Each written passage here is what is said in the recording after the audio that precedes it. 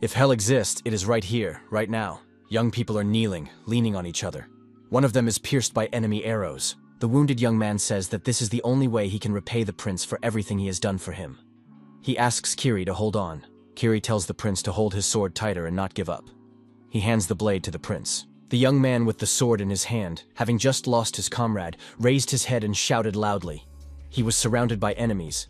Once upon a time, a country called Kyrus, founded by dragons and humans, demanded a treasure from the young man's homeland, the temporary Axis. However, Secretia refused, and this marked the beginning of a bloody war. This was not only the beginning of the war, it was the end for the young warrior's country. This was Burn Secreta, the younger brother of King Secreta. Although the prince understood that everything was over and death was waiting for him with open arms, he had no intention of giving up. The young man said that he would not give up, and that his enemies would not stop him so easily. Burn believed that this was because he was Secretia's loyal sword. The enemies approached him in tight formation. It was the magical alliance of Kyrus, Vulcan. The man responsible for this war was the Mad King of Kyrus' plans. It was these people who turned Prince Burn's homeland into a burning hell. The men approached the prince, and one of them said he was glad to meet him. His name was Arsene, the supreme magician of Vulcan. Arsene asked the warrior his name. The young man replied that he had forgotten his name. He was just a sword serving his king. Burn decided to attack his opponent. Arsene said he would remember him, Prince Secreta. He used his magical abilities and directed them against the prince. At that moment, Burn's entire life flashed before his eyes. Burn Secreta also saw the destruction of his homeland. It was a very sad sight. Finally, the light before the young man's eyes faded. The young man opened his eyes to the words, "Your Highness, it's time to wake up." What did it all mean? The young man saw strangers standing before him. They asked him if he had slept well. The young man could not understand where he was. The strangers told him that His Highness had to hurry. Prince Plans had already left. He looked at his hand. It was unharmed. The young man exclaimed that his hand had been injured. The girl screamed in horror, telling His Highness not to say such terrible things. The servants were in a panic. How could His Highness have hurt his hand? Perhaps the prince had had a nightmare. The young man heard the name of a man whom he hated with all his heart. A whole hand. A servant he had never seen before. And even memories that had never belonged to him. All of this overwhelmed the hero's mind. The young man asked the servant if they could tell him who he was. The servant said that His Majesty's name was Callian Rain Kyrus. The hero thought that it all seemed like a dream. He was called the third prince of Kyrus. It was a real nightmare. A memory flashed through his mind. The last seconds before his death. He saw Arsene before him. The hero asked what was going on. The servant looked at His Highness in fear. The young man asked what day it was. They replied, "The 28th. The young man asked what year it was.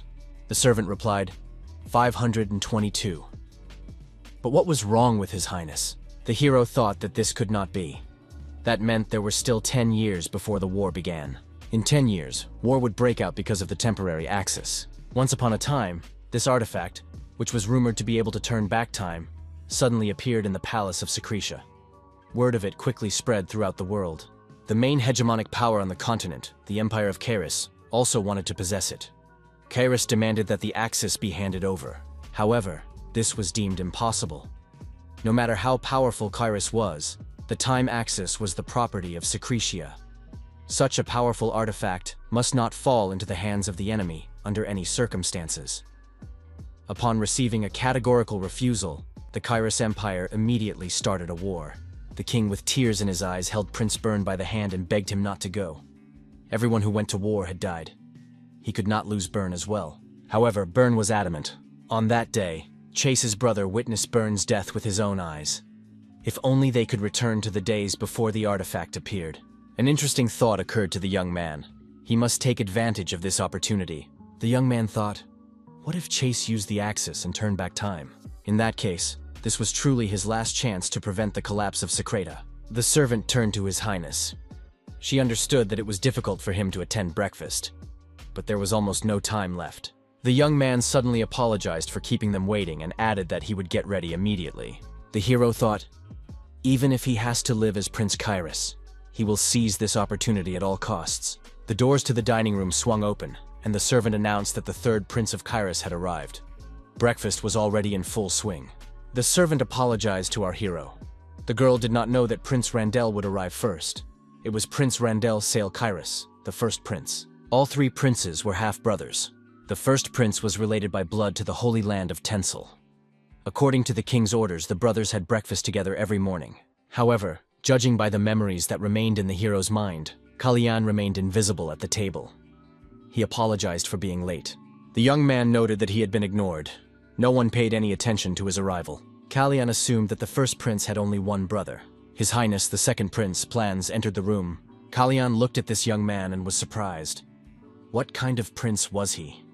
How could he allow himself to appear at the table looking like that? Callian thought, could this really be the Mad King? The hero decided that Plank's appearance clearly indicated that he had problems with his head. In a different sense. Judging by Callian's memories, the first prince did not dare to provoke the second. This was because the current queen was Plans's mother. Her power was so great that no one in the palace dared to challenge her. The hero had no idea how he would survive in this place, surrounded by such people. Plank said that this was very ignorant. This prince is just as worthless as his mother. Callian reminded himself that he had to be patient. He couldn't let the opportunity that Chase had given him slip away. However, right now, he could barely suppress the emotions stuck in his throat. Plans Run Kairos, the man who had destroyed his country, was standing right in front of him. The protagonist could barely restrain himself from breaking free. Plank, enraged, shouted at Callian for daring to look at him that way. The eldest brother slammed his fist on the table and demanded that they stop. All three brothers exchanged silent glances. Plank said he'd had enough and got ready to leave the dining room. He added that just looking at the red-eyed brat had ruined his appetite. The older brother advised Callian to be cautious.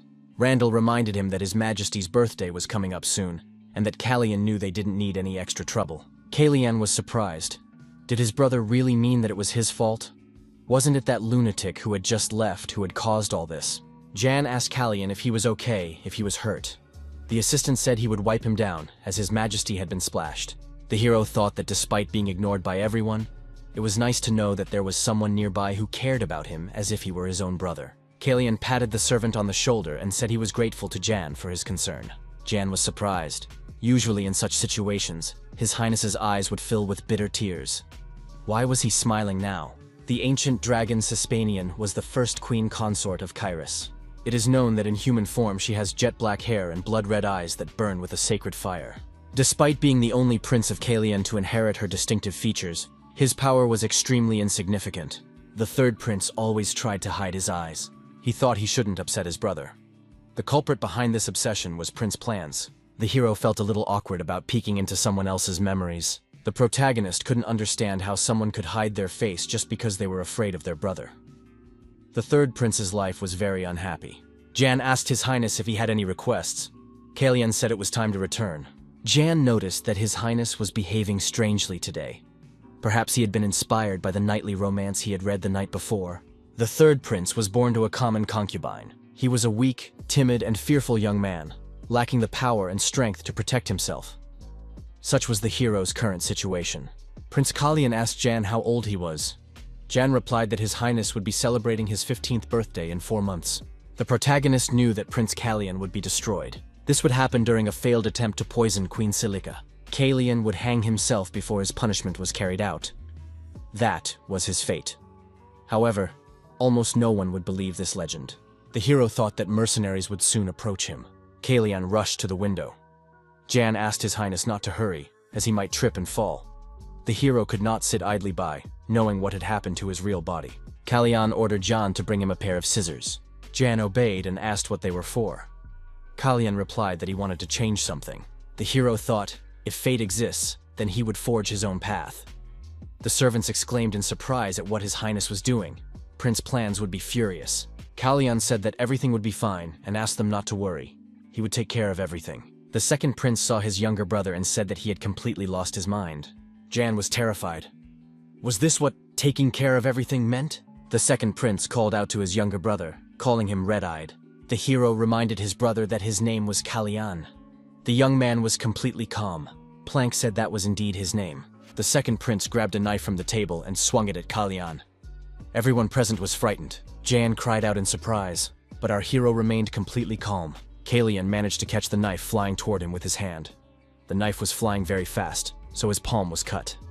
Blood flowed from his hand. Plank said that his hand had accidentally jerked. The second prince sarcastically remarked that his brother Callian had hurt himself. What should they do now? Callian calmly told his brother not to worry. No matter what happened, he would be fine. Prince Callian went to his room. The servants helped treat the wound. Jan suggested that His Highness call a healer. Callian refused, saying it was only a small cut. Callian asked the servant why Jan had not tried to dodge the knife. Jan had seen the knife flying straight at him. Why had he stood there? Callian said that Jan could have easily dodged the flying knife. Jan replied that he didn't know how Prince Plans would react and was afraid that he would redirect his anger toward his master. Callian said that the sight of blood made him feel sick. He needed to go wash up and collect his thoughts. Jan must not let anyone into the room. During the second prince's attack, our hero unconsciously tried to use his aura for protection. However, at that very moment, a sharp pain pierced his heart. The young man decided to recreate the situation to check Callian's physical condition and understand what was wrong with him. The protagonist felt 3 magical seals around his heart. Our hero was surprised. Could Callian be a wizard? Several days passed, and the wound still hadn't healed. Yang was worried about what to do, but Callian said it was normal. The man in the room said he was ready. It was the royal tailor, Satin Slake. He looked at the third prince with alarm. Callian wondered what was going on. Slake apologized and said he had unconsciously remembered Lady Freya. The tailor apologized again. Our hero was tired of this reaction. Callian, who had long suffered from his resemblance to his mother, whom he had never seen, found it unbearable to look at his own face.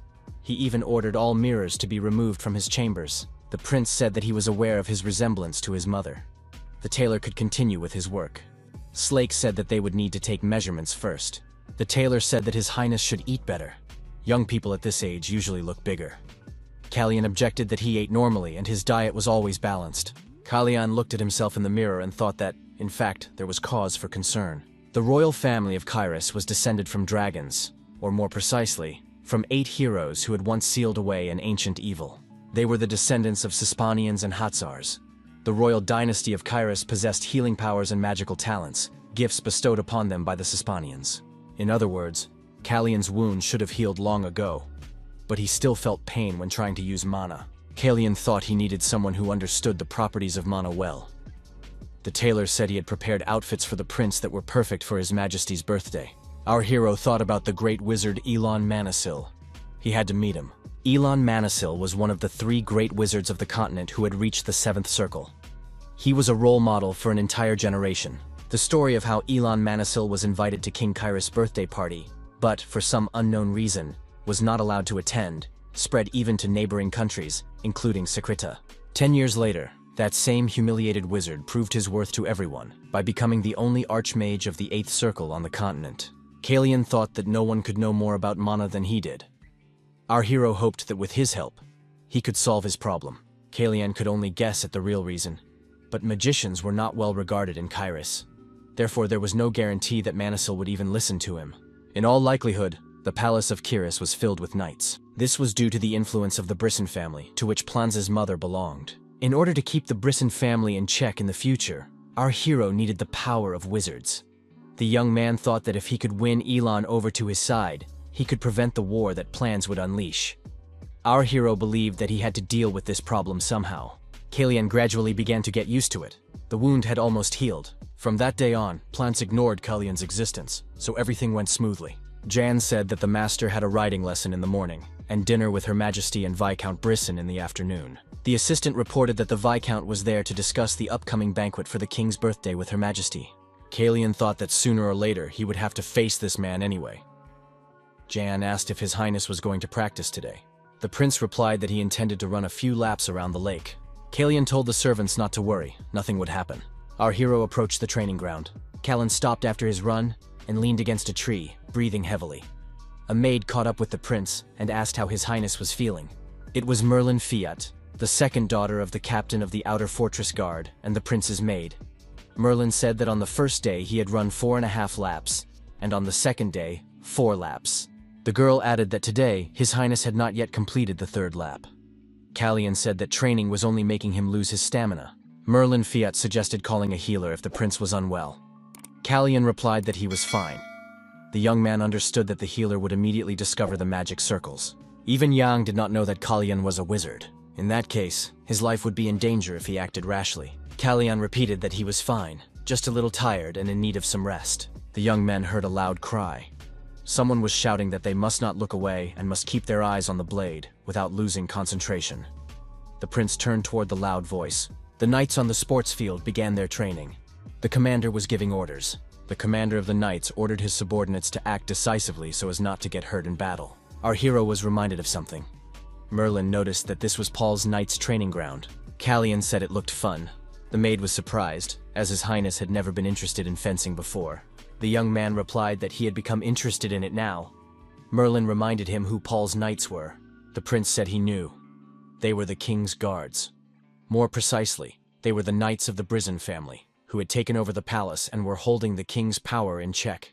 The commander of Paul's knights told the young people to leave the training ground. The officer added that his soldiers did not like it when someone watched them during training. Merlin Fiat shouted at the officer to behave himself. He was standing before the third prince of Kairos. The officer asked sarcastically if this was really the prince himself. The commander of the knights said that he thought a rat had crept up on them. Merlin was even more indignant. How dare a knight say such a thing? The officer said he had only thought it. Why was the maid reacting so strongly? The commander of the knights remembered how he had first asked what the third prince was doing there. They were following Her Majesty's orders, and the prince was getting in the way of their mission. Callian then stepped back and said he would leave immediately. The knight thought that this prince was just a weak boy. The knight was surprised at where the prince had gotten such a frightening aura. Callian told the commander that he wanted to clarify something. Our hero strode decisively toward the officer. The third prince asked the commander of the knights what his assignment was. Two subordinates approached the commander and asked what had happened. The knights were surprised. Wasn't that the third prince? Why was he bothering them? After all, everyone ignored that prince. The commander said that they were currently training, so he had no time to deal with the prince. It would be better if His Highness went about his business. Callian asked the commander again what his assignment was. The officer replied that his task was to increase the power of the royal guard in order to protect the country and the ruling dynasty. The third prince agreed. Strength for protection. The young man grabbed a tree branch. The protagonist broke the branch and asked why, in that case, the officer was not fulfilling his duties properly. Callian, with the branch in his hand, moved even closer to the officer. The commander said that he wanted to increase the power of the royal guard, but that these exercises were completely useless. The third prince swung the broken branch at the officer. The commander thought that if he didn't stop the prince, he might get hurt. The knight drew his sword and blocked His Highness's blow. The commander of the knights thought he was only defending himself against a small wooden stick. Callian twisted the stick and threw the knight's sword to the ground. All those watching were surprised. The third prince said that he had never held a sword in his hands, and that this officer could not read his actions. This was very disappointing. The knight couldn't stop wondering where the third prince got such a terrifying aura. Our hero said that a man who defends the country and the royal family throws insulting words at the prince, and then injures him with a sword. Callian asked if he could consider this treason. The commander of the knights could not believe that the third prince was standing before him. The officer fell to his knees before His Highness and begged for forgiveness, admitting that he had not been thinking clearly. The commander added that he had never even considered treason. His subordinates, who had been watching their commander, were shocked. The officer was furious. How dare this insignificant prince disgrace him? He would never forgive such humiliation. Jan asked His Highness where he had gotten the horse, since he had said he was just going for a ride by the lake. Callian said that he had taken the horse. Its name was Raven. Jan asked where the prince was and where he had gotten the animal. After the conflict with the commander of the knights was settled, our hero asked what was wrong with the horse. The knight explained that Prince Plans had been trying to tame it, but so far without success. This horse had a very fierce temper. Jan was puzzled as to how His Highness could so easily take something that belonged to Prince Plans. Callian explained that the horse was a stray. Whoever tamed it was its owner. Besides, there was no need to reveal where the horse had come from. Jan asked what would happen if Prince Plans found out. Callian repeated that everything would be fine. Callian grabbed his injured hand. Jan and Merlin were alarmed. What was wrong with His Highness's hand? Our hero thought that his body was not ready for such exertion. Jan asked if the prince had overdone his training. Callian replied that he felt rested and hadn't had so much fun in a long time. A man was watching our hero from behind a column. He thought that if he continued to stand there, he would definitely be late for dinner. The young man listened to the report of the observer who had been watching the third prince. The young man said that he found it interesting. Even worms start to wriggle when you step on them. It all fits together. Even if someone like the third prince starts to kick, it won't change his essence at all. It would be boring to just push him down and destroy him. So everything is fine. For now, We should just observe. Surrounded by his brothers, our hero thought that it would be impossible to adapt to this atmosphere, even if he had to go through it every day. Callian looked at the second prince and wondered why he was so quiet today. The third prince suggested that the queen and Viscount Brisson were delayed because of him. Planck had no control over his facial expression, like a child. Our hero caught a whiff of perfume and realized that she had finally arrived. The true ruler of this kingdom, Celestia Brisson, the second queen of Kairos and the current queen. After the previous queen died of illness, Celestia took her place. She borrowed the power of her family, the Brisson, and took control of the royal knights. Most of the nobility also supported the Brisson family, so Celestia's power grew with each passing day. The third prince, Callian, who had no influence, became a laughingstock even to a simple commander. Viscount Brisson said that in that case, they would do the same to Commander Fable. Celestia added that they would pay him adequate compensation. The queen said that in the future, she did not need to be informed about such trifles. Celestia was surprised.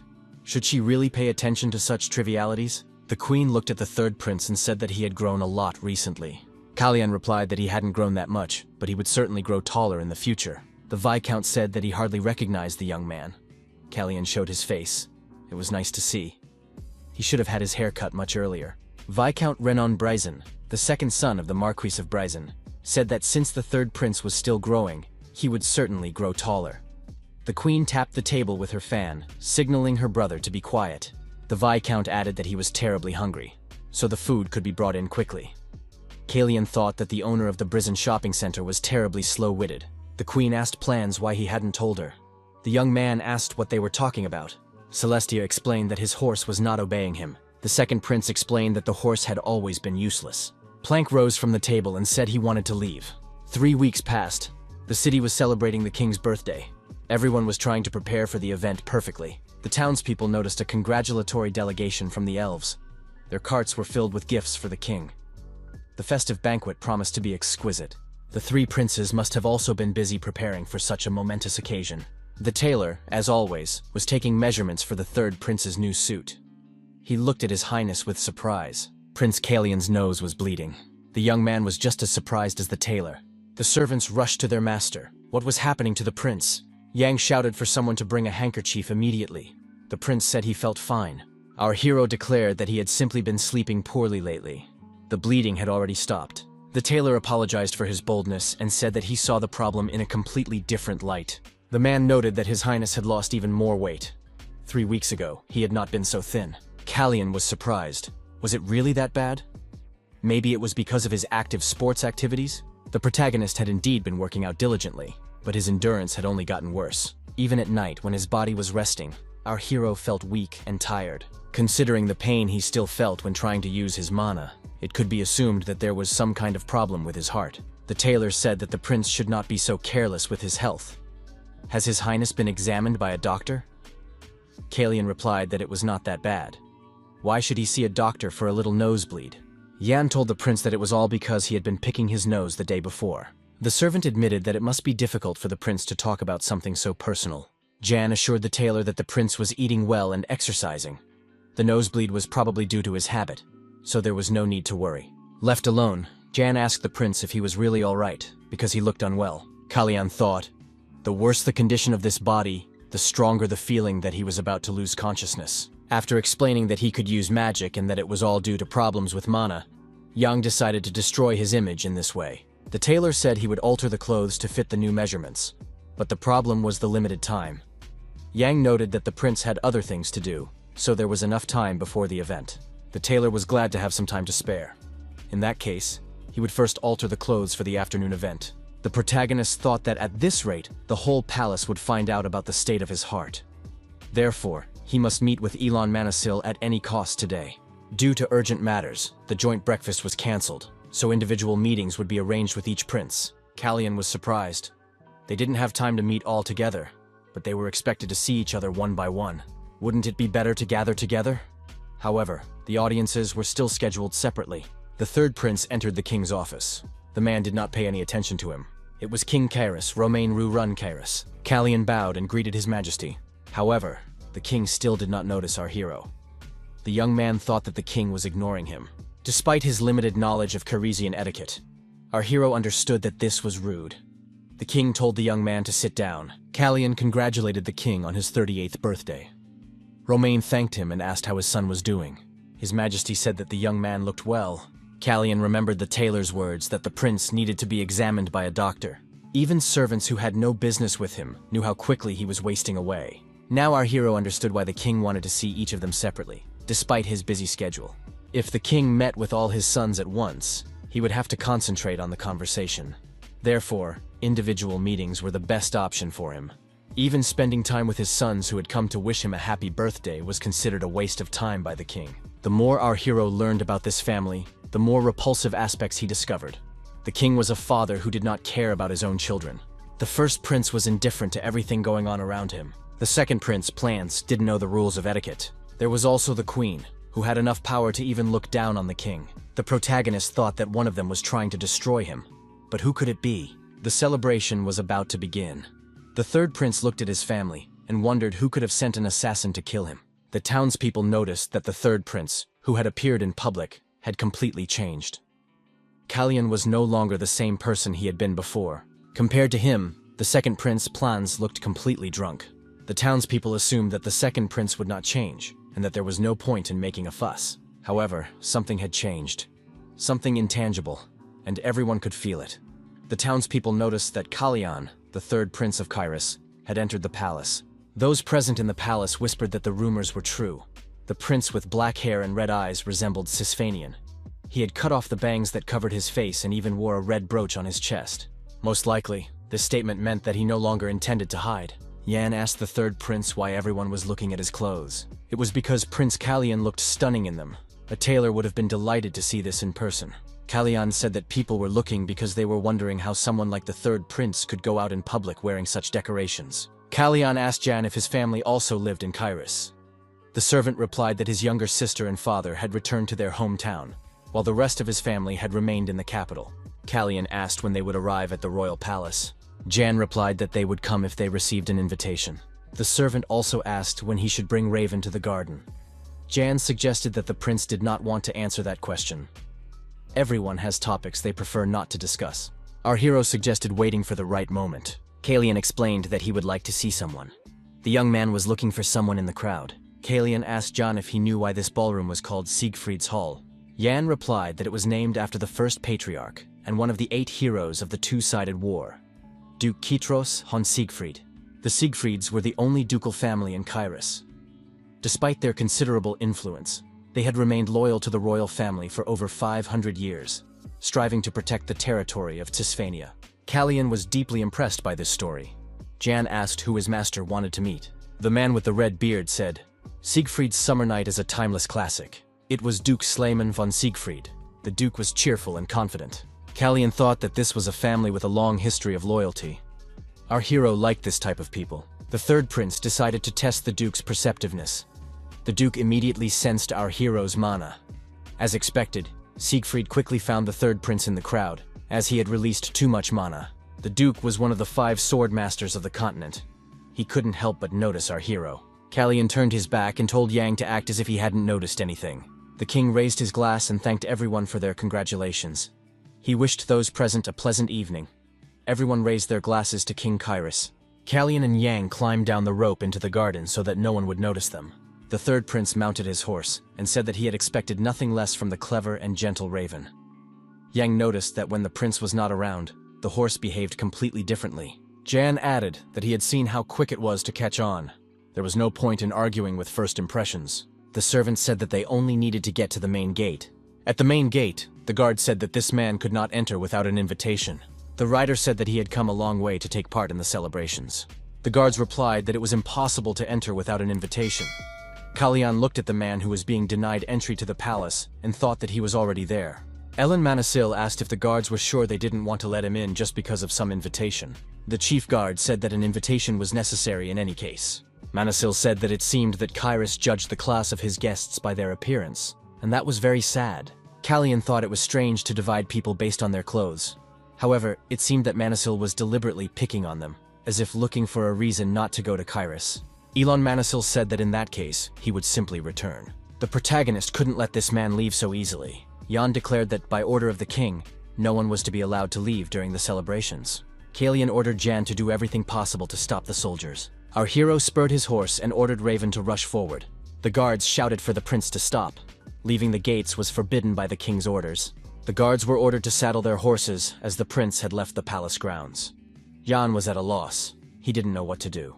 Jan tried to focus.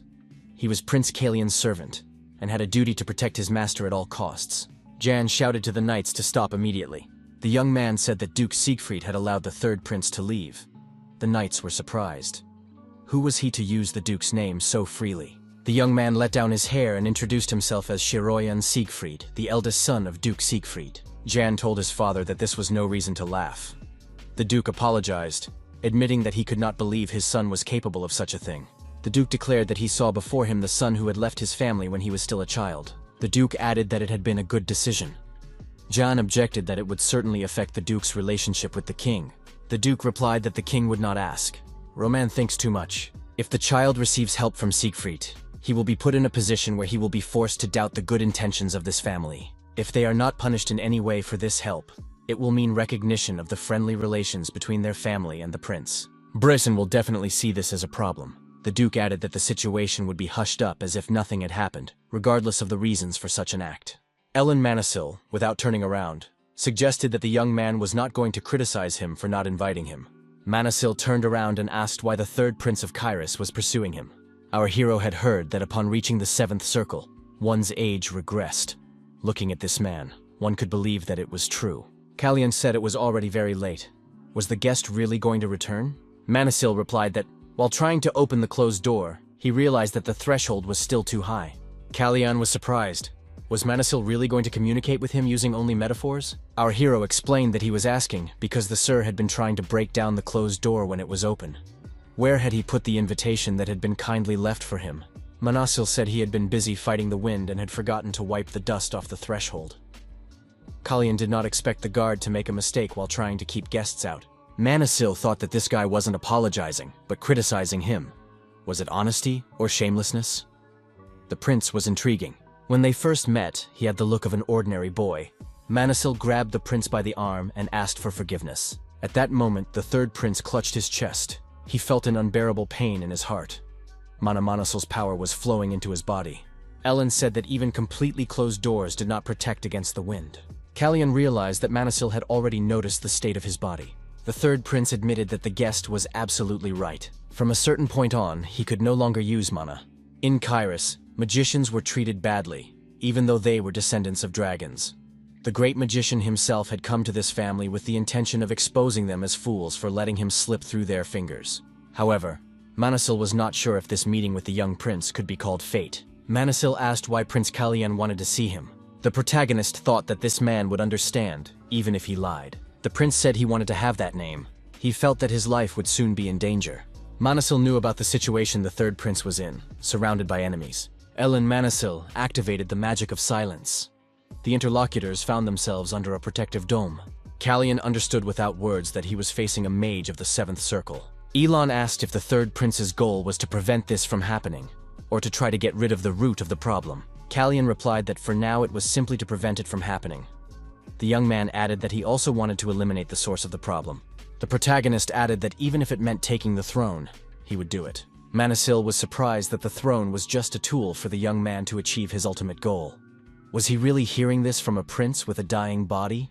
This was the prince who reminded him so much of Sisphania. The prince who needed him to achieve his goals. Manasil told the young man to give him another invitation in that case. The man wanted to see what this prince was capable of. Our hero bowed and said that Callian Reinkiris greets his mentor. The man said that he, Elon Manasil, accepted his highness's invitation and would save him. Yan asked his father if he was sure that no one in the royal palace knew about him. Duke Siegfried replied that he had already taken care of everything. There was no need to worry so much. Jan remarked that if he were recognized, he would not be able to remain near his highness. The duke said that although Jan was his son, he was not very loyal. Jan asked his father how Leah was doing. The duke replied that she was doing an excellent job as the head of the family that Jan had left her. His father added that if Jan wanted to stop playing the servant of some young man, the family would welcome him home with open arms. The man suggested that in any case, it would be a long time before they saw each other again. Yang said they would see each other in 3 months. His father asked if Yang was really considering leaving his role as a servant. The duke repeated the question. Was his son really going to leave his position as this boy's servant? Jan said that he would soon be 15 years old. Duke Siegfried reminded his son that their family had the nickname Elephants of Kyrus. Even though they hadn't looked toward the throne in a long time, they were still strong. Siegfried added that they were called Kings of Beasts because even predators dared not touch them. The Duke added that the surname that Jan had so disparaged was actually very powerful. His father added that Jan could do whatever he wanted. However, he had acted in such a way that they had to worry about him. Jan said that Duke Siegfried could go home. Jan bowed and said he would take his leave until they met again, then returned to the palace. Siegfried thought that his son had useless stubbornness. The Duke remembered seeing the third prince in the palace and wondered when the young man had grown up. Siegfried was also curious about what the third prince was really up to. Passers-by were surprised when they saw the image of that very coat of arms on the carriage. The carriage bore 7 red flowers and a silver wand. A woman heard that his contract with Rebirth had expired. The man was surprised. In that case, how did he end up in Kyrus?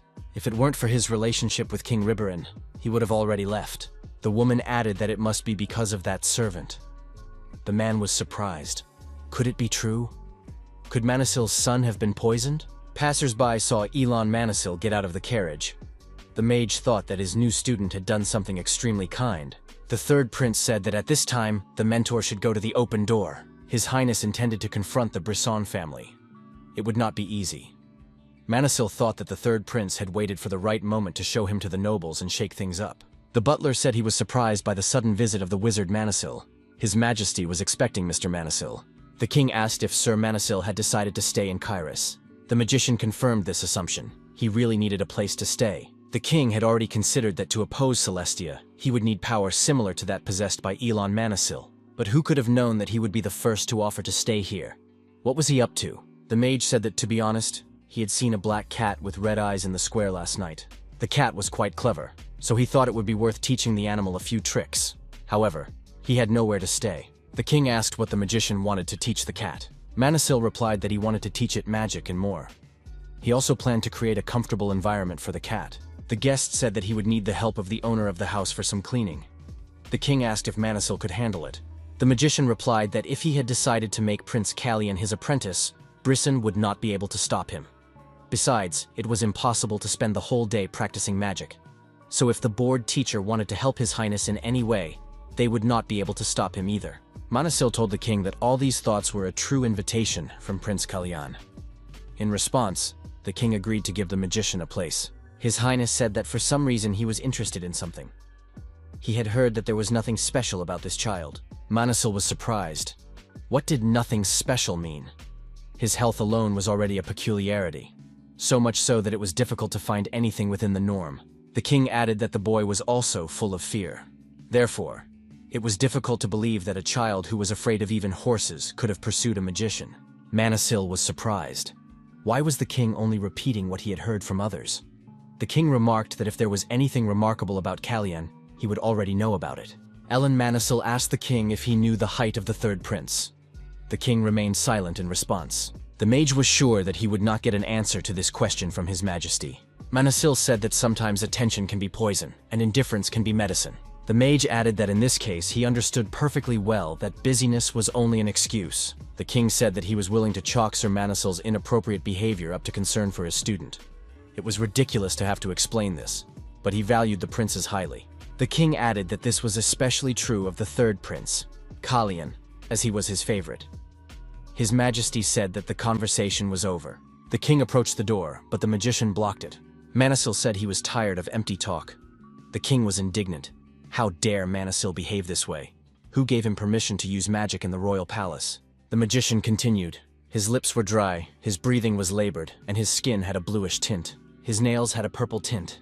The third prince's clothes had been hastily mended. Considering that the ceremonial attire had been ready a month ago, it could be assumed that Callian had lost a lot of weight during that time. The young man cannot get out of bed without opening his eyes and feels weak. The king could not believe it. Manasil continued. If His Majesty continued to remain aloof, he might irretrievably lose his third prince. The maid told Jan that it was almost noon and the prince had not yet drunk his morning tea. Jan replied to the maid that he would take the tea and make sure the prince did not choke. Yin entered the room and saw that the prince was still asleep. Yesterday had been too much for him. Manasil, who was standing next to Jan, asked if the prince was still asleep. Jan was startled. and asked how Sir Manasil had gotten there. The magician had come without permission and must leave the room. Manasil asked the young man if he knew him. Manasil added that John had been in Rebirth several years ago. Did he really think that no one would recognize him just because he had grown up? The mage called Yang Little Elephant. Yang remembered his father's words and thought that he had been recognized, and very quickly at that. At that moment, the third prince woke up and asked Jan how long he had been asleep. Jan replied to his master that he had a guest. Callian finally saw that his teacher was indeed in his room. Manasil handed his student a small bag. Callian asked what it was. Inside were pills. The magician told the young man to take one every day without fail. Callian asked if it was medicine. Manasil said that the prince currently had two problems. First, the prince was unable to control his mana. Second, the young man's body was rapidly wasting away. Callian was surprised. He hadn't said anything yet, but the teacher seemed to see right through him. Manasil asked if the prince had the power of blessing. Callian confirmed this. It gave him the ability to heal and an affinity for magic. The young man added that he felt as if his healing power had disappeared somewhere, and that he might have a heart problem.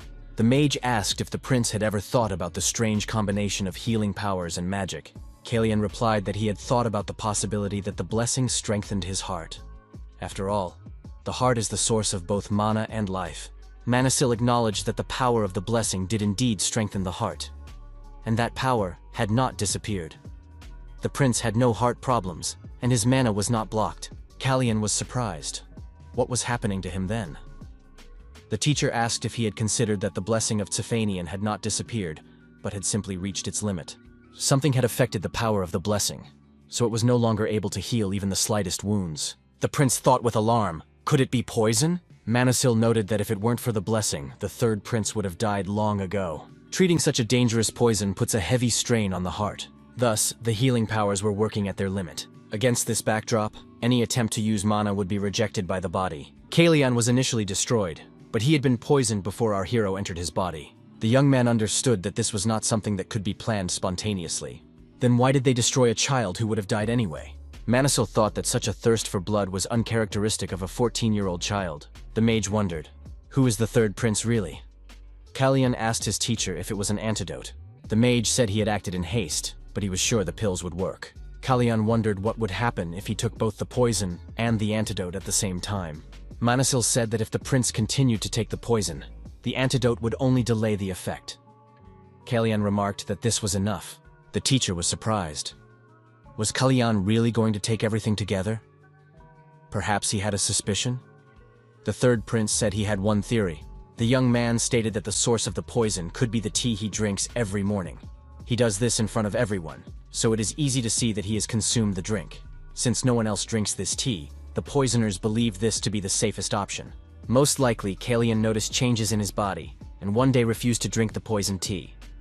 Perhaps that is why everything ended well. Callian thought that the situation had changed when the poison entered his body. Now he doesn't know how they will decide to get rid of him. The third prince said that until they find out who is behind it all, they must keep it a secret.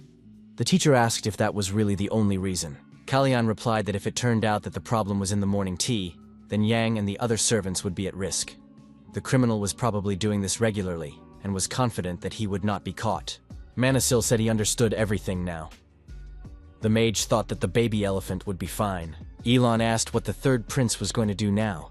The man laughed and said that Baron was a fool. To lure out someone else's trump card, you first had to throw away your own.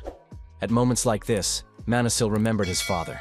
Callian said that he wanted his teacher to accompany him outside the palace tomorrow evening. The queen entered the second prince's room and said that he was still asleep. It seemed that he was already late for his afternoon preparations. The queen flew into a rage when she smelled alcohol on Planka. Why hadn't her son learned his lesson even after being forbidden to drink at an open ceremony? Plank asked the queen what she was doing there and suggested she leave. The queen declared that Callian had taken a mentor. The seventh circle mage Elon Manasil. The nobles are already wavering. Plans must ensure that all her efforts invested in him are not wasted. His mother told Plans to get dressed immediately. Many eyes would be on him today, and it would be better if he did not disappoint her. Plank crushed a glass in his hand in anger and cut his finger. The servants were frightened, and blood appeared on his highness's hand. The prince shouted for everyone to leave the room. Plank was very angry with his younger brother. The townspeople greeted His Majesty King Romain and offered him their birthday congratulations. All three princes accompanied the king on horseback. The townspeople watched the royal procession with interest. The father told his son that the darkest one was Prince Callian. After all, his son wanted to see him, didn't he? Jan looked at the prince and asked how he was feeling. How fortunate that he looked better than yesterday. Callian replied that he had rested well. The young man thought it was all thanks to the antidote. He was indeed breathing easier, and the pain in his chest had lessened. The third prince declared that he would be able to participate in all the events in good condition. That was enough for him. Suddenly, something caught Callian's attention. The protagonist saw a man in the crowd hiding his face under a hood. This man seemed familiar to him. Our hero remembered the last moments of the battle, when the wounded knight told him to raise his sword. For a moment, Callian's gaze met that of the man. The third prince recognized him. Could it be Kiri? It was definitely him.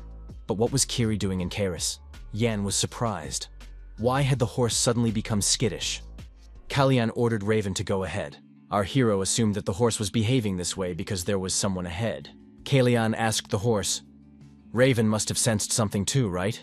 Callian said they couldn't go there now. Kiri just had to wait for him. Melfier Pollen, owner of the Pollen shopping center, said that it was a great honor for him to serve His Majesty. Pollen bowed and said that they had prepared a performance that the king would enjoy. Callian realized that he was standing before Baron Melfier, who had prepared the horse show in place of the Brizen family. Thanks to this, he avoided a pointless hassle. However, at that moment, our hero was concerned about something else. If his memory served him correctly, Randall would be injured during this show. After that, Baron Pollen would be hanged. Baron Pollen invited the royal family to follow him. He had prepared special seats. Callian looked at the huge chandeliers hanging from the ceiling and thought that this was the place. Our hero found this rather strange. Shouldn't the knights have checked everything thoroughly, given the nature of the event, which the king himself would be attending? As part of this event, the Fable Knight Corps was assigned to provide security. Callian thought that Pollen should be given a chance to survive. The third prince approached the Baron and said that the chandelier above his head was bothering him and needed to be checked. The Baron was puzzled and looked at the chandelier in surprise. What was wrong with it? The horse show began. The audience watched the movements of the riders and animals with interest. Baron Pollen thought that the day had finally come when he was lucky enough to sit next to His Majesty. Since he had prepared so much for this show, he couldn't miss such an opportunity. The Baron looked back and glanced at the third prince. Melfier remembered the chandelier His Highness had mentioned. The Baron realized that he had not checked the ceiling. Melfier Pollen personally climbed up and was horrified to discover that the rope holding the chandelier had been cut. The Baron felt a cold sweat break out on his back. If it hadn't been for the third prince's advice, everything would have ended tragically. It was too scary to even imagine. However, how did Prince Callian realize that there was a problem? Our hero thought that Melfier Pollen had not stayed with the king, and came to a useful conclusion. He is also decisive and knows that one must look ahead, not chase after momentary gains. But why did the Brizen family turn against the Baron to such an extent that they prepared such a commotion? Plank looked at his younger brother and told him to know his place. The show's host told the audience to calm down. It wasn't over yet. Plank said he felt disgusting, and the pitiful and dirty blood of the third prince was rising in his throat. The king heard these words, turned around, and the princes fell silent.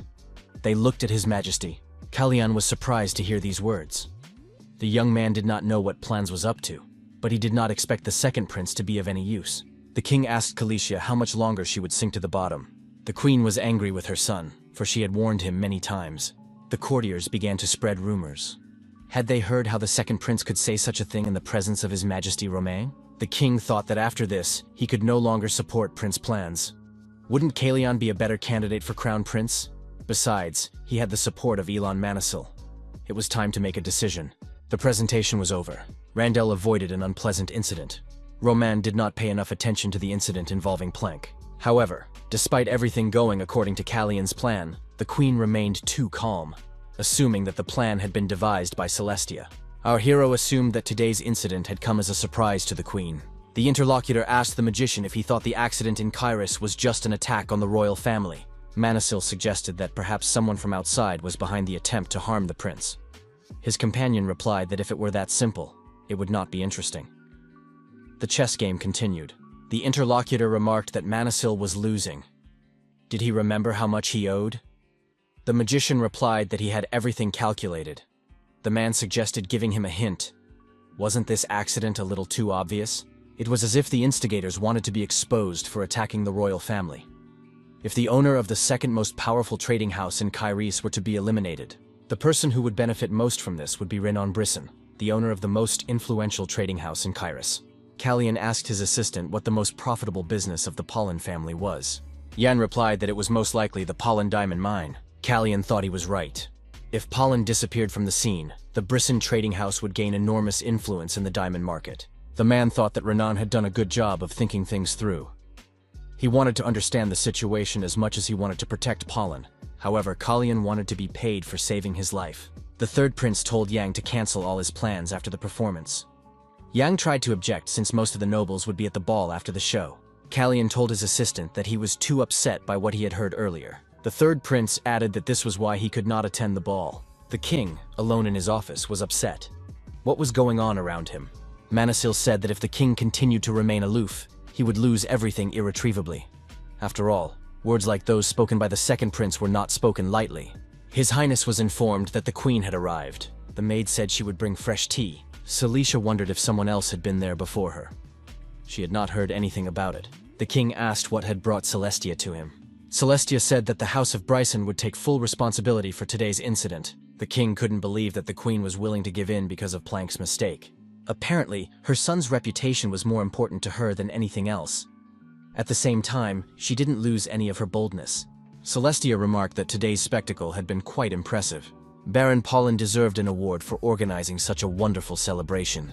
Romain suggested that the queen had already decided how she would reward him. Celestia replied that His Majesty was right.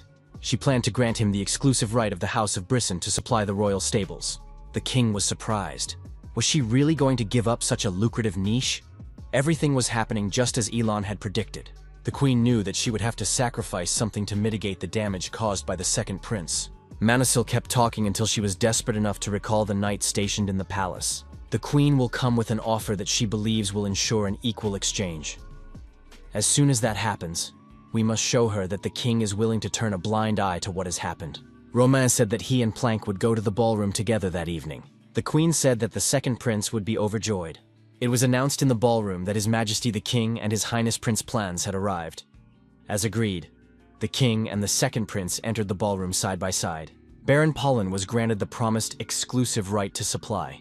Everyone in the hall knew that this was Celestia's maneuver to save her son's reputation. It was hard to believe that the House of Brisson had taken such a blow. It became clear how the queen had paid for the second prince's freedom. Prince Callian now had enough power to pressure the queen into action. It was time to reassess his value. The third prince said that they were ready to change sides without shame or conscience. Yang asked his master what they should do with all these gifts. Our hero was pleased to see that Plank and the House of Brisson were losing their influence. However, he would prefer not to gather defectors to his side. The third prince told Jan to send everything back, except for the gifts from the Mages Association and Baron Pollen. Callian reminded him not to forget to make a list of the senders. Jan found a gift from Baron Pollen. The third prince was surprised. Was the Baron's gift really a necklace for a horse? Callian noted that it was a terribly specific gift. It must have been Jan's doing. What did the assistant tell the Baron? Jan replied that he had hinted to the Baron about the third prince's love for his horse. Our hero said that it was quite unexpected. A decoration for a horse, not for its owner. Callian thought that the Baron was testing him. If he accepted the gift, he would be agreeing to receive gold for his rescue. And then next time, he would receive jewels, which would be the Baron's final payment. Our hero thought that the Baron was in a hurry. He was mistaken if he thought he could buy his freedom with simple jewelry. Callian told John to find out how much the necklace was worth and give Baron Pollen the required amount. Callian told his assistant that the reward for uniqueness should definitely be given to this gift and pointed to the flower. Jan noted that this gift came from the Association of Magicians. Could such a creation really be a gift? The assistant said that a note had been attached to the gift. This plant is very rare, and the note contains care instructions. He noticed that the plant was twitching. It was a magical flower that spread bioluminescent pollen before dying. The flower was popular among herbologists. Yang wondered if it should be returned. Callian replied that the flower would remain there. Callian thought he had an idea and accidentally knocked over the cup of tea. The cup tipped over, and the tea spilled, even getting on the flower. Yan was upset. It was a gift. Maybe it would be okay? Callian wanted to check if the tea was poisoned. The prince told the maid to leave the flower where it was. Our hero liked this flower. The third prince thanked the teacher for taking time out of his busy schedule. Elon said he couldn't refuse when the prince was risking his life. Callian asked the teacher to take him outside the palace. Our hero found himself outside the palace for the first time, but said it was a lovely and long-awaited walk. Callian noted that he really hadn't walked outside the palace in a long time. Did His Majesty really approve of Manisil's departure? The magician said that the king would find out about it right away from a note that had been sent to him. Callian remarked that he was not surprised at all. Leaving the palace, our hero told his assistant that he would return at dawn. Manisil asked if the apprentice was taking the antidote regularly. Callian confirmed this, and added that he had already taken his dose that morning, and now felt much better. So much better that the person who had been poisoning him was now in a panic. Everything would fall into place when the enemies swallowed the bait. The teacher said he applauded the prince's resourcefulness. Perhaps the third prince didn't need him at all. Callian replied that this was not true. Our hero declared that he would not have succeeded without the gift that had been sent to him. Manisil said that he would part with the prince here. However, the young man should have allowed him to stay, but he would do as the prince wished. Callian knew that his teacher would understand. Elon said that there was a representative office of the Mages Association on Tainasha Street. The teacher added that the prince could find him there as soon as he finished his business. Callian said they would meet there, and the companions parted ways, riding off in opposite directions. Work was in full swing at the smithy. The third prince had placed his order there. Callian received a sword so as not to be left without a weapon. Our hero decided that this weapon would suit him. The young man intended to use this sword until his order was ready. Callian decided that all he had to do now was obtain the necessary information. Secreta maintains a spy network across the continent to gather information from other countries. However, these spies are not just information gatherers. Each agent undergoes years of rigorous training to become a professional assassin. The people who created this network of assassins are none other than our hero's father, King Deblin. The second man was Baron, our hero in the past. The young man walked down Tainasha Street and approached an establishment with the sign, Dovecote. Our hero knew very well how dangerous they could be, as he was the one who trained them. The young man understood that he was now Prince Kairos. If they realized that someone like him was near their base, he could forget about returning safely. Black hair and red eyes are very noticeable, so it's best not to attract attention. Callian entered the room. It was much more spacious than it had seemed from the outside. The owner of the Dovecote asked if the young man was looking for a pigeon. The young man said that the birds had yet to wake up. The owner replied that they just liked to sleep. The visitor suggested that these pigeons might have traveled a long way. Maybe that was why they were still sleeping. Callian said that here the tired birds could rest their wings. The shopkeeper asked the young man why he had come here. Our hero replied that he was interested in bird feed. The man admitted that the young man had come to the right place. The owner of the Dovecote suddenly pulled out a dagger and held it to our hero's neck. The man said that he hadn't sold any pigeons lately. The protagonist understood that this was no ordinary man. It would be difficult to deal with him in the body of the third prince. The protagonist moved the blade away from his neck with his fingers and said that the bird had left its nest and gone in search of food. So, of course, the shopkeeper couldn't sell it. The man looked at this visitor with surprise. He also realized that this was no ordinary bird buyer. In this place, birds are secret agents who gather information. The Secret Service keeps the identities of its agents secret, even from each other. This way, even if one person is exposed, nothing will point to the Secret Service. The owner of the pigeon loft asked the visitor whose bird it was. Callian decided to use his father's name and pretend to be a secret agent of the Secretia. The young man replied that he was Nebulada's bird. Our hero added that he would now become the first prince of Kairos. The young man asked for some food for the bird, which had just left its nest, so that he could use Secretia's secret agent to steal information about Kairos. The man told the visitor to follow him and pointed to the stairs. Callian thought, so there was a hidden place like this here. The owner assumed that the young man was new, so he could remember his name, as they would meet again. The man said his name was White Eagle. Our hero introduced himself as Red Swan. The White Eagle asked what kind of food the young man needed. One item and one piece of information. The White Eagle said, the cost is 8 plorins. Payment up front. Callian was surprised. White Eagle had named his price before he had even said what specific item and information he needed. Was he trying to trick him into lowering his guard? White Eagle explained that the price was fixed. After a while, the owner of the Dovecote brought the requested food. It contained the desired item and the necessary information. After studying the information, our hero asked if everything was correct. The White Eagle replied that, given the size of the area requested, this was the only suitable place. The Red Swan said that this was useful information for him. As he was leaving, the owner of the Dovecote told the young man to be careful. There were cruel rules there. Our hero thought that no matter how cruel the place was, the White Eagle was much more dangerous. Callian saw people in the square and was surprised. What was going on in the middle of the night? It would not be a good idea to attract attention. According to the map, he had to cross the bridge, so he had to act quickly. One of the people present blocked our hero's way. Callian was indignant. What was going on? Why had they suddenly blocked his path?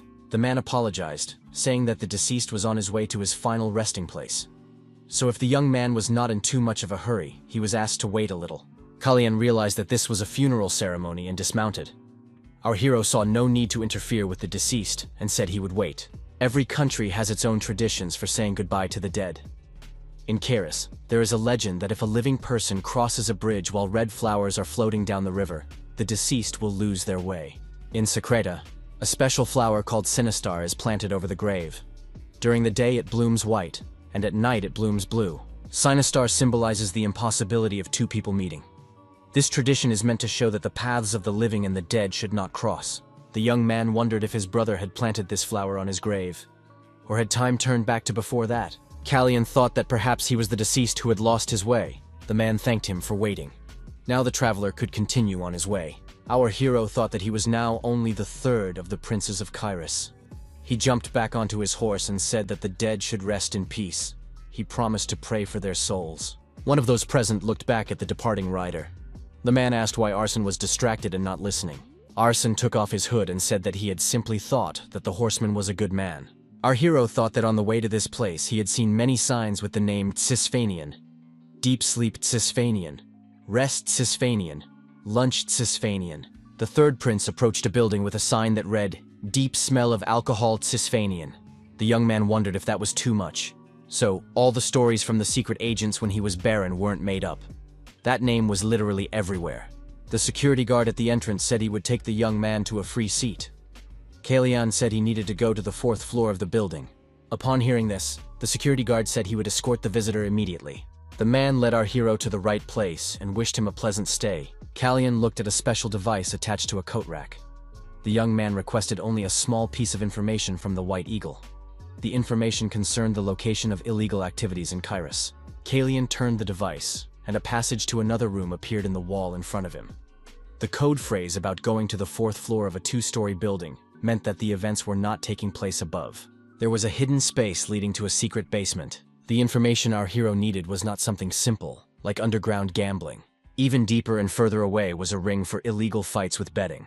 Excited spectators placed bets and cheered loudly for their favorites. The referee announced that the fight was over. Today, Bloody Gerard was once again declared the winner. Those in attendance who had bet on white would soon receive their winnings. The smell of blood in the room did not fade for a second. The third prince, Incognito, arrived at the place he was interested in. This place was devoid of any traces of humanity. Everything here was horribly disgusting. A man approached Callian and said that there was an entrance fee. The man called out to a girl and told her to take this guy to room 27. The girl grabbed the young man by the arm, and Callian realized that she wanted him to follow her. This girl couldn't speak. Our hero noticed with surprise that the girl's ears had been cut off. It didn't seem like she was wearing those clothes by choice. Callian looked at the girls and realized that they had tracking devices around their necks, so this girl couldn't escape. The girl gestured that the visitor should place a bet. Callian thought he should play along to get what he wanted. You couldn't call it rules because they were simple. The visitor bets money, people fight. If the bettor wins, the amount doubles. Our hero repeated this cycle 10 times in a row. After a while, the 3 pralinas turned into 1,500. Callian understood that he had come here not only to get rich. The referee announced the final match of the day. It was a special fight with a 4-way win. Those betting on white were betting on Sion's bloody hammer. The opponent of this fighter today was the invincible guy.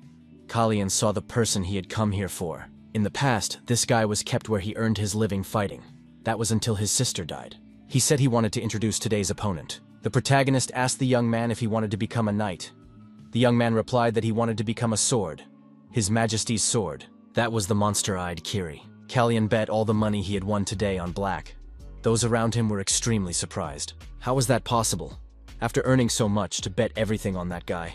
Those present assumed that this red-eyed man was a complete madman. The referee told the audience that the second fighter's current win rate was 0%.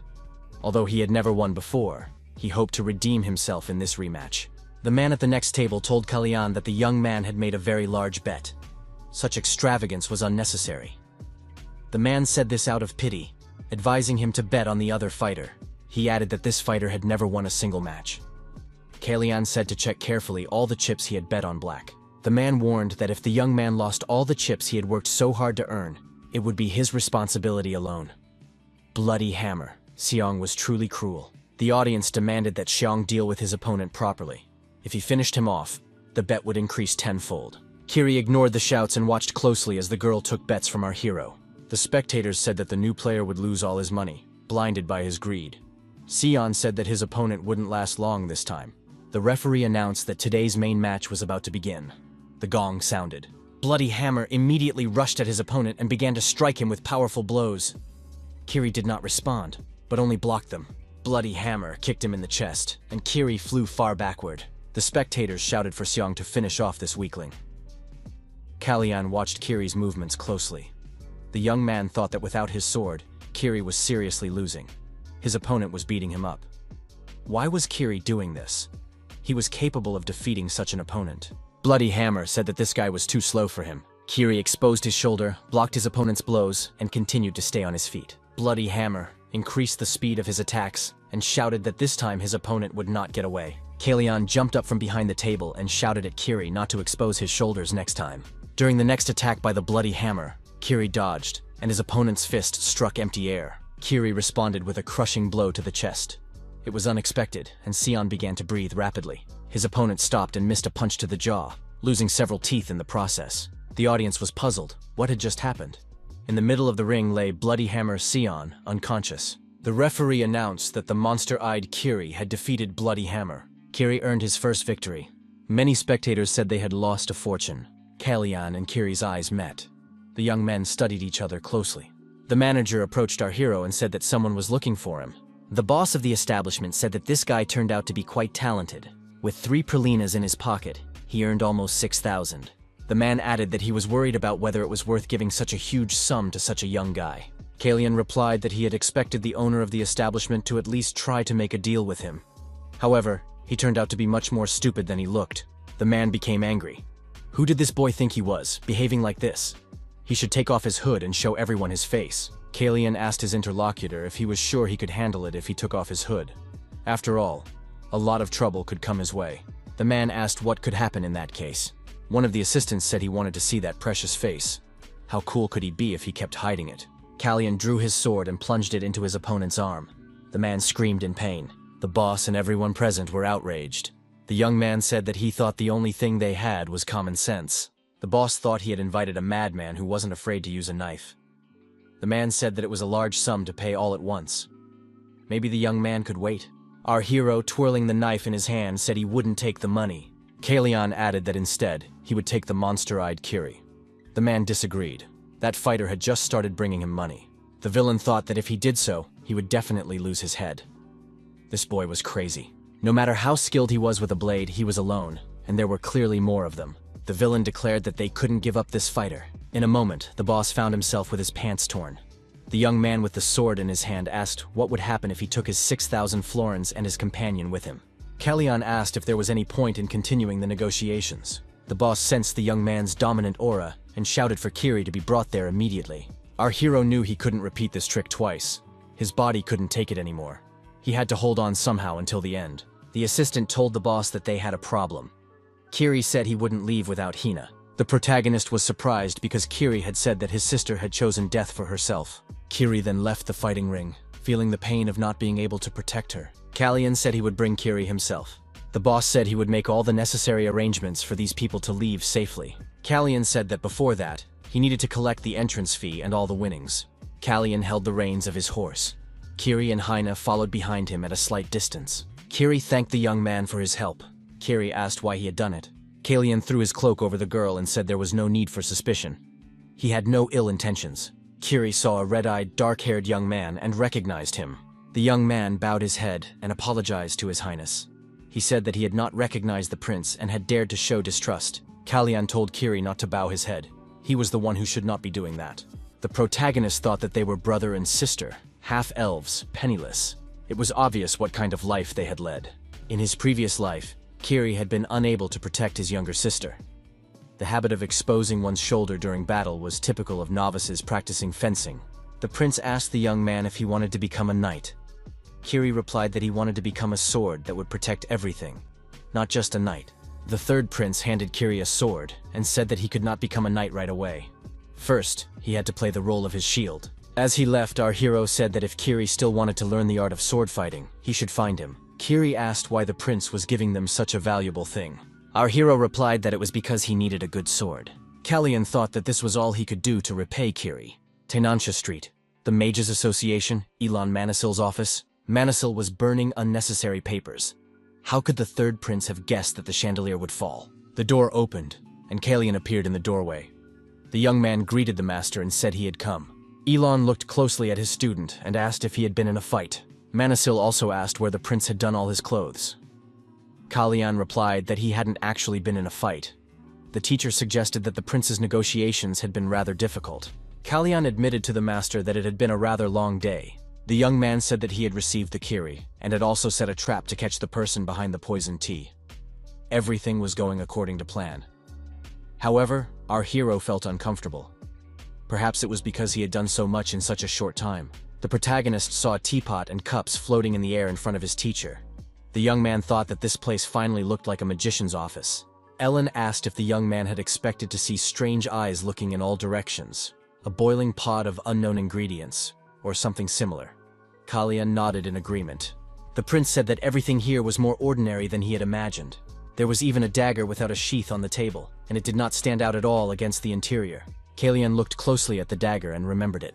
He asked why the weapon was there. The dagger suddenly flew into the air right in front of the prince. The young man saw with alarm that the dagger was hovering in front of his face. The boy realized it was too late to dodge. Elon said that even with such a scarred body, the student was quite fast. Manisil said that it was a magical weapon created by the Cispanians. It copies the shape of another person's hidden weapon. The teacher asked if it might be some kind of warning. Callian thought that Elon had not wanted to attack him in the first place. However, our hero had been too hasty and had even activated his aura. Elon said, "Aura is a man who doesn't even know how to hold a sword." His meeting with the prince was magnificent, but he thought there was a possibility, even though stranger things were happening every time. The king said that the prince was afraid of horses, and the courtiers were surprised that the prince had changed completely. When the prince learned that he had been poisoned, he showed a desire to survive, and it was not fear of death. This energy belongs to those who have blood on their hands. Thus, it became clear that an accident would occur during horseback riding. Manisil asked if the prince could explain everything to his master. Callian considered telling him about the healing magic. It could be an answer to those who doubted his identity. However, the teacher was trying to believe him. The young man said that he was not the real Callian, but in fact Baron Secretia. Manisil asked if this was a time loop, meaning that the real Prince Callian had died. The apprentice replied that this was unlikely. It seemed that he was still there. Baron added that he could faintly sense the presence of this guy. Ellen remembered the day when Baron first saw him. At that time, the prince said that he did not want to ascend the throne. Manisil said he wanted to ask again. What does the young man desire? Baron replied that he was trying to avoid war. He did not yet know why Planck was known as the axis of time. If the cause was not eliminated, the problem would arise again. Therefore, it was necessary to see for himself. The teacher asked if this was what the prince wanted for himself, or for Baron's older brother, Chase. Baron was surprised. What did that mean? Elon replied that there was something the prince needed to know. The teacher noted that at the moment, Prince Chase was the only prince of Secretia. Chase was originally the only son of a concubine, and the queen had no sons. There is no man named Baron here. Our hero was stunned by what he heard. Could it be that he doesn't exist? Not even in Secreta, not on this earth, nor on any other. The protagonist did not understand why time had reversed. Did something go wrong? When using the time axis, the time and place were incorrect, so he ended up in Callian's body. It turned out that Prince Callian's body was still alive and well. The young man sensed this vaguely. Just as he had ended up in Callian's body, someone else could have ended up in his body. But as long as he was here, the other Baron could not exist. Baron thought that this was no different from stealing another person's life. Manisil said that the current Chase had already consolidated his power as the crown prince of Secreta. Also, the past and present that the prince knew had changed. Perhaps the future would be different as well. The teacher said that the lives of the 3 princes of Kiris were now at stake. The young man should not worry about the crown prince of Secretia. He had grown up to be worthy. Our hero repeated that the teacher was telling him not to live in the trap of the past. The young man said that he understands his teacher's concern and wants to be honest. What worries Alona will not happen. Our hero declared that he was now here in Kairos, on the day he first opened his eyes.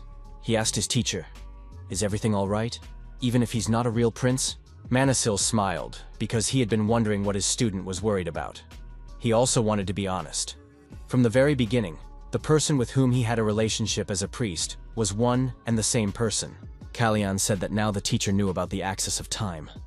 It seemed like he already knew about it before. Manhwa said that around this time a year ago, Prince Chase had asked him for advice about the axis of time. He secretly went to Secretia, but learned nothing except that it was not made by humans. The mage added that a month ago, they received news from Secretia that the time axis had disappeared.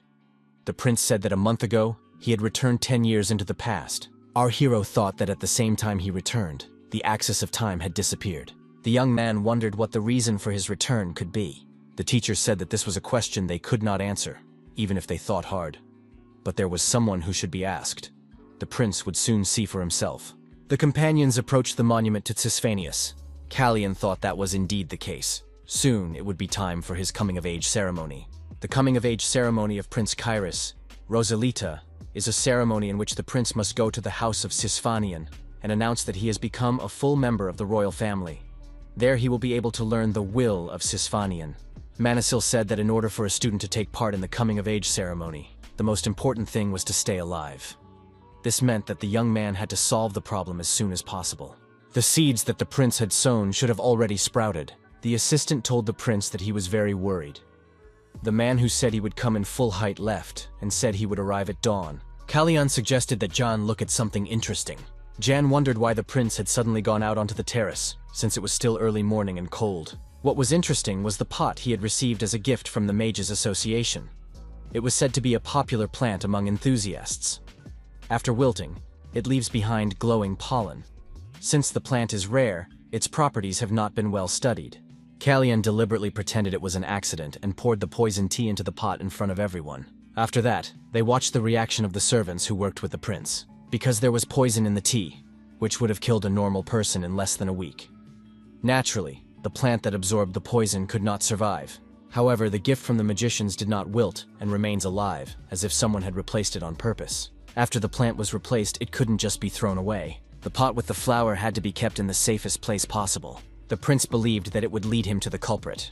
Callian was sure that the culprit was the palace mistress, Cilicia. The prince greeted John, who was holding a tray with tea. He asked if his assistant had slept well. Jan put the tea on the table and said that it was a little strange to hear the morning greeting he always said to the prince. Callian replied that he had gotten up early today. Jan asked if the sound of rain had woken the prince. Callian took a sip of tea. The taste was subtle but different from usual. Cilicia had added poison again. The prince asked if John had a plan to get all the aristocrats to come here within a week. Jan replied that there would be a meeting of all the aristocrats, including His Majesty the King, next week. After the meeting, there would be a banquet.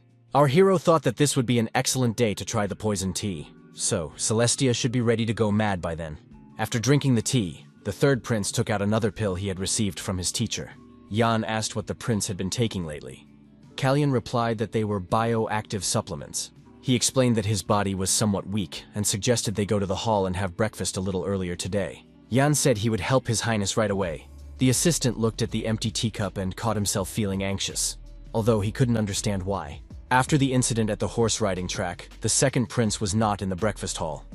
Callian thought that this was even better. He did not want his plans to be ruined because of plans. The third prince said that the roses would bloom early.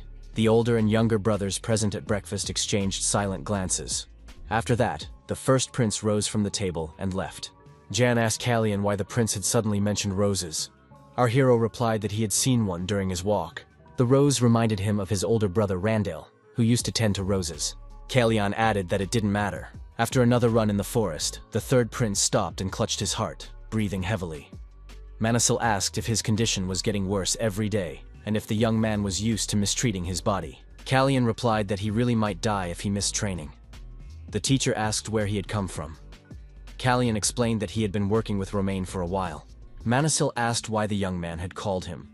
Callian said that there were two things he wanted to ask the master. The prince added that he needed 2 identities. The teacher replied that it was not a very difficult request. The young man added that he wanted to investigate the mysterious circumstances surrounding the deaths of aristocrats, particularly cases involving Brisson that interested him. Manasil said that this was also not difficult, but that the prince was asking too much of his old teacher. Callian noted that the amount of poison seemed to have increased. Elon suggested that the young man had found the culprit. Manasil said he could guess who it was. Callian stated that the masters would soon begin to monitor them. It might be hard to do anything to an archmage, but now was the time when the master needed enough strength. Manasil asked if his student was really going to use him as a shield. Callian replied, "Not a shield, but a weapon." The protagonist knew better than anyone else the well-honed power of the magicians. It was a squad of white demons created by magicians who had taken his life and his country. Our hero declared that he wanted to create an order of mages. Such a statement was quite unusual for Elon Manasil. The mentor told the prince that mages were different from knights. Did the young man understand that growing up through training was difficult? Callian replied that he could answer that question as follows. It is possible. When Romain said he was creating an order of mages, everyone ignored him, even Bryson. It wasn't worth worrying about, and thanks to that, he was able to continue. In the end, he did it. However, shortly after the Order of Magicians was formed, Romain died. He really did everything incognito. The mages fell into the hands of Plans, who inherited the throne. The teacher already knows the outcome. Callian noted that, this time, would not be easy. The young man thought that now the Brisson family would intervene. The prince declared that he planned to use what Celestia had done to make a deal. The mentor asked what exactly the queen had done. Manasil asked how. Callian replied that it was still a secret, but he could only say that it would happen soon. The prince asked Manasil to share his thoughts with the king, as the mentor was currently considering many things. The young man added that when the queen made a mistake, they would have to gain the upper hand in the negotiations. The maid told the queen that she had increased the number as ordered.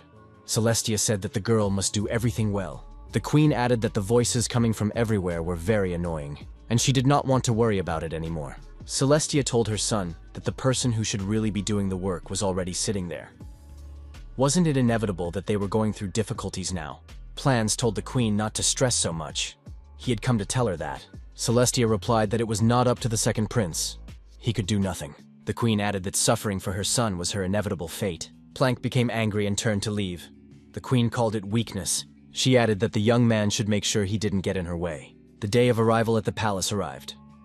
Hina, as always, was busy with household chores. Her brother noticed that she was in a good mood today. She had been humming all day. Hina said that they would finally arrive at the palace today and be able to meet the prince. The young man asked his sister if she liked the prince. The girl nodded affirmatively. In the palace, a tailor was taking measurements and adjusting a new suit for the third prince. Callian told Jean what time the aristocrats' meeting would begin and that they had to get to the banquet within an hour.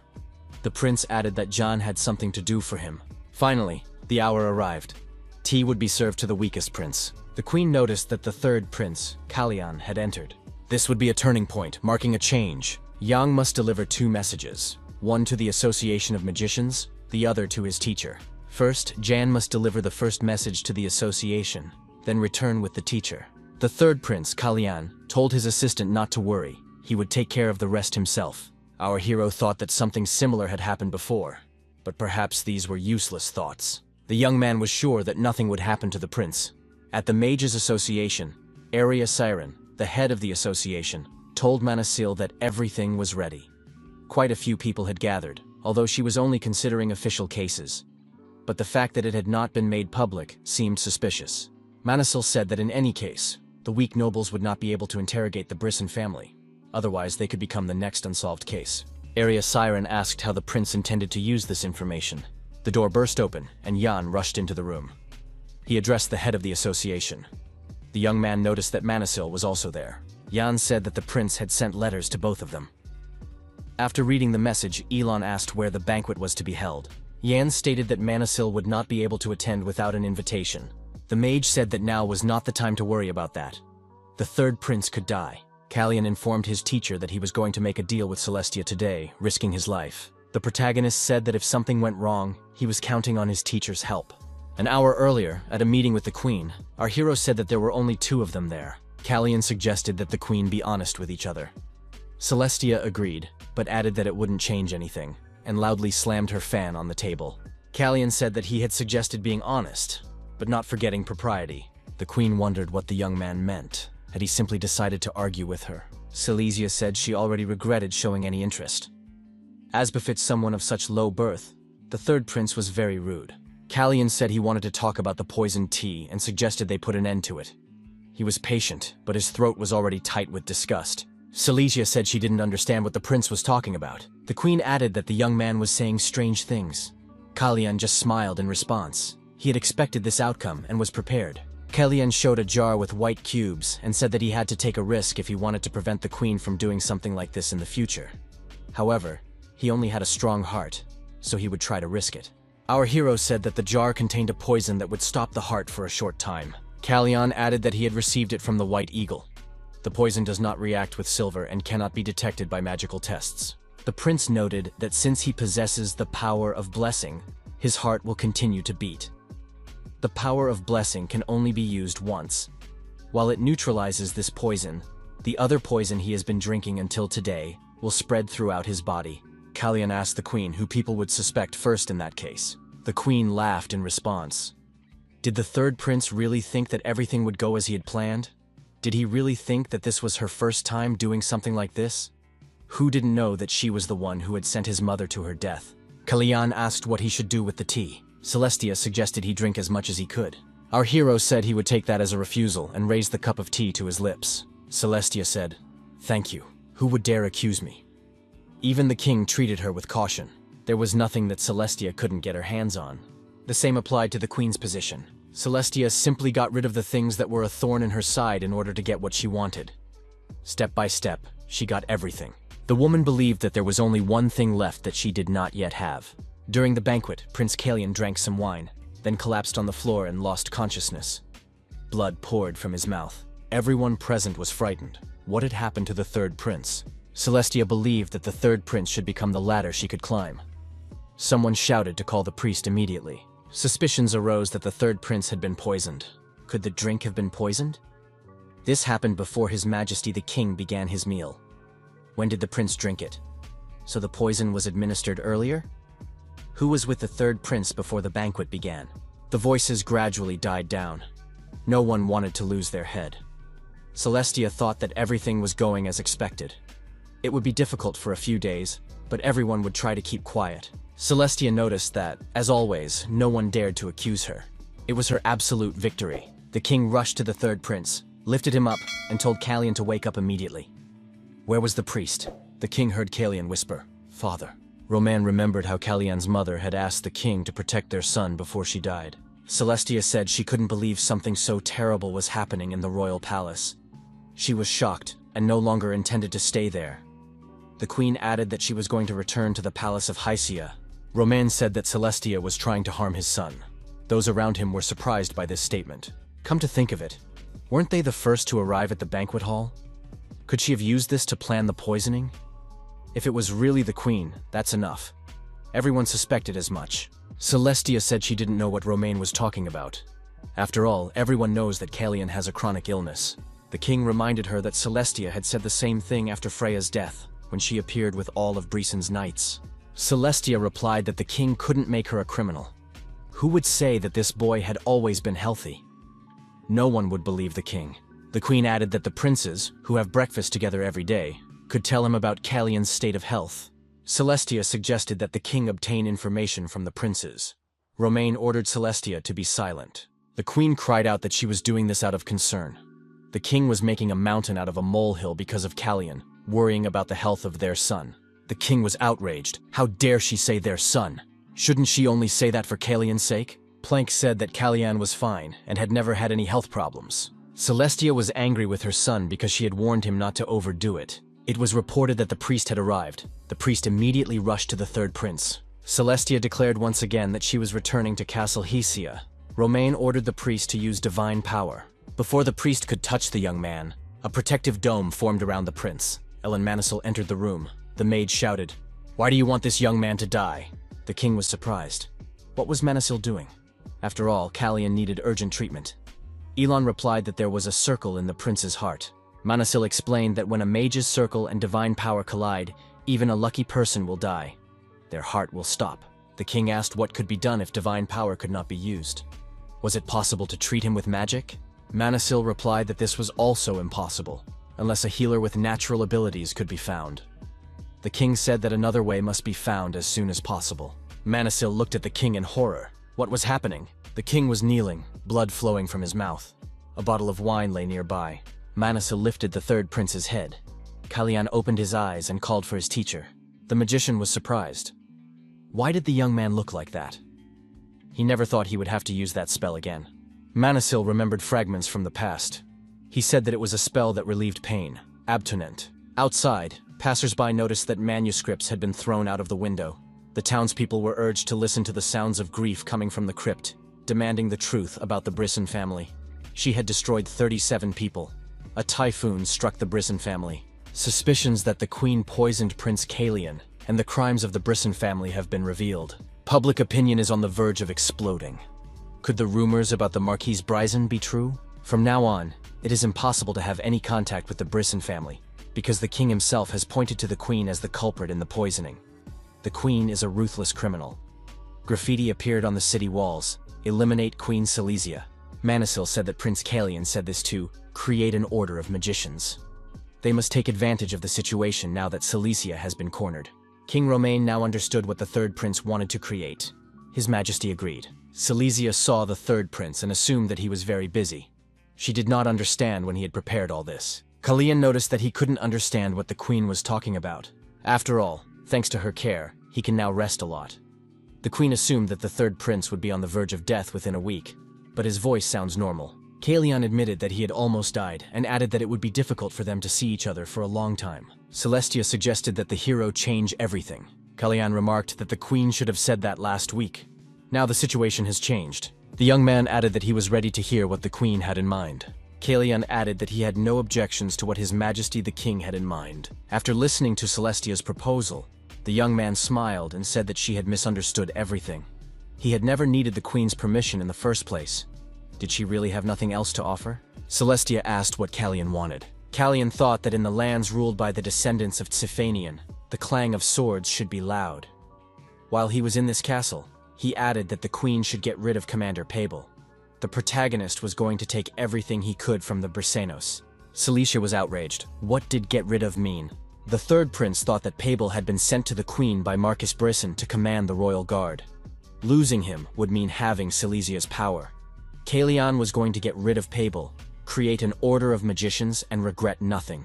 Jan approached the queen and handed her the prepared documents. It was a written statement with a seal and an oath. Silesia was outraged again when she saw the document with the seal. The prince said she was right. It was magic that sealed the contract in both their hearts. If the queen broke her oath, her heart would be destroyed, and she would die. The first prince was informed that when Callian awoke, Queen Celestia had visited him. At that moment, the first prince was trimming the rose bushes with a pair of scissors. The young man was certain that he and his younger brother had exchanged glances before he fell. The older brother remembered how Callian had said that roses would soon bloom. Callian had planned to involve him in this game from the very beginning.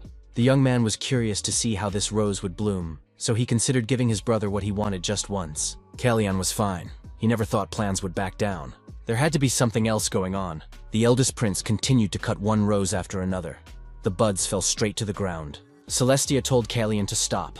The third prince repeated that if the queen broke her oath, her heart would stop, leading to her death. The young man added that it was inevitable because his trust in the queen was not strong enough. Celestia stood over the table where the contract lay. Callian asked what she would do. The woman took the pen and signed the contract. The third prince said that everything was now ready. He said this because he was afraid that the queen might misunderstand. The young man remarked that he had never had a good relationship with his brothers. That day, plans did it not for him. If Celestia had said a word then, the king's sword would have cut her throat right there. After this meeting, Manasil told his student that he was surprised that the queen had come here. The mentor suggested that the third prince had a good appetite, which was a sign of his return to life and normal nutrition. If the brother and sister hadn't shown up at the right moment, things could have ended badly. Hina is the girl healer who uses the power of nature. Manasil said that Callian was on the verge of death. The third prince was surprised that Hina was a healer. Ellen was surprised. Didn't Callian know about this in his past life? The young man replied that at that moment he had no connection with Kiri. When he met Kiri, she was already gone. Manasil was surprised. Was the prince saying that he had rid his body of poison blindly, relying only on his faith in a blessing? Callian smiled and told his teacher that he was wrong. The mentor handed his student the identity card he had requested. The document was issued in the name of Kiri Byrne. The second document was in the name of Hina Byrne. The mentor said that these people needed a surname for their ID, so he gave them the prince's old name. It didn't seem like Callian had met these young people and brought them to just like that. Elon added that it wasn't fake, but a legitimate ID. Romain had made it. Ellen Manasil asked his student what it was like to be the king's favorite son. The young man was surprised. Were there really such rumors? The mage said that the king had caused a scandal in front of the nobility. It was impossible to avoid it. Callian asked how he should feel. This is something a person should enjoy to the fullest. Callian told Jan to remove the banana peel. Jan approached the prince and said he was going to stop serving him. The child ran to the far right room on the second floor of the mansion. When he reached the room, he peeked around the corner and said he was already there. The boy smiled and greeted his brother. In the room, his older brother was sitting on the bed. He was sick, and his hands were bandaged. The older brother greeted Shiroyan. Shiroyan felt a deep sense of guilt. He asked his brother if he had heard the chirping of cicadas today. Shiroyan said that they were very ugly and noisy. They could be found in the summer. Cicadas made a strange chirping sound. Shiroyan added that they have very funny wings, and the chirping comes from their abdomen. The older brother admitted that cicadas are very strange. Shiroyan suggested that his brother go see them, saying he was ready to catch a few. His brother said it wasn't worth it. They seemed very scary to him. He was ready to listen to Shiroyan play the violin. The older brother's condition worsened with each passing day. Shiroyan overheard the adults talking about his brother's health. His father told the doctor that there must be a way to cure him. At that time, Shiroyan did not yet know that you should not offer something to a person who cannot have it. His older brother told Shiroyan not to turn away from him. He had to look him straight in the eyes. Shiroyan must not forget that he was dying. It was very frightening. The entire building and estate were engulfed in flames. A young man stood outside the window. The assistant told the master to run away with his son as far as possible.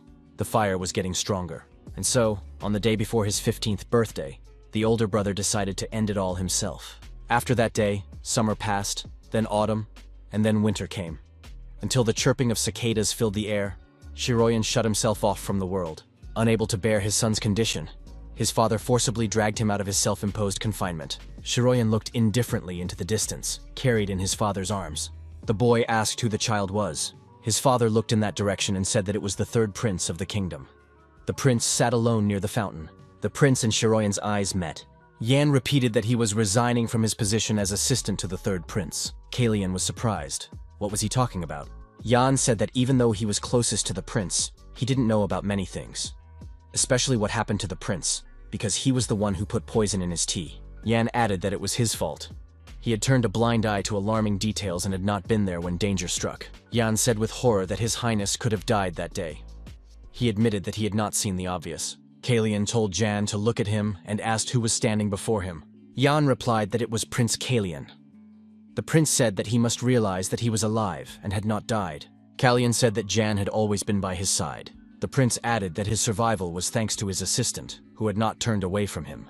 The prince admitted that he knew little about his assistant, but he was sure that Jan would continue to protect him.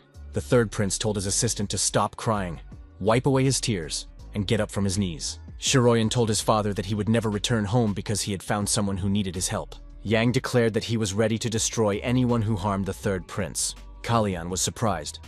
What was Yan talking about? Had he really decided to take revenge? Yan replied that nothing was impossible.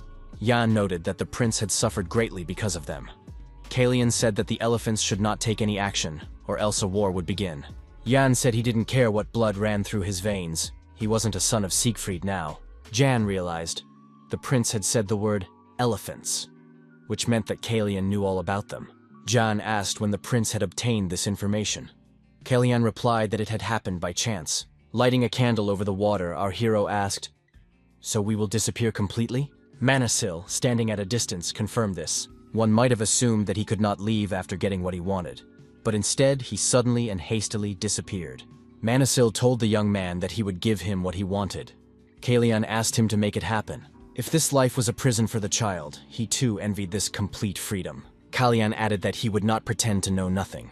The young man said he had much to prepare for this to happen. He also wanted to ask his mentor for a favor. Callian said he wanted to live his second life properly. Pable's Night Corps was quickly disbanded and returned to Marquis Prison. Romain warned of the danger of trusting rumors about the royal family. Elon Manassil announced the creation of an order of mages. 3 months later, the hero had changed in appearance. The servants watching him decided to call Mr. Seton. They needed to inform the tailor that the clothes seemed too small. Romain greeted his third son and said that the young man had grown during his absence and now looked even taller than Plans. Manassil said he had something to present, so he arranged a meeting for the prince. The tutor introduced the magician who would accompany the prince to Rosalite. The young man said that it was a great honor to meet the prince. His name was Arsene Hertz. Callian looked at this man with surprise. The king said that this man was capable of becoming a member of the Order of Magicians. The king added that they would get to know each other better on the way. Callian thought that this was very unexpected. Our hero declared that this was a great birthday present for him. Manassil said that the work of the Order of Magicians would not begin soon. It did not even have a name or special personnel. There was still much to be done. The mentor added that this was only the beginning. Elon Manassil suggested that the king choose a name for the order. Surely His Majesty had already thought about it a lot. The king admitted that he had an idea for a name, Vulcan. Manassil suggested that the king had been waiting for this. If he hadn't asked, he could have run into serious trouble. The king was surprised, because Mr. Manassil was the first to voice this idea. Callian asked Mr. Hertz if he liked the name or if it sounded familiar. Arsene replied that it was an excellent name. Manassil told his student that he had never thought that he had had any relationship with Arsene in the past. Should he do anything? Callian replied that there was no need. Callian informed his mentor that Mr. Hertz was the one who had destroyed him in his past life. Of course, Arsene was different now than he had been before, because situations change, and he understood that the future he knew might not happen. The third prince admitted that he was a little upset about leaving things as they were. Baron Melchior Paulin entered the room and greeted the third prince. Callian responded with a greeting and said that they had not seen each other for a long time. The young man invited the Baron to sit down. The Baron apologized for the unexpected visit and admitted that it was difficult for him to talk about it openly. He said it was a great honor for him that the prince had allowed him to meet with him. The prince said he was ready to speak frankly and pay any price for his life. Our hero asked what the Paulin trade union did. The Baron replied that some time ago they had started serious diamond trading with Tencel. They had also concluded many agreements with the imperial family. The Baron looked at the prince and noted that he did not yet have a contract that would interest His Highness. Callian asked if the Baron could manage something larger than a trade union. Paulin replied that with people and money, there would be no problem. The third prince said that there were both people and money, but there was also Brison. Paulin was surprised. Wouldn't the third prince also participate? Callian replied that it was a silly question. Of course he would participate. The Baron said that in that case, it would be no trouble. Callian declared that they planned to create an order of magicians. There was enough money and people to manage the magicians, but the problem was management. Paulin wondered if this was the price of his life. Callian said that the Baron had already been paid for his life. Paulin replied that in that case he was happy to serve. Callian thought that everything had worked out. The coming-of-age ceremony at 15, which could have led to his death, had now passed differently. His fate had changed, and there were people he could trust nearby. All that remained was to take the oath of Cisphanian in Roselight. Callian wondered why all this had happened. The guests were announced the arrival of the third prince, Callian. The young man accepted congratulations and thought that all the preparations were complete. Callian saw the second prince and said that they had not seen each other for a long time. Planck called out to his younger brother and called him Blood Eyes. Callian said that his brother should not speak that way, for his name was Callian. Planck replied that his name was not Callian. Our hero was surprised and looked at his brother. Planck said that he now rode horses, knew how to wield a sword, and had become cruel. Planck asked the third prince who he was. The protagonist understood that he must not forget. Here he was not Prince Secreta, who had lost his kingdom.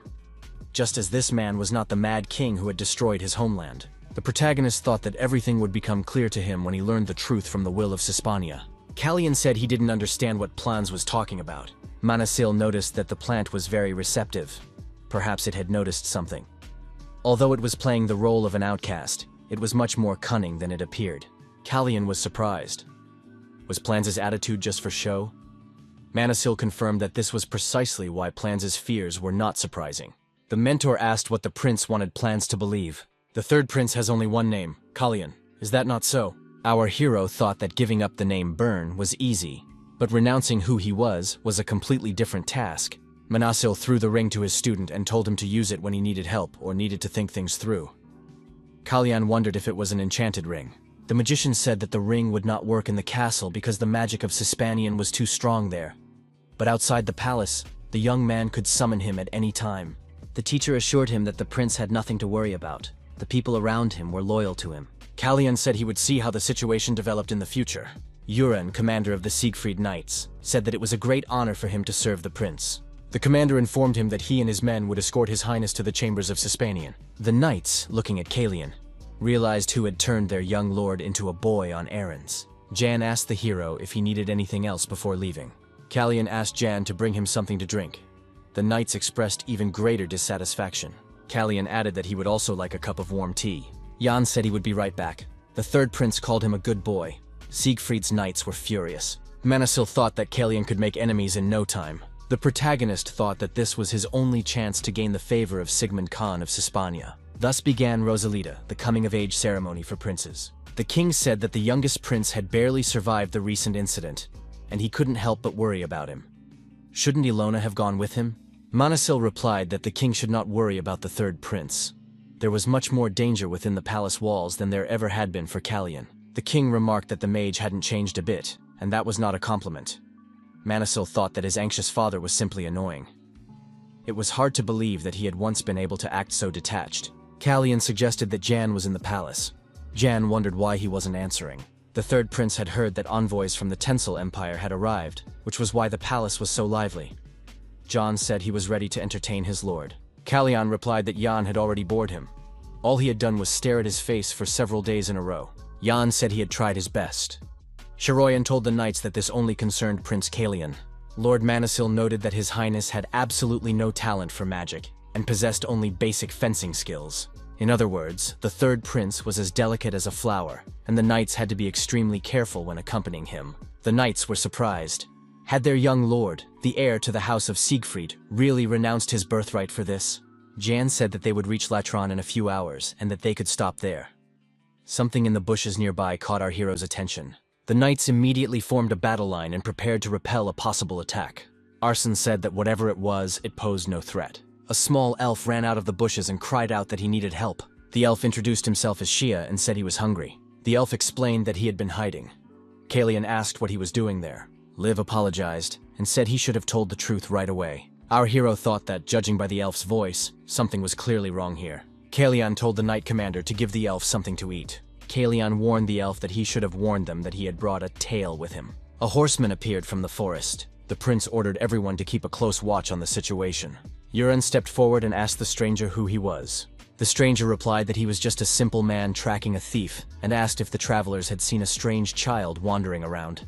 Uran said that there were no children here and suggested that the stranger go on his way. The stranger declared that he had not come to cross swords with the knights. The man dismounted his horse and added that he needed to find the child and asked for just a minute of their time. Uran repeated that there were no children there. Callian asked who exactly the stranger was looking for. The man replied that he was looking for a little elf. Callian threw back his cloak and, pointing to the child, asked if this was the elf he was looking for.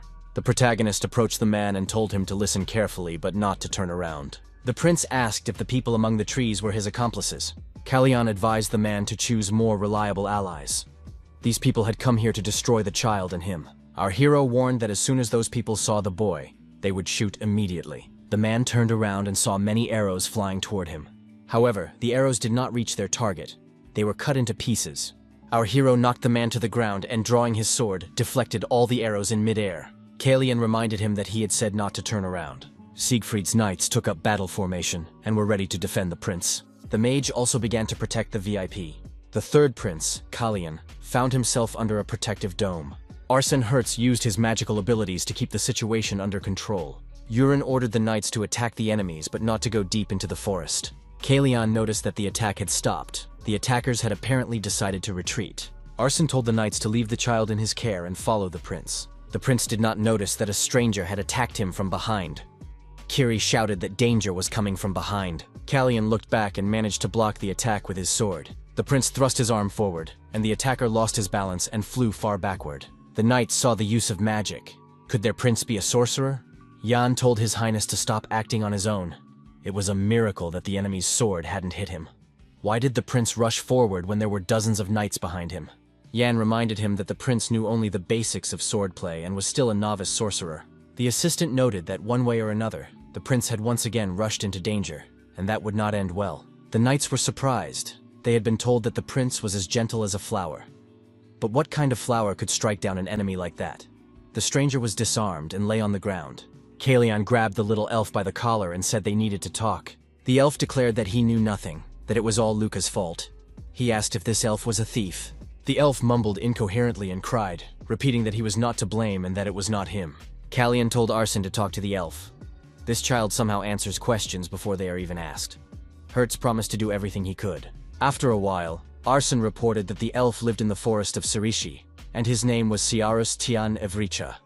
His mother tree had given him that name, which meant spirit of a neighing horse. He had a friend, Luca, also an elf, who had stolen something from the bandits they had just seen. When they fled, Luca broke away. Cyrus got lost and ran toward them. The elf also doesn't understand why he answers questions in advance. Callian suggested that this elf has a prophetic gift. The prince thanked Arsene and said he was free to go.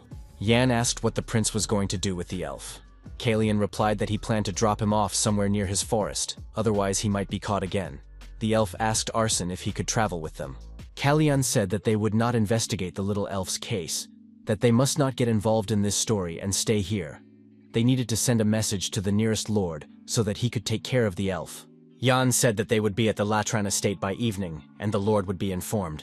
Urin reported that they had searched the stranger and found something unusual. The knight commander handed over a scroll they had found on the elf. Callian asked if it was among the elf's belongings. Uran confirmed this and asked if the prince knew what it was. Our hero naturally knew that it was a bottle with white cubes. He had already tried one of these cubes after talking to the queen. Callian asked the commander of the knights where the man was now. The man was standing near a tree with his hands tied. The man said that he had assumed the young man was just a pathetic lord, but it seemed that there was more to him than meets the eye. Our hero declared that he was much nobler than this criminal could imagine.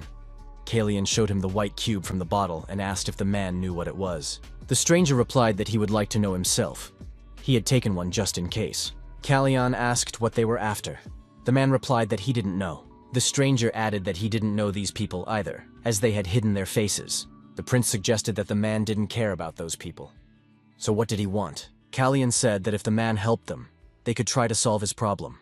Callian added that he could be trusted. He was not like the other lords. Perhaps he had enough power to give the man what he wanted.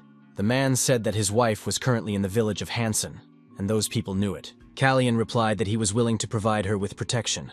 The man said they were looking for a small ball the size of a fingernail without giving any further details. Only the priests of Tansila could recognize it. Callian thought, priests, a sacred object. Could they really need a divine artifact? Priests can draw magic from such artifacts instead of divine power. This is one of the reasons why the sacred objects of Tansila are being searched for across the continent. If the artifact had been stolen, it was only natural that hunters would be sent after it. However, one thing remained unclear to our hero. Why did they need this poison? This poison in cubes is used by secretious spies if their mission fails. He went to the White Eagle because he knew that no one else could get it. The man repeated that he did not know who these people were, but they called their leader by a strange code name. They call him Blue Singer. Our hero remembered that in his previous life, he had asked his father about it. It was one of his birds. A bird he always kept locked up. What could it be doing here? The Latran estate. Due to the evening downpour, the prince had to stop. At first he thought it was a blessing. The man said it was a great honor to finally welcome the prince into his home. It was Count Heil Latran. The rain came just in time. It must be a sign from above to look after the prince. Jan asked if His Highness remembered the Count. Jan reminded him that the Count was one of those who had sent gifts. Callian remembered seeing the name on the list, but hadn't his gift been sent back? Jan confirmed this. The Count had previously supported Prince Randall's faction. However, 6 years ago, after the war between the Great Dunes and the Holy Tansila, he switched sides to Prince Plans, and now he is trying to win Callian's favor. Apparently, he is a hypocrite. Count Latran said he had been waiting for His Highness's arrival with bated breath. This news had been weighing heavily on his mind. Our hero thought that a year ago, this count had said the same thing to the second prince. Now it was clear how he felt about his servants. The count's butler was nearby. It was Marsom Kedish. Arsene apologized for the intrusion, saying he had a message for the prince. Hertz said they had intercepted the messenger bird. Our hero already knew this. Of course, the count would try to tell the Blue Singer about his whereabouts. Usually, birds were not sent out in such weather. Undoubtedly, the count was a master of his craft. Latran suggested a drink, just what was needed in such weather. Callian asked the Count what the priests of Tansilla were doing in these parts. The Count apologized and said that he seemed to have had too much to drink. Latran called the priests arrogant charlatans. What could they possibly be doing in such a remote village? He repeated that these priests were heartless villains, corrupt to the core. They must be surrounded. Callian used his magical abilities and ordered the Count to fall asleep. The Count immediately dropped his head onto the table and passed out. The prince said that the Count lacked manners and that it was offensive. The master noted that the apprentice had been drawn into a story involving stolen artifacts and a Secretia spy, putting him at unnecessary risk. However, he was still alive. The prince decided to see where this would lead. The mentor said that he could stop caring about his student and leave for the warm south. Callian replied that the master was worrying over nothing. If the blue singer was who he thought she was in no danger. Manisil noted that the young man had too many acquaintances. Our hero said that in her past life, the blue singer had never failed a mission. She must have recognized Prince Kyrms in him at first glance, but that didn't stop her from coming out of hiding and firing a volley of arrows. However, there was something else behind it. The master came to the rescue. The young man said he needed to find out exactly where this priest was. It was necessary to understand what the blue singer wanted from her meeting with the priest. The door to the bar opened, and a man appeared in the doorway. The prince greeted him and said not to pay any attention to the people standing outside. They had come with him. The woman behind the bar replied that there was nothing to worry about. She had no intention of sending mercenaries against someone who was not involved in anything. Callian was surprised. He thought that, knowing him, she might have ordered an ambush on his man. The woman said she knew who he was and had warned them not to act rashly. In the dimly lit bar, people were sitting at tables, but they were all unconscious. The woman behind the counter noticed that, unfortunately, they had done everything backwards. Callian approached the woman and asked if he had gotten himself into this mess. She suggested that he had. The woman discreetly reached for the knife lying nearby, assuming that the young man would not make her task any easier. Callian asked if the elf she had been chasing had been killed. The woman replied that he had disappeared into the thicket. If she had known how things would turn out, she would never have gone after them. She admitted that it had not been the most pleasant encounter. She added that if they had not harmed each other, they could part ways peacefully. The woman assured him that the child was in no danger. Callian was surprised. Did she really think that after coming all this way, he would leave empty-handed? He would not leave her until he got answers. The protagonist asked why she wanted the divine artifacts. The young man pointed out that she was not a priestess and could not use them.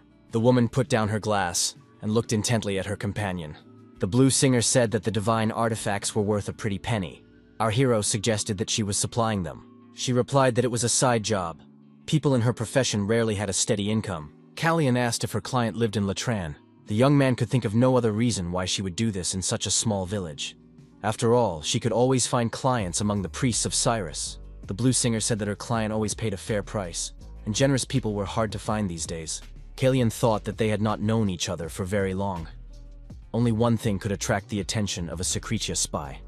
Information. She was offering divine artifacts in exchange for state secrets of Cyrus. Callian said he would like to know more. The king asked if the mage had come at such a late hour just to ask a question. Did he really enjoy humiliating his king?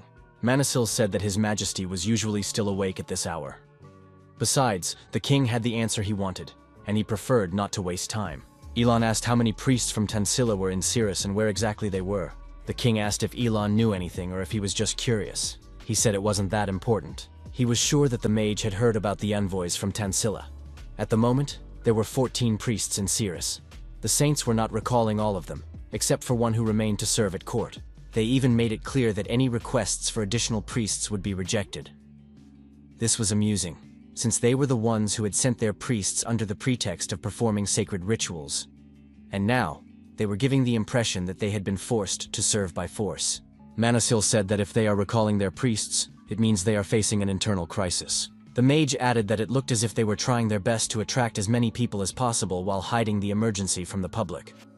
When asked how he had responded, the king replied that he had allowed them to take the priests home. The king was surprised that Elon was asking about this. The mage said that Prince Callian wanted to know where they were. The king remarked that the question was simple, meaning that Callian probably already knew the answer. And that was precisely why he had gone to Latran. Callian asked the woman if the Count of Latran was her client. The blue singer replied that it was not necessary for the young man to know. Callian hurried back. The teacher said that the Count had deceived him. All this time, he had a priest under his wing. and he was selling state secrets of Cirrus to a spy of Secretia in exchange for divine artifacts. Callian agreed that this sounded true. He declared that he needed to return to the castle immediately. The young man added that there might be problems there. The Count had drunk too much and caused a scene during dinner, so they had to put him to sleep with a spell. The prince remarked, "What if the Count wasn't drunk at all? Maybe he didn't drink at all." Jan said that was disrespectful. The prince went out for an evening walk. The butler said it would not take long. The Count wanted to apologize for his inappropriate behavior at dinner. Could the assistant tell him which way the prince had gone? Jan replied that it was a very poor attempt at an apology. Since when has it become normal for a butler to pry into the whereabouts of a royal person? Jan was actually worried about where the prince had gone. The butler persisted. Could he then find out when His Highness would return? Jan said he didn't know. The butler had to get back. Where were his manners? The door opened slightly and Callian appeared. Our hero noticed that he was not being given a moment's peace. The prince said that Jan was of no use, as he should have sent the old man away. Jan apologized to the prince and explained that the gentleman had no desire to leave. Callian went back into the room and closed the door.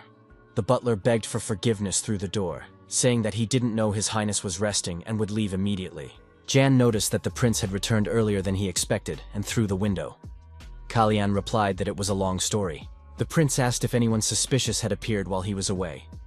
Jan said that only the butler had been there. Callian had already left the room through the window several times. John warned him that it was the third floor. The prince asked why the assistant was so angry. He had not been rude in the palace. John said that the prince did not listen to him. As agreed, he immediately told the butler that the prince had gone out for a walk. However, the butler kept asking when the prince would return. Moreover, he was much more interested in the exact time than the location. Our hero suggested that the Count was beginning to worry that someone was meddling in his affairs. The young man relayed this thought to his mentor. Manisil confirmed that they were right. The Count was not drunk when he staged that scene. Callian asked why the Count needed to put on such a show. The teacher replied that it was a common ploy to divert attention from the deal with the blues singer, which was supposed to take place that night. This also explains why she appeared in the first place. The wine was supposed to serve as an excuse for the Count to slip away unnoticed, but his plan failed because he had been put to sleep by a spell. It all sounded convincing, but one question remained. Why was the Count so desperate to get his hands on the divine artifacts? Ellen suggested that it was the perfect gift with which the Count could win over the Holy Kingdom of Tencel. This kingdom was the homeland of Randall's mother. To sum up, the Count maintains close ties with Randall's faction, while also playing games with Plans's faction. In addition, he showered the third prince with gifts behind their backs. The mentor added that the Count had passed on state secrets about Kyrus to the spies of the Secreta. Callian thought that fate itself had brought him together with that boy to lead him to the necessary clues. The man who had been hunting him pointed to the blue singer. From her, he learned that Latran had sent the divine artifacts to the Holy Kingdom in an attempt to win over the first prince. Callian decided to try to expose the mole. The Count shouted that he should have guessed there might be problems with the prince when he sent the gifts back. The prince must have cast a spell on him. Only magic could cause such a deep sleep. The Count said that all his plans had been ruined because of this boy. He declared that the young man was reveling in false arrogance only because the Archmage was on his side. This boy did not deserve a place among princes. Why didn't Silesia destroy him before this mess began? The Count said he had spent a fortune to win the favor of Marcus Bryson. Now all his connections with the highest aristocracy would be ruined. He shouted that he had been promised a rich estate not far from the capital, but the scandal caused by the Queen had ruined everything. The Count asked the butler who had appeared if he had managed to contact their friend. The old man replied that he had not yet, and that they would receive an answer a little later. The Count became even angrier and threw a glass at the butler's head. He asked if the old man was capable of doing anything right. It was raining heavily outside, which meant that the prince would have to spend another night there. The butler asked if it would be better to postpone the deal. The Count replied that they had no other choice. They couldn't take any risks while the prince and his men were there. They would have to send a message and reschedule the meeting. The Count said he would teach this prince a lesson that would put him in his place. The Count and the prince dined together. The Count looked at the young man and thought that this mask of calm did not suit him at all. Here in Kyrus, the title of Count commanded respect. The nobles would rise up in an instant if they found out that magic had been used against him. Royal blood would be no protection. The Count decided that he was dealing with a foolish prince who would soon be begging for mercy. He asked His Highness for forgiveness for his behavior the previous night. The prince replied that it was no big deal. The Count asked if it was a spell. Callian said that he had put the Count to sleep with a spell because his behavior had gone beyond all bounds. The young man added that it was all water under the bridge and not worth dwelling on. The Count was a lord of the provincial lands. It was likely that this was his first visit from a member of the royal family. Latran must have simply been overexcited. Latrun agreed that he had indeed overreacted. He was greatly puzzled when he heard about the spell. The Count thought that this prince was very cunning. In this situation, only the host looked bad. The third prince told the Count that he had exhausted himself dealing with the ambush. Latran asked who he was talking about. Was it the man who had been brought here in serious condition? Callian confirmed this. He added that he had also managed to obtain some interesting information. The Count decided that he must find out more about this. The prince said that he now knew the name of a species of bird. Callian noted that they still had to delve deeper into the details, but thought that the Count would be interested to hear about what was happening on his lands. Latran replied that he was ready to do everything in his power to help His Highness, and would not allow the prince to come to harm on his territory. The Count pondered how he could get the prince out of the castle. Yoran whispered something in our hero's ear, and the prince declared that the Count was incredibly lucky. Latrun wondered what other information the prince now had. Callian informed the Count that the man had finally decided to speak. The Count and the prince, along with their subordinates, descended into the dungeon. Latran considered this place beneath his dignity. Why had the prince brought him here? Our hero knew exactly what Count Latran was thinking. However, the game was already over. Checkmate. Behind bars sat a man searching for a little elf.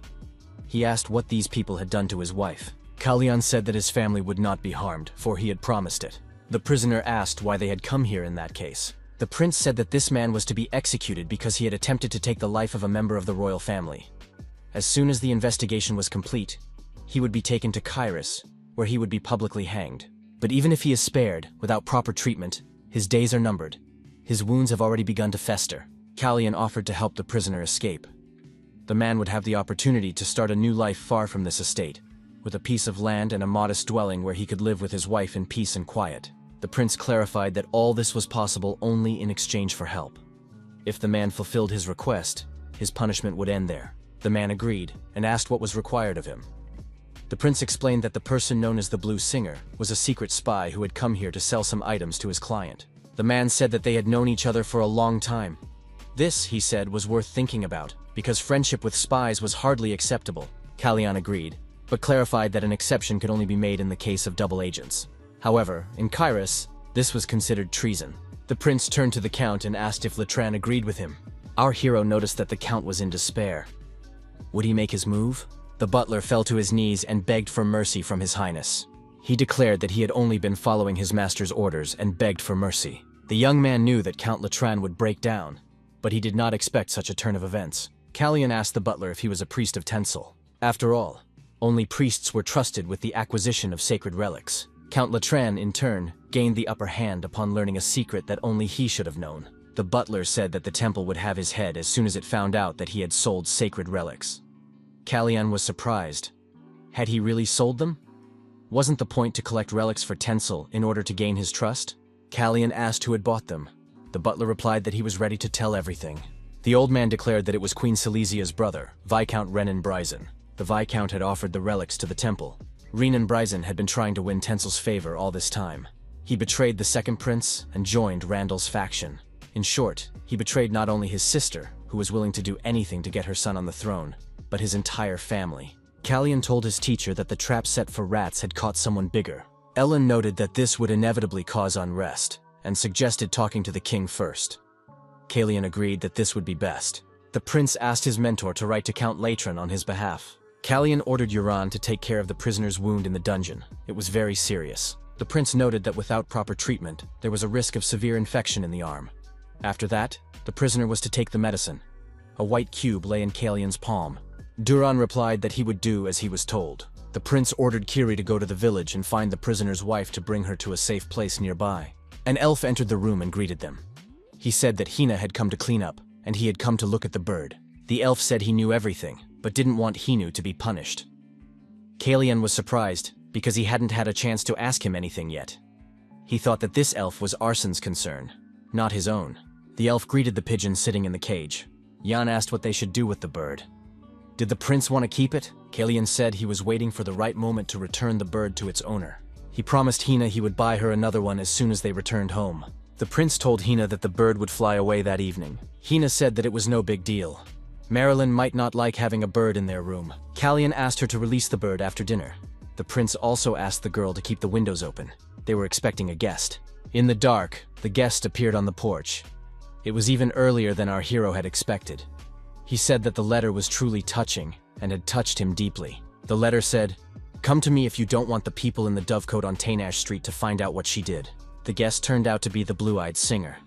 She suggested that the young man had a good reason to blackmail her with this message. Callian said he needed proof that Count Latran was involved in the sale of the sacred relics. In that case, the blue-haired singer's secret would remain a secret. The woman said she hated complications, and that was her answer. The next moment, our hero was attacked. The young man realized that these were magical projectiles. The third prince was surprised. The blue singer he knew used a sword, not a hidden weapon. After the attack, there was an explosion, and the veranda was destroyed. The prince asked if the blue singer really wanted him dead. What else was she hiding up her sleeve? The woman drew her sword and approached her opponent. She said she had nothing else to hide. Callian blocked the blow with his sword, but thought that the blade was made of ordinary steel and would not withstand his aura. He had to end it quickly without using his aura. The prince knocked the blade out of his opponent's hands. The blue-haired singer was left without a weapon. Something glinted between the woman's fingers. Callian was surprised. She had said she had nothing else to hide. He thought his opponent's attack was too fast. Without using his aura, it would be impossible to avoid injury. The prince swung his sword and parried another attack from the blue singer. The woman was surprised. Was she really facing a master swordsman? But that was impossible. Our hero asked his unarmed opponent what he should do now. The young man called her by name, Ayla. The woman was surprised that this guy knew her name. The blue-haired singer asked who he thought he was. Callian squeezed his rival's face, and she opened her mouth. He asked if she really didn't have a cube of poison. Weren't the spies of Sakrisha required to keep it in their mouths at all times? The protagonist let the woman go and told her to tell him everything. The blue-haired singer asked if he would let her go if she told him. Callian had heard that the members of the Secreta were renowned for their endurance, but she seemed to be an exception. Perhaps this was not quite the version of her he had known before, or something had caused her to change. The woman said that it would be better for the young man to let her go in peace. She noticed that his sword looked much cruder than that of a simple guard, even though he was a master swordsman. It was as if he did not want anyone to know about his true abilities. Ayla added that if he let her go, he would keep his secret, or she would leave and tell the knights what she had just witnessed. In her previous life, the blue-haired singer had been loyal to Sakritia, a skilled swordswoman who had devoted herself to the blade. Now she was not the person our hero had known. Callian grabbed the woman by the chest. If she valued her life so much and clung to it so desperately, it was not worth provoking him. He let her go and told her not to expect to see him again. His secrets weren't worth using as a bargaining chip. The guy demanded once again that the blue-eyed singer tell him everything, and then he would spare her further questioning. Callian added that someone else would be asking questions. The White Eagle, for example. Count Latran was furious. Where had that butler Malcolm gone? The man said that first the damned mercenaries had appeared, and now this letter. It said that if the Count wanted to convince everyone of his innocence, he should come up with a defense strategy. In that case, the author of the letter would present his version to Her Majesty. The Count must be assured that there was no cause for concern, regardless of what he had encountered and what had led him into such a predicament. The author of the letter was the mage Elon Manisil. The Count assumed that Manisil had somehow learned about his dealings with the divine artifacts. Latran reasoned that the mage already knew everything about him, since he had sent such a letter. However, he would not be intimidated by such petty blackmail. Latran decided that he would no longer humiliate himself before a boy who was pretending to be a prince. The Count thought that he would not give up so easily. He had not gotten involved in this affair without thinking through an escape plan. Latran stood at the threshold of the room with the jewels. He realized that all his efforts had been wasted because of some insolent boy. The man went to the closet and took out a box. He said that at least he still had his most precious treasure. The box contained white balls that looked like pearls. The Count said that with so many divine artifacts, he could start all over again and amass a huge fortune. He had hoped that the deal with Renan would make him rich, but the young man turned out to be more trouble than he was worth. The Count heard someone behind him express gratitude. Latran had made his job easier. The Count turned around in alarm. Arsene Hertz was standing in front of him. He realized that an invisibility spell had been cast. The young man said he was the magician of His Highness Prince Callian and gave his name. Arsene didn't even know how to thank the Count for obtaining such convincing evidence, and with his own hands no less. Arsene said that his lord need not worry. The third prince would certainly learn how actively the Count had assisted in this investigation. The box contained the artifacts that Latran had hidden. Arsene said that he had also received a complete list of the Count's transactions with the Blue Singer and a list of state secrets that he had sold. Callian noted that it was excellent work. All of this would save them from unnecessary trouble. Jan entered the room and informed the prince that people had gathered outside. Callian looked out the window and saw many knights on horseback in the square. It was the king's personal guard, the Kyra. The third prince was surprised, as they were supposed to be guarding the king in Kairos. What could have brought them here?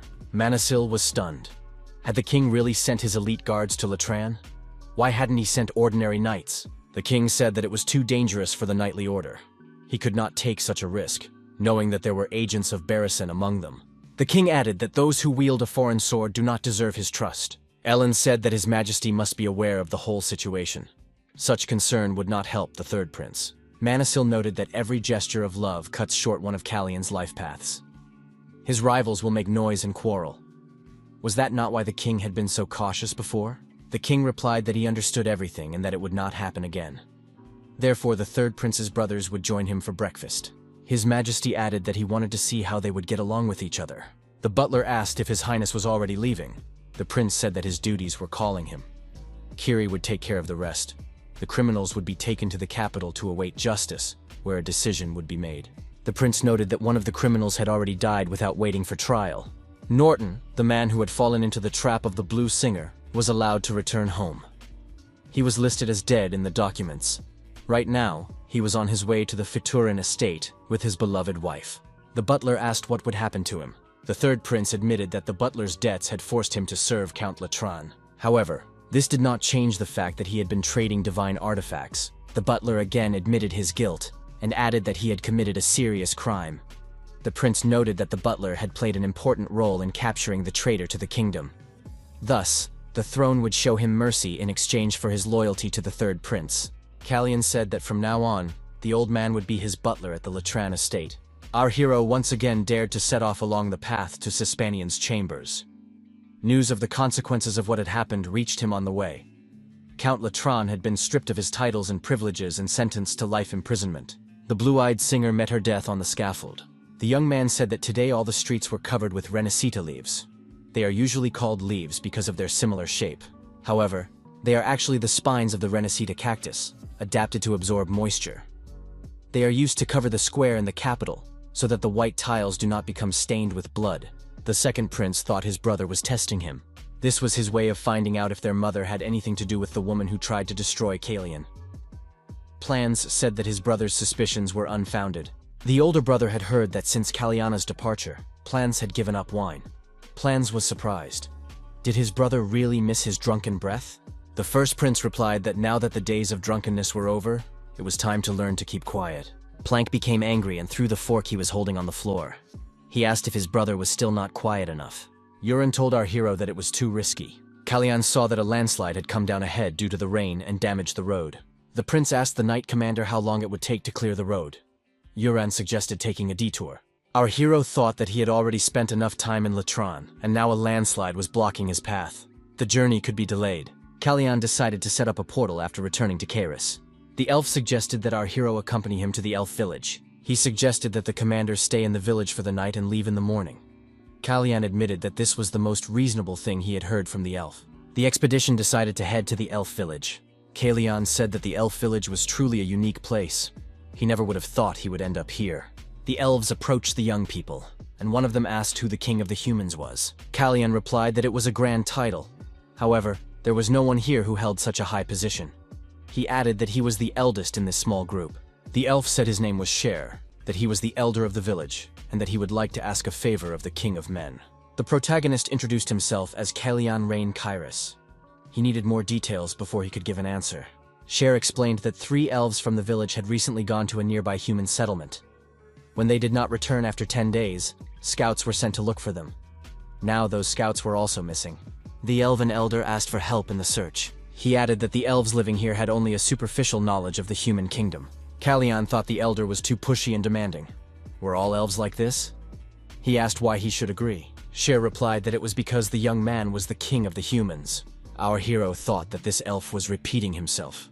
He said that he was not the king of men, but only Prince Kairos. The young man added that kings and princes existed in different worlds. Cher declared that he would not have asked the prince for such a favor if he could not offer something in return. After all, this expedition was headed for Siegfried's estate, wasn't it? Cher added that the journey would take a long time by human roads. Elves, however, know forest paths that can speed up travel fourfold. Callian thought that the journey would take about 2 months, considering the time already lost. If these paths really exist, the journey to Siegfried's lands would be reduced to 2 weeks. Callian said he would help find the 5 elves. After some time, Euron reported to the prince that they had found no traces of the slave trade mentioned by the prince. These forests border 2 cities, Nerika and Steen. Many mercenaries were found, but none of them were involved in criminal activity. Our hero was pleased to hear this. Callian suspected that the disappearance of the elves was the work of slave traders, but it seemed that the reason lay elsewhere. The prince suggested starting with a search of the nearest towns, as planned. Steen is located directly on the way. Both towns are similar in size, so it makes sense to start with the one that is closer. Euron suggested that there was rivalry between the cities. Their lords were about the same age, so perhaps that was the reason. Callian said that healthy competition promotes development. We need to try to get a new sword in one of these towns. One of the city's experts said that they did not have any swords. The prince was surprised. Weapons were sold here. How could they not have swords? Callian explained that he was a mage and had a mercenary behind him. However, swords are not only needed by mercenaries. The man replied that these strangers were wasting their time here. All weapons are secretly sent to the mercenaries in the lord's castle. The shop's supplies had already been confiscated. If the guests were looking for a good deal, the castle would be their best option. Callian said that he was not looking for deals or rewards. He needed the sword for personal use. Our hero added that there was also Nerika beyond the forest, and they could check there. The man replied that it was useless. Callian thought that the lords of the 2 cities were gathering mercenaries and weapons. It was obvious that war was brewing. As for the elder of the elf village located between these warring cities, it is now clear what his motives are. Our hero ordered letters to be sent to the lords of Stina and Nerika. This should temporarily disrupt their plans and give the missing elves a chance to return home. The prince told the elder Sheru that he and his people would leave at dawn. The elf must try to fulfill the agreement and lead them to the forest paths. Callian added that he could turn a blind eye to many things, since he was dealing with an elf. But the elder had deceived him, even though he knew about the impending war. It turned out that the 5 missing elves had gone to Stin Castle to work as merchants. Even the inhabitants of the elven village suspected that war was about to begin. It couldn't be that the leader knew nothing. The prince declared that Elder Cher had taken advantage of him. He knew that the prince had to stop the war in his kingdom.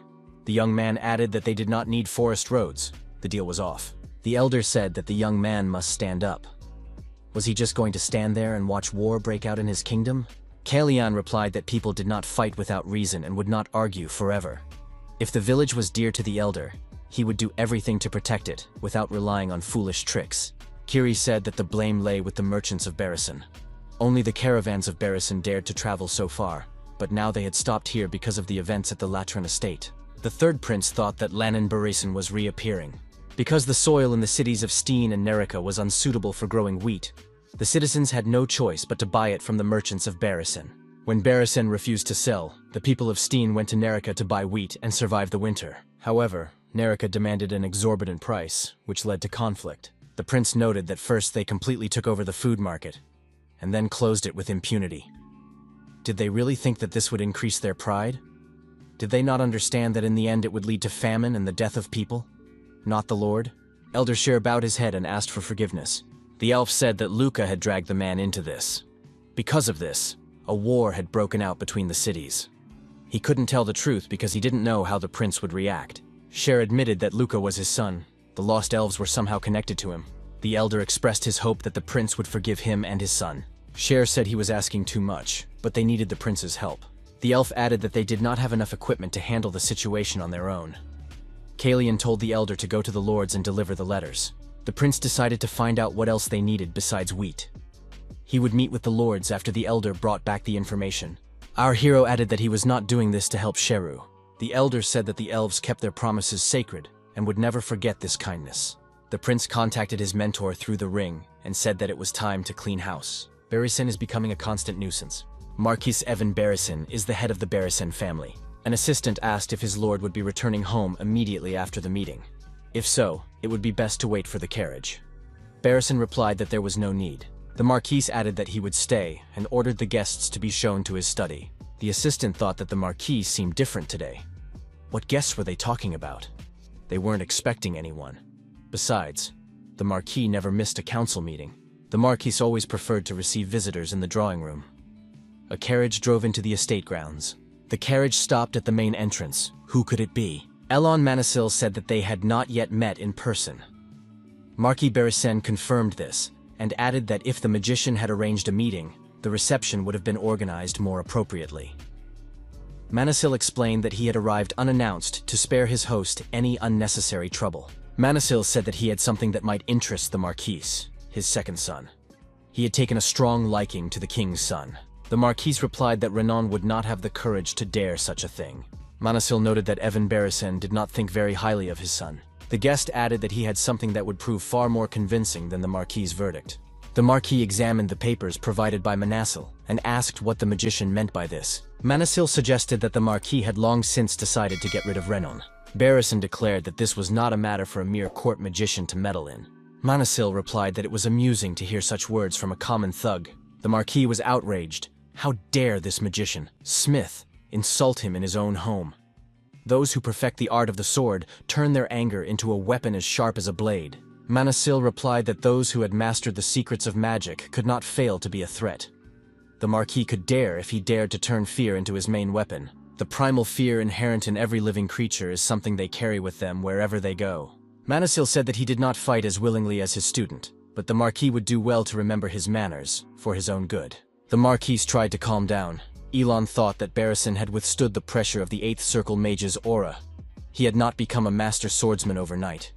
He should not be underestimated. Manasil noted that he had no doubt that the Marquis was capable of taking care of his son, but he could suggest a more effective approach. The mage said there was a way to discreetly distance Renan from the Marquis's inner circle. Callian instructed the teacher to suggest to the Marquis that he wanted to acquire a trade guild. When it was revealed that the Queen was behind the poisoning, the Brazen Trade Guild suffered the greatest losses. The guild is only staying afloat because Renan is defending its profitability. However, the Brysons are first and foremost a house of knights, and the trade guild was founded by the second son, who showed no talent for the art of swordplay. His father is probably already thinking about how to get rid of the guild, which has ceased to be profitable, and cast a shadow on the honor of the entire family. The Marquis asked what sense it made to play into the hands of their prince. Why give him such an advantage? Manasil knew that Barrison would say that, but the buyer would not be his highness. Callian informed his teacher that he did not intend to purchase the guild himself. They already had a suitable candidate. Marquis Barrison asked who would take on this task. Manasil replied that it was the head of the second largest trading guild in Kairos.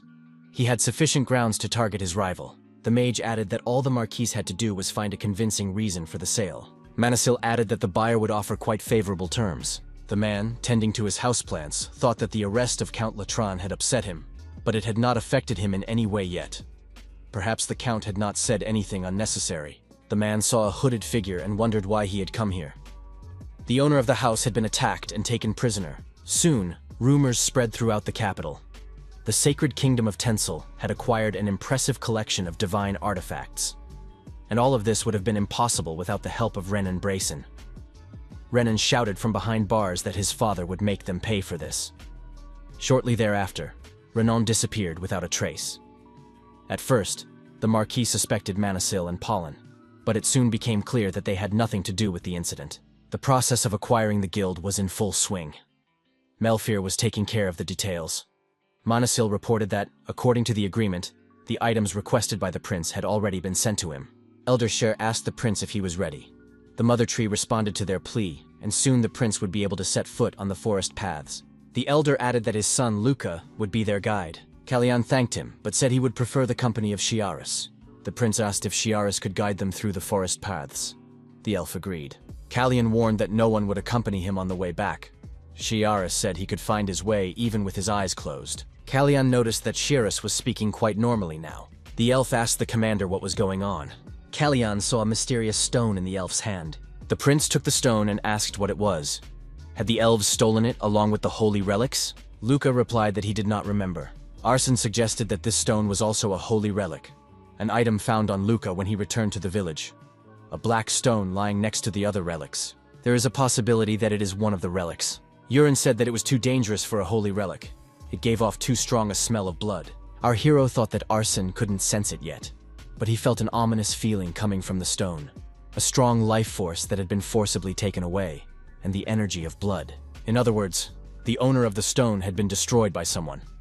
Our hero decided to investigate. Callian returned the stone to Chiarus and told him to keep it for now, as they would need it to communicate on their journey. The elf said he would keep the stone with him and return it as soon as they reached the other end of the trail. Euron asked the prince, "What about this child? Does the fact that Chiarius answered before he was asked questions mean he can see the future?" Callian reminded him that the elf had said it wasn't foresight, just that the future was coming a little faster for this child. The future, a distortion of time, a stone that neutralizes the skills associated with it. Our hero thought that perhaps it was related to the axis of time.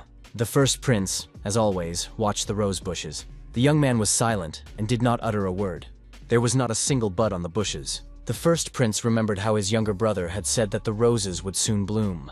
This time, Callian got rid of Renon. The first prince took a necklace from his wrist. In one hand, the young man held a rose branch, and in the other, the necklace. The pearl on the necklace glowed and began to affect the rose branch. Young leaves appeared on the plant. The leaves began to grow in size, and a pink bud appeared. The bud blossomed and turned into a beautiful rose flower. The first prince said that it was still pleasant to watch this plant. At that time, the third prince was in the forest under a tree, meditating in the lotus position. Our hero's aura spread around him. Manasil, connecting with the young man through the ring, congratulated His Highness.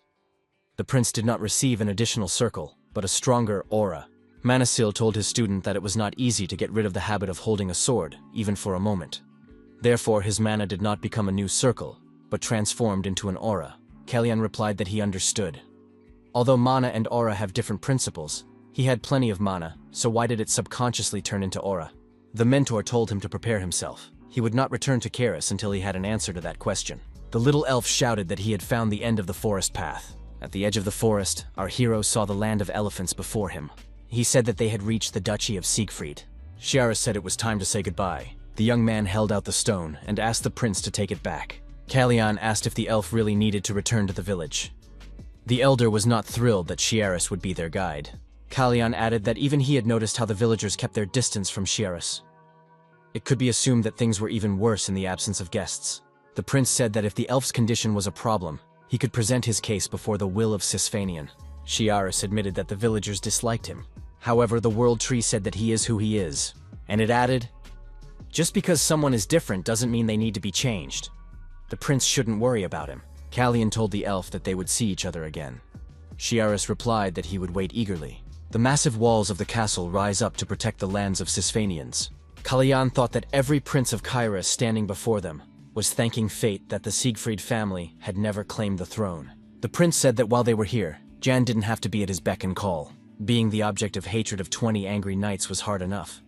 Inside the castle, there would be many more such people. Here, Jan's role as a servant ended. Jan told the prince that he was confident in himself and would manage everything. Jan showed His Highness the map and said that they were still only at the entrance gate. The prince thought that their journey was over. The inner gates of the castle were still 2 days away. The prince did not expect the castle to be the size of a city. Callian had assumed that he would be able to see the head of the family today. Indeed, this land of elephants was a huge duchy. Our hero looked at the magic stone and thought that perhaps his mana had changed into an aura, but the essence remained the same. He had always believed that these were two different energies, but everything was different now. The habit of turning mana into aura had not left him. In that case, he would simply use the aura as fuel for his magic. Arsene peeked into the prince's room and thought that his mana, which left a trail, was now flowing like a river. It no longer radiated warmth and tenderness. Now the mana was cold, chilling him to the bone. The prince's skill knows no bounds. Where is the limit of his power? Finally, our hero achieved what he wanted. It was the magic of the fourth circle. The question of magic has been resolved, but that's not the end of the problems. Jan showed the prince where he should go. Currently, there are 6 sword masters on the continent. In the world of masters, those with stronger auras can sense weaker ones. The master rode out of the gate and greeted His Highness. He said that the prince had traveled a long way and must be very tired. The Duke, Jan's father, was the second strongest swordmaster. His level was significantly higher than that of our hero. Callian also greeted the Duke and said that they had not seen each other for a long time. One glance was enough to understand that he was a true swordmaster. The Duke noted that the third prince had grown a lot since their last meeting. The master of the house remarked that he was looking at a real man. The Duke said that much had changed in the young man. Callian replied that it was just a small change, nothing drastic. The Duke, however, said that he would not call it just a small change. The Duke offered to escort his guest to the castle. Yang remained standing alone. The master of the house said that the magician had chosen a worthy apprentice, a talented young man with magical abilities and the sixth strongest swordsman on the continent. The Duke declared that regardless of his position, he had not wasted these years. The Duke said that he could easily discern the third prince's aura. He saw magnificent progress. The prince's mentor must be enjoying every moment, watching his student's brilliant development. The Duke informed him that he had inspection duties, and would therefore be unable to dine with the prince, asking him to forgive him. Callian replied that it was all right, as he had arrived earlier than expected. Manasil informed his interlocutor that Prince Callian had arrived safely in the land of elephants. The king said he was not sure when the right moment would come to light the flame of Callian. The magician asked if this meant that the king had not decided who to appoint as his legitimate heir. The king declared that Callian would be the last of his sons to complete the initiation rite. All three would be considered mature enough to claim the position. Randell was a reserved and cautious man, but his secretive nature made it difficult to understand what was going on in his head. Plank was the strongest of the three, but his stubbornness and rebellious streak knew no bounds. Callian is just beginning his journey to maturity. The king added that he cannot help but worry about this. Manasil suggested that the king declare the most unpopular of the three as heir.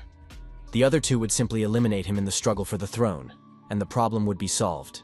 Elon suggested that Randall would continue to remain in the shadows until Prince Callian decided to leave the palace. The time would come when the king could see into his secret thoughts. However, until then, His Majesty should remain silent, regardless of which side he chose. We cannot allow concerns about the future to disturb the present. When the flames of Callian burst forth, they will be reserved for those who prove their worth. The third prince walked along a path that seemed to go on forever. He had not seen an exit for quite some time. How deep was this cave? Suddenly, an open space lit by the sun appeared before our hero. Callian even squinted. What is this place? The protagonist felt the purest magical power, surpassing all conceivable limits. There was also a piercing aura that instilled fear in anyone who dared to look at it. This was something more than just will. Callian bowed and said that he paid his deepest respects to the almighty Sisfanian. It was Sisfanian herself in the flesh. The protagonist thought that the mere appearance of her will would have been enough for this meeting. What made her reveal her true form? Our hero felt an oppressive magic and suffocating pressure. The next moment, it all stopped. Sisfanian said that a child had come to her, a stranger to this place. This child carried within him the memory of another distant reality. He had accepted her blessing and turned it into a dangerous weapon. What had driven the child to do this? Sisfanian explained that this was why the young man had been summoned here. A powerful beam of light connecting the earth and the sky aroused considerable interest among the people. Arson said that it happened at the very moment when it was time for the prince to undergo the initiation ceremony. What was going on there? Nothing like this had ever happened before. Jan was worried about Prince Callian's safety. The Duke suddenly approached his son and asked if he was really worried about this boy. Jan asked if his father shouldn't be inspecting the estate. The Duke replied that he had only just returned. A girl approached the Duke and introduced herself. Her name was Veronica Manasil, and she was Elon's granddaughter. Rachel Grace, Elon's daughter-in-law, was also nearby. Sisfania approached the prince, touched his face, and said that she would look into everything. At that moment, images of fighting knights appeared around them. Sisfanian said that now everything was clear to her. Then she continued speaking in an incomprehensible language. Callian did not understand what was happening. He could not make out a single word. Sisfanian said that the young man had not heard her words because she did not want him to. Callian asked if Sorrenti could be involved in this. Sisfania admitted that that was her name. Sorrenti was the queen of the gods. She had fought face to face with the Voidbringer during the Great War of the Two Gods, side by side with the 8 heroes of Elda. Callian said that Sorrenti fell into a deep sleep as soon as she sealed the Voidbringer's tomb. She simply could not do otherwise. Sisfanian replied that even in her sleep, her essence continues to live on. Sisfanian asked if she was only alive because she had allowed her will to be her embodiment. The young man should consider other, more important questions that needed answers. Callian asked when the artifact known as the Axis of Time was in the kingdom of Sacritia. Our hero wanted to know why Kairos had tried to claim it. Sisfanian answered, but the prince was again unable to make out her words. Callian began to get nervous. Why wasn't he allowed to hear it? Sisfanian said that his impatience was contrary to Sorrenti's will. She explained that the young man was seeking answers to questions about what would happen after his death. If he learned this too soon, the natural course of events could be disrupted. The protagonist thought that such a powerful deity was hiding information from him. Did that mean that something had happened that required her direct intervention?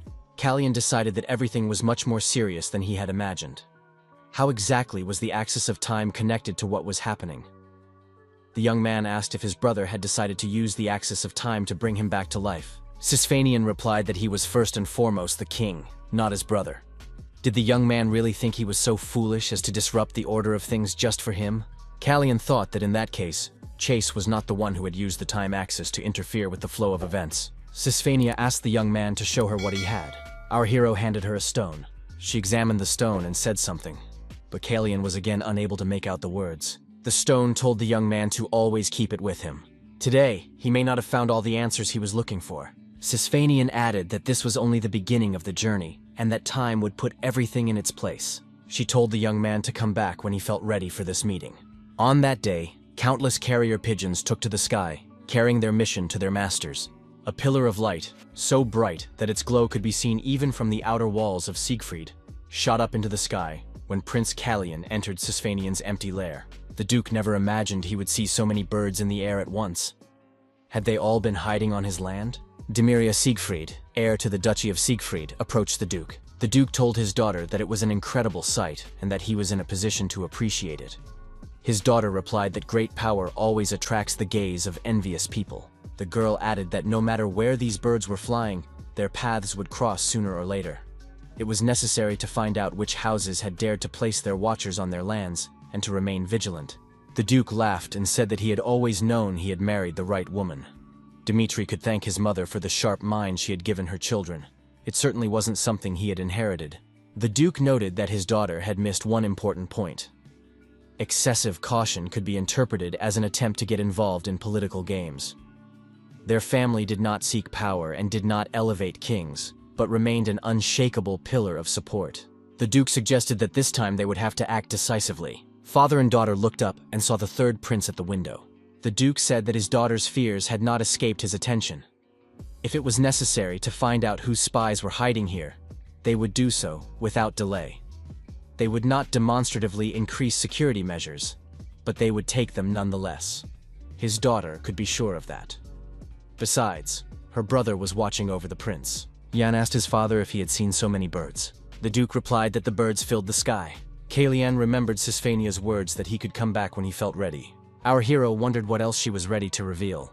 Jan told the prince that he had been standing there for quite a while. The assistant asked if the prince had noticed something interesting. Callian replied that there was something interesting in the garden. The young people looked down. There were Kiri and Hina. The girl was playing with a poodle puppy named Jan. It was the Siegfried family's pet. Jan couldn't believe that his father had named the dog after him.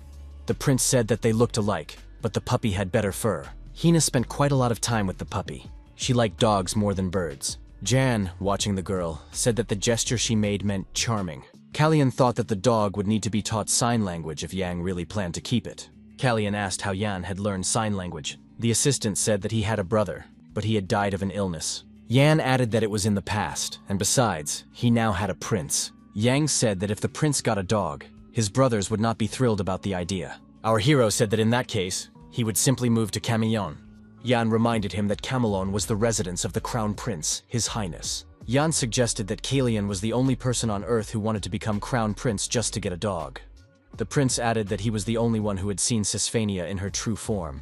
Jan was surprised. Was that really possible? Celia asked her assistant if there was any news. The man said that her letter had been delivered safely, and that they had just received a reply. Celia said she couldn't wait any longer. The young man apologized for the delay. He had been looking for a place where Sisfanian's power could not reach. Manasil, thanks to the ring, asked if they had managed to find such a place. Callian said he was standing right on top of one. It was the Siegfried family cemetery.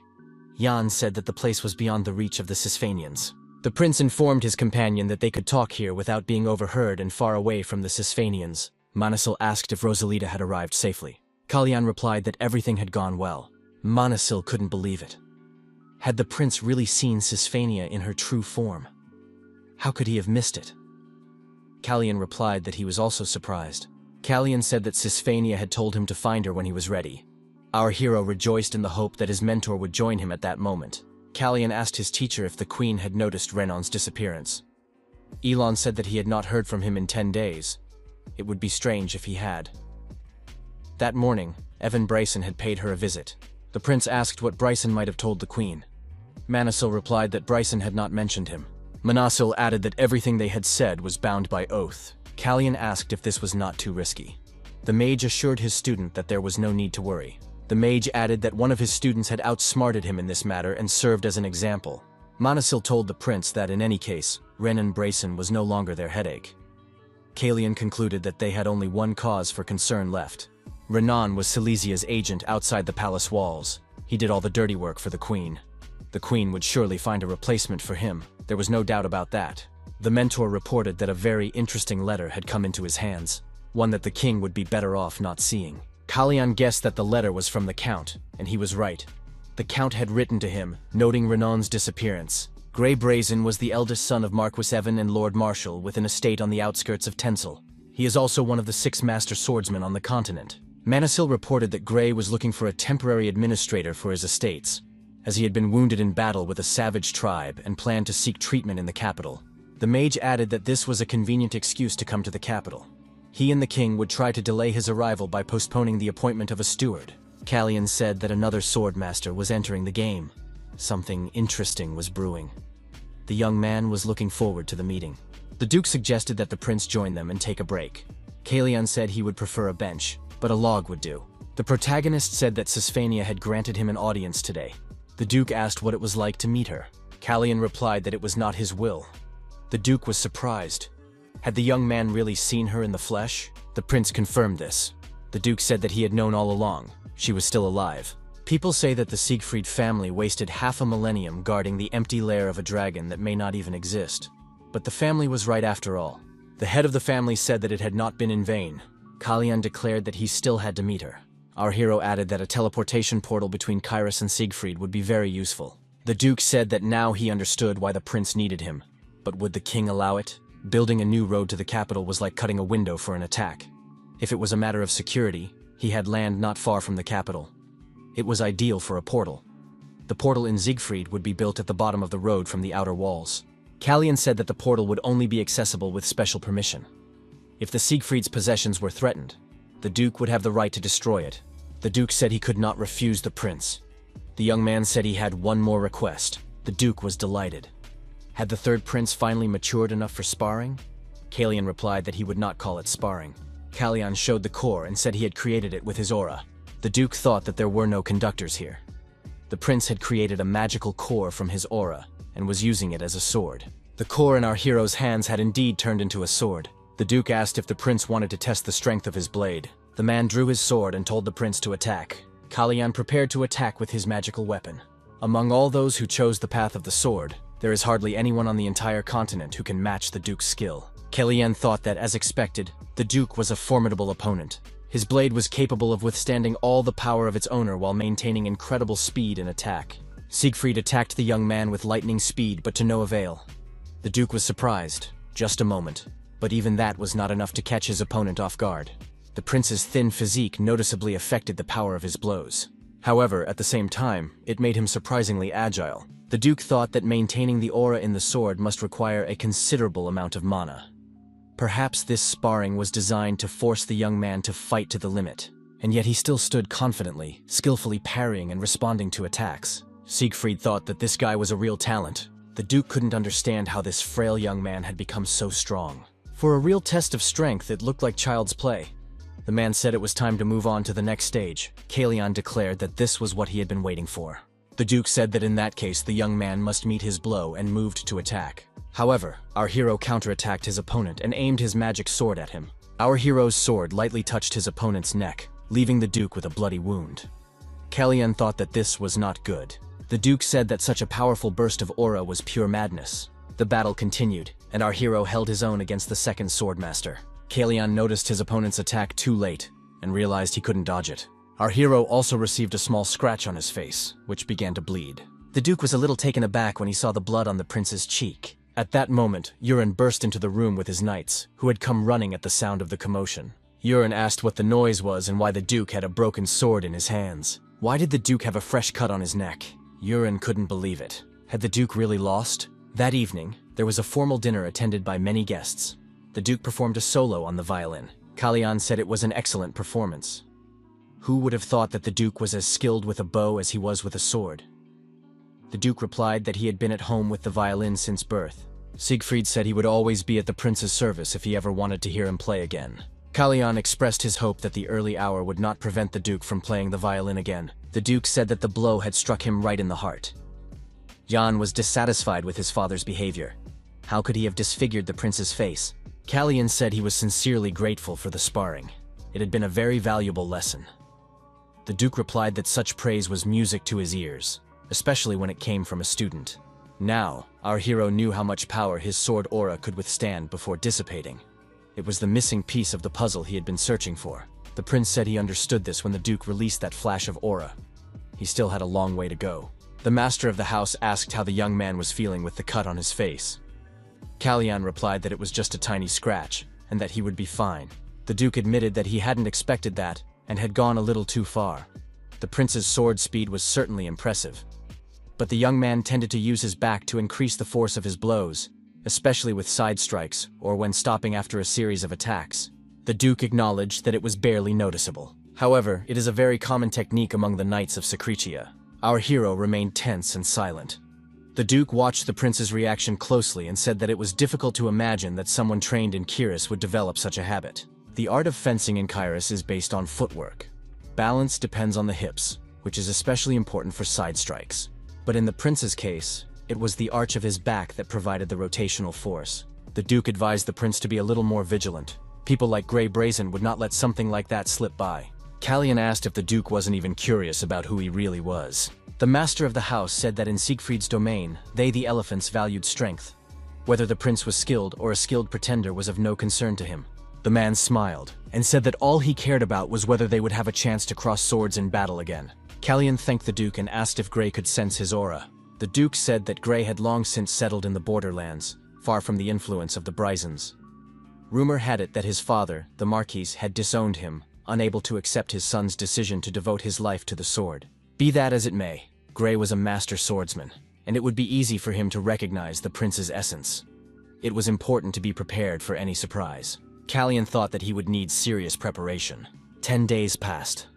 The prince enjoyed the fresh air on Siegfried's lands. Manasil said that some people had gotten too carried away with vagrancy. Callian replied that he needed to settle some business. The young man added that he would set off as soon as everything was finished here. He asked if Grey Brazen had left for the capital. The mage replied that he had done everything he could to delay him, but had only managed to gain 2 weeks. The mage added that he would try to do something else in the time remaining. The protagonist thought that he was a wizard and a master swordsman at the same time. A secret he had no intention of revealing to the world. If Grey Bryson, who knew nothing about him, discovered the presence of his aura, it would inevitably raise a wave of suspicion. That is why, on the morning after the banquet, our hero turned to Arsene to find out how best to hide the traces of mana. Hertz replied that there were spells suitable for this purpose that were easy to learn. With fourth circle magic, it would be no problem. Both magic and the aura of a sword come from the same source, pure mana. Arsene offered to help the prince with this matter. Callian asked what exactly he should do. Inspired by their mentor's advice, the young people began studying the circles of teleportation. Manasil asked if Rachel and Veronica had arrived yet. Ellen said that Rachel was his sister-in-law and an outstanding mage who had devoted many years to studying teleportation magic. This had saved Duke Siegfried a lot of time when inspecting his estates. Manasil was sure that her knowledge would be of great benefit to the prince. Callian said that he had invited them here because he had a proposal concerning the vast lands of Kyrus. The girls were to focus on creating teleportation circles. They should also teach the prince how to hide his mana. Callian thought that the spell itself was not that difficult to learn, but Duke Slayman was the only one who could tell if the aura was leaking. Therefore, our hero could not leave the castle until his training was complete. After countless hours spent researching and training, the day finally arrived. Slayman said that everything was perfect. He could no longer sense the prince's aura at all. Looking at the prince now, it was hard to imagine that he had ever held a sword in his hands. The protagonist believed that all preparations were complete. As he took his leave, the Duke told the prince that next time he would not be so lenient. Callian replied that the Duke should not worry. He had no intention of remaining easy prey. The third prince declared that they were setting off. Kairos was waiting for them. The man studied the letter and said that he understood everything. So this was the messenger he had been looking for? So much time had been wasted waiting for nothing. Was this all he was getting? The man rose from the bed and said that in his absence, the court had become much more cheerful. He looked at the old man and asked if the messenger really thought he was mistaken. Count Grey Bryson said that it was time to return to the capital. Ellen Manasil approached the wardrobe and thought that every time it was like the first time. Behind this wardrobe was the entrance to the treasury. Such riches had been gathered from the estates of Witherin, renowned for having the most fertile wheat fields in all of Kairos. The guild that once served the Bryson family now diligently filled his pockets. Manasil said that he had adapted well to this bottomless gold mine. The mage asked the maid to close the door behind him. Manasil met the second prince on the stairs, and their eyes met. The mage greeted his highness and said that they had not seen each other in a long time. The second prince was curious what had caused such a change in Manasil. Or had Callian's new self prompted him to turn to the magician? Plank said that no one would give him a straight answer. Perhaps the magician knew something? Manasil replied that he could ask the prince the same question. Was he now feeding himself with crazy ideas, having given up drinking? Or did the prince stop drinking because he realized he was no longer able to control his own mind? Plank said that he was looking at another soul, longing for the old him. What a pity. Manasil replied that we are all subject to change. The mage remarked that change catches up with everyone sooner or later. How and when is not really important. Manasil wished his highness a good day. Time flew by unnoticed, and 20 days had already passed since Callian left the lands of Siegfried. Kiri asked, "Is this Lake Reddington? It is so beautiful and peaceful here." Callian said regretfully that they would have to leave soon. This small detour was the only thing that brightened up the unpleasantness with Veronica's horse. Callian had not expected Rachel's speeding magic to be so effective. Our hero suggested that the lord of the region was himself no stranger to the charms of these places. Viscount Reddington had always been known for his calm and reserved manner. Jan suggested that this was exactly what the prince needed before they returned to the capital. There, his highness would not be able to find time to rest. Callian agreed with his assistant. The young men heard a carriage stop near the porch. Callian said that this was just what they needed. The prince sent John to deliver a message.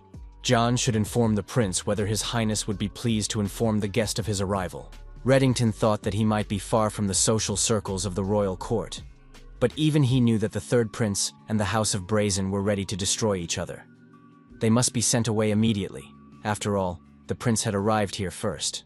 Jan told the host that if Count Grey Bryson was in the carriage, his highness would be delighted to invite him for tea. The servant announced, "His Highness Prince Callian is entering." Reddington jumped to his feet before the prince. Count Bryson remained seated in his chair. Grey said that he was still recovering from his injury, so he was unable to stand and bow as was proper. He hoped for his highness's indulgence. In Kairos, only one nobleman was allowed to remain seated when the prince entered. That person was Slayman von Siegfried. The prince said he understood. The count thanked him for his understanding and added that he should try to stand up when the pain became unbearable. The prince said that in that case, the count should bow his head. Jan thought that the prince should not have spoken so bluntly. Jan stood behind the door and thought that the prince would not be able to defend himself if the count suddenly flew into a rage and attacked him. He had to find Arson immediately. Anything could happen. Arson and Rachel were passing by and asked in surprise what Jan was doing there. Jan said that they had arrived just in time. They couldn't do without their help now. Arson said that they had prepared several proposals for the prince regarding the portals. But what was the matter now? Jan said that his highness was in the living room. The young people saw Hina running toward them, tears streaming down her face. Yang asked her to take a deep breath, calm down, and tell them what had happened. Hina began. Her brother, the knights, the horses. Yang suggested that something had happened between Kiri and the knights of the Brazen House. Arson said he would check everything right away. Yang advised him to start with the stables. Yang warned Arson, whatever happened, they shouldn't act rashly. Hertz replied that he realized there was a lot at stake. Jan thought that this was all for the worse. It was only a matter of time before the situation in the living room escalated. Grey Bryson became very angry when the prince told him to bow his head. The prince called it unheard of insolence. The count heard that the prince had told him not to open his mouth. Brazen jumped to his feet. The third prince asked if the count had not heard him. Grey Bryson must bow. Callian asked Jan if he had ever met Grey Bryson before. Jan suggested that they had, but before he entered the prince's service. Callian thought that if they had met before, the count must have been shocked by what he saw. Even if the queen had warned him honestly, the queen had written in her letter that Grey should not underestimate the third prince. He was no longer the defenseless boy he had once been. The hero wondered what the Count would do now. Would they clash in an aura battle? Or would the Count draw his sword and dare to attack? Whatever the Count chose, it would turn out badly for him. After reading the letter, Bryson thought that Silesia had gone mad with age, but now he saw that she had been right to worry.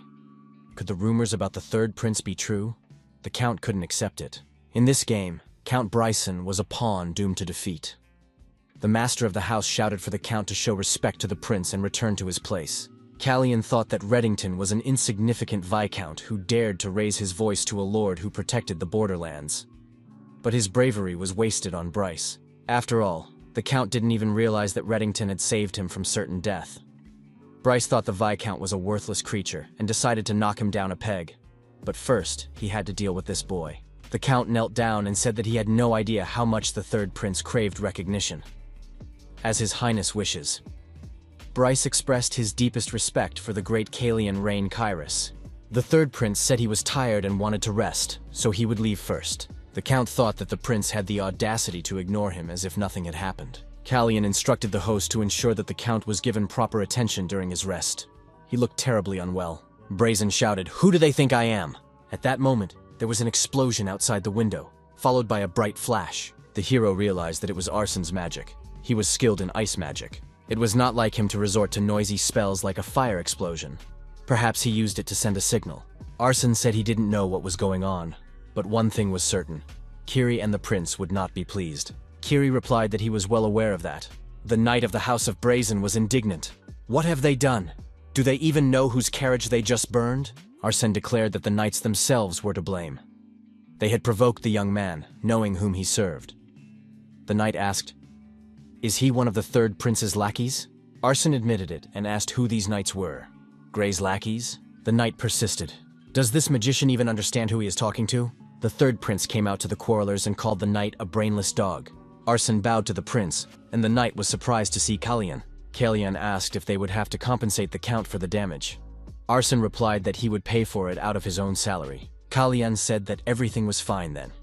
He had begun to worry when he saw the gathering of servants, but it seemed that nothing serious had happened. The third prince noticed that for some reason he couldn't see his maid. The prince noted that the girl was usually always with her brother in the stables. Where had she gone? Arsen said that the knights had tried to grab the girl and take her away, thinking they had found an obedient girl for the Count's entertainment, not suspecting that she was part of the prince's retinue. Callian looked at the Count and said that wherever he went, there would be worms like that crawling around. Brazen saw the remains of his carriage and retinue and asked what it all meant. The Count declared that they were his knights, and that the prince had no right to cut out their tongues. Arsen replied that the knights had been stripped of their titles for harassing the prince's maid and attacking his servant. The Count called his knights brainless fools. Brazen thought that they dared to disgrace him before the whole world and all these worthless servants. The prince said that Lord Manasil would compensate the Count for the damage to the carriage as soon as he reached the capital. Brazen was angry and thought that the third prince would pay dearly for this insolence. Kiri bowed and thanked the prince for his support.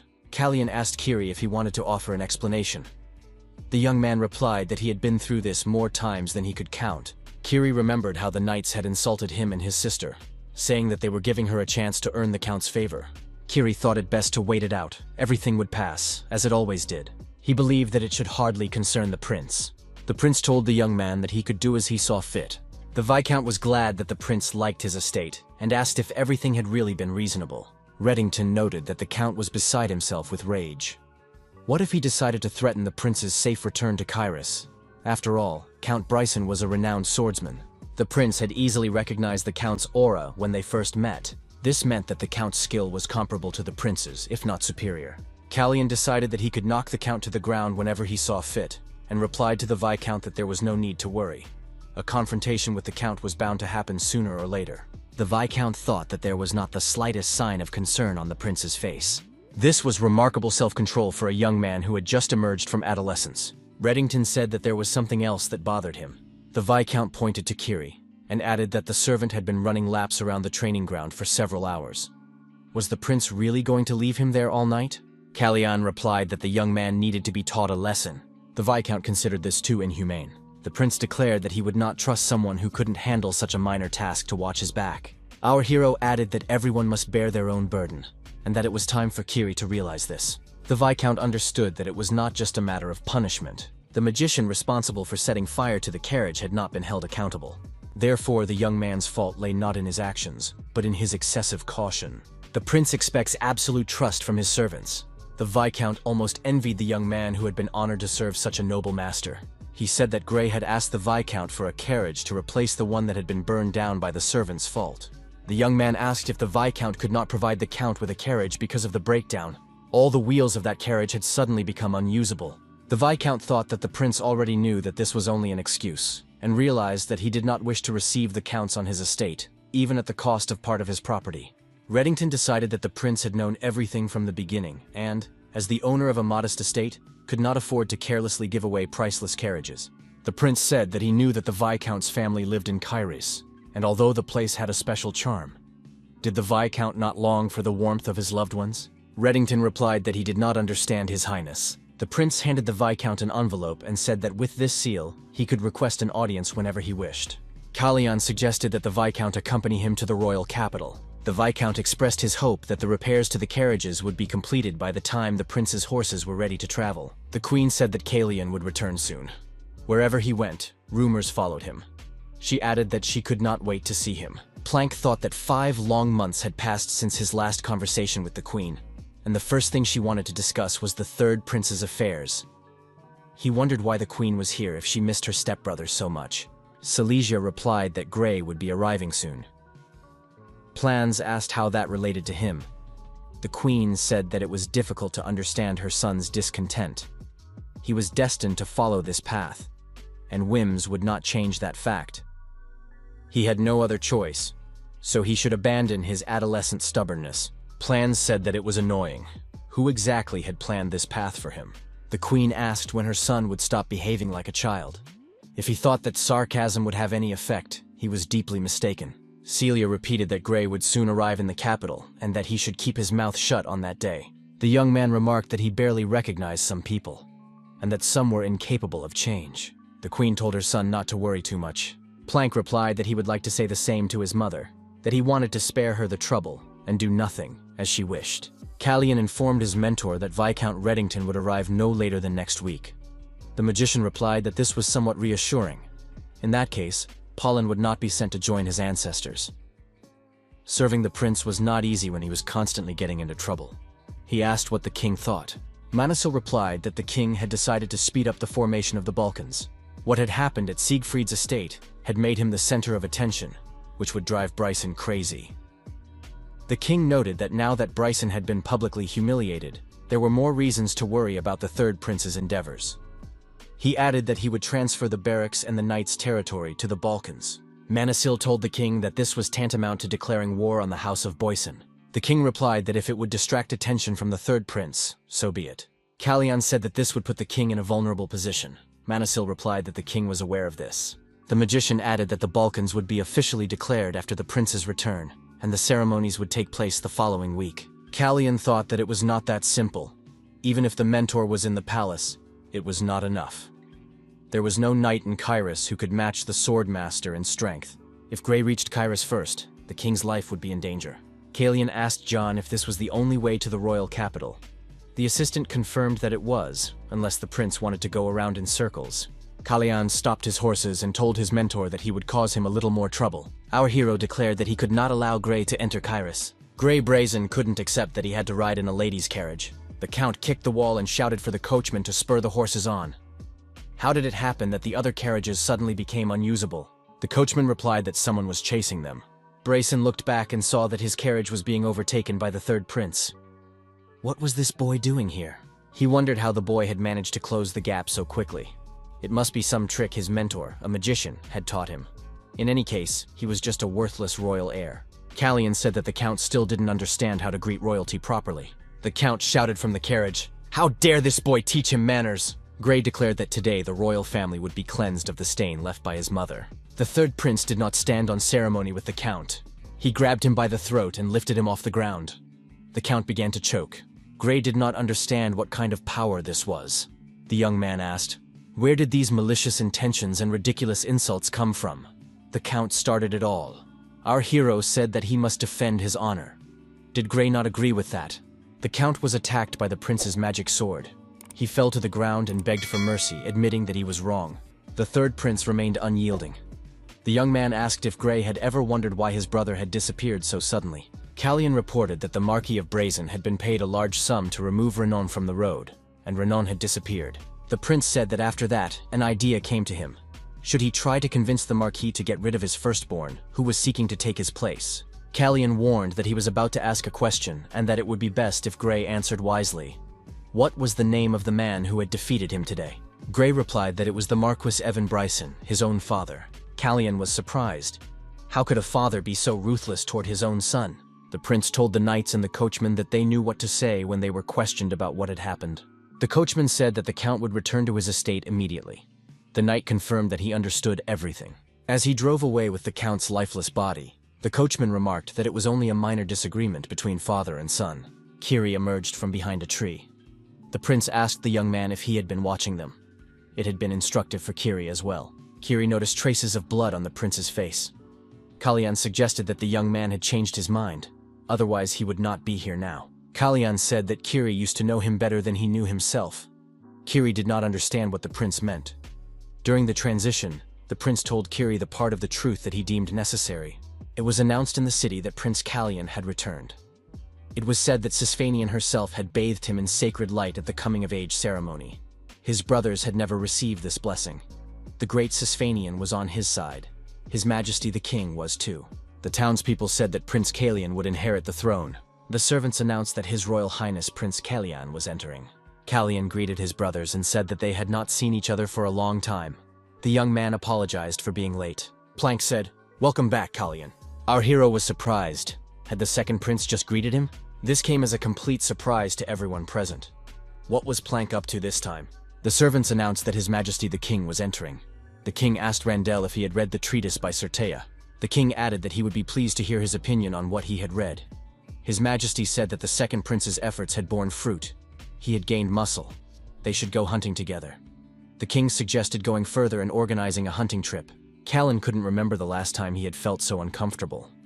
The king was not at all like he used to be. It was hard to believe that he had once been indifferent to his children. What a remarkable change. The servant apologized and reported something to the king. His Majesty ordered that she be invited in. Callian thought she had been wise not to waste any time.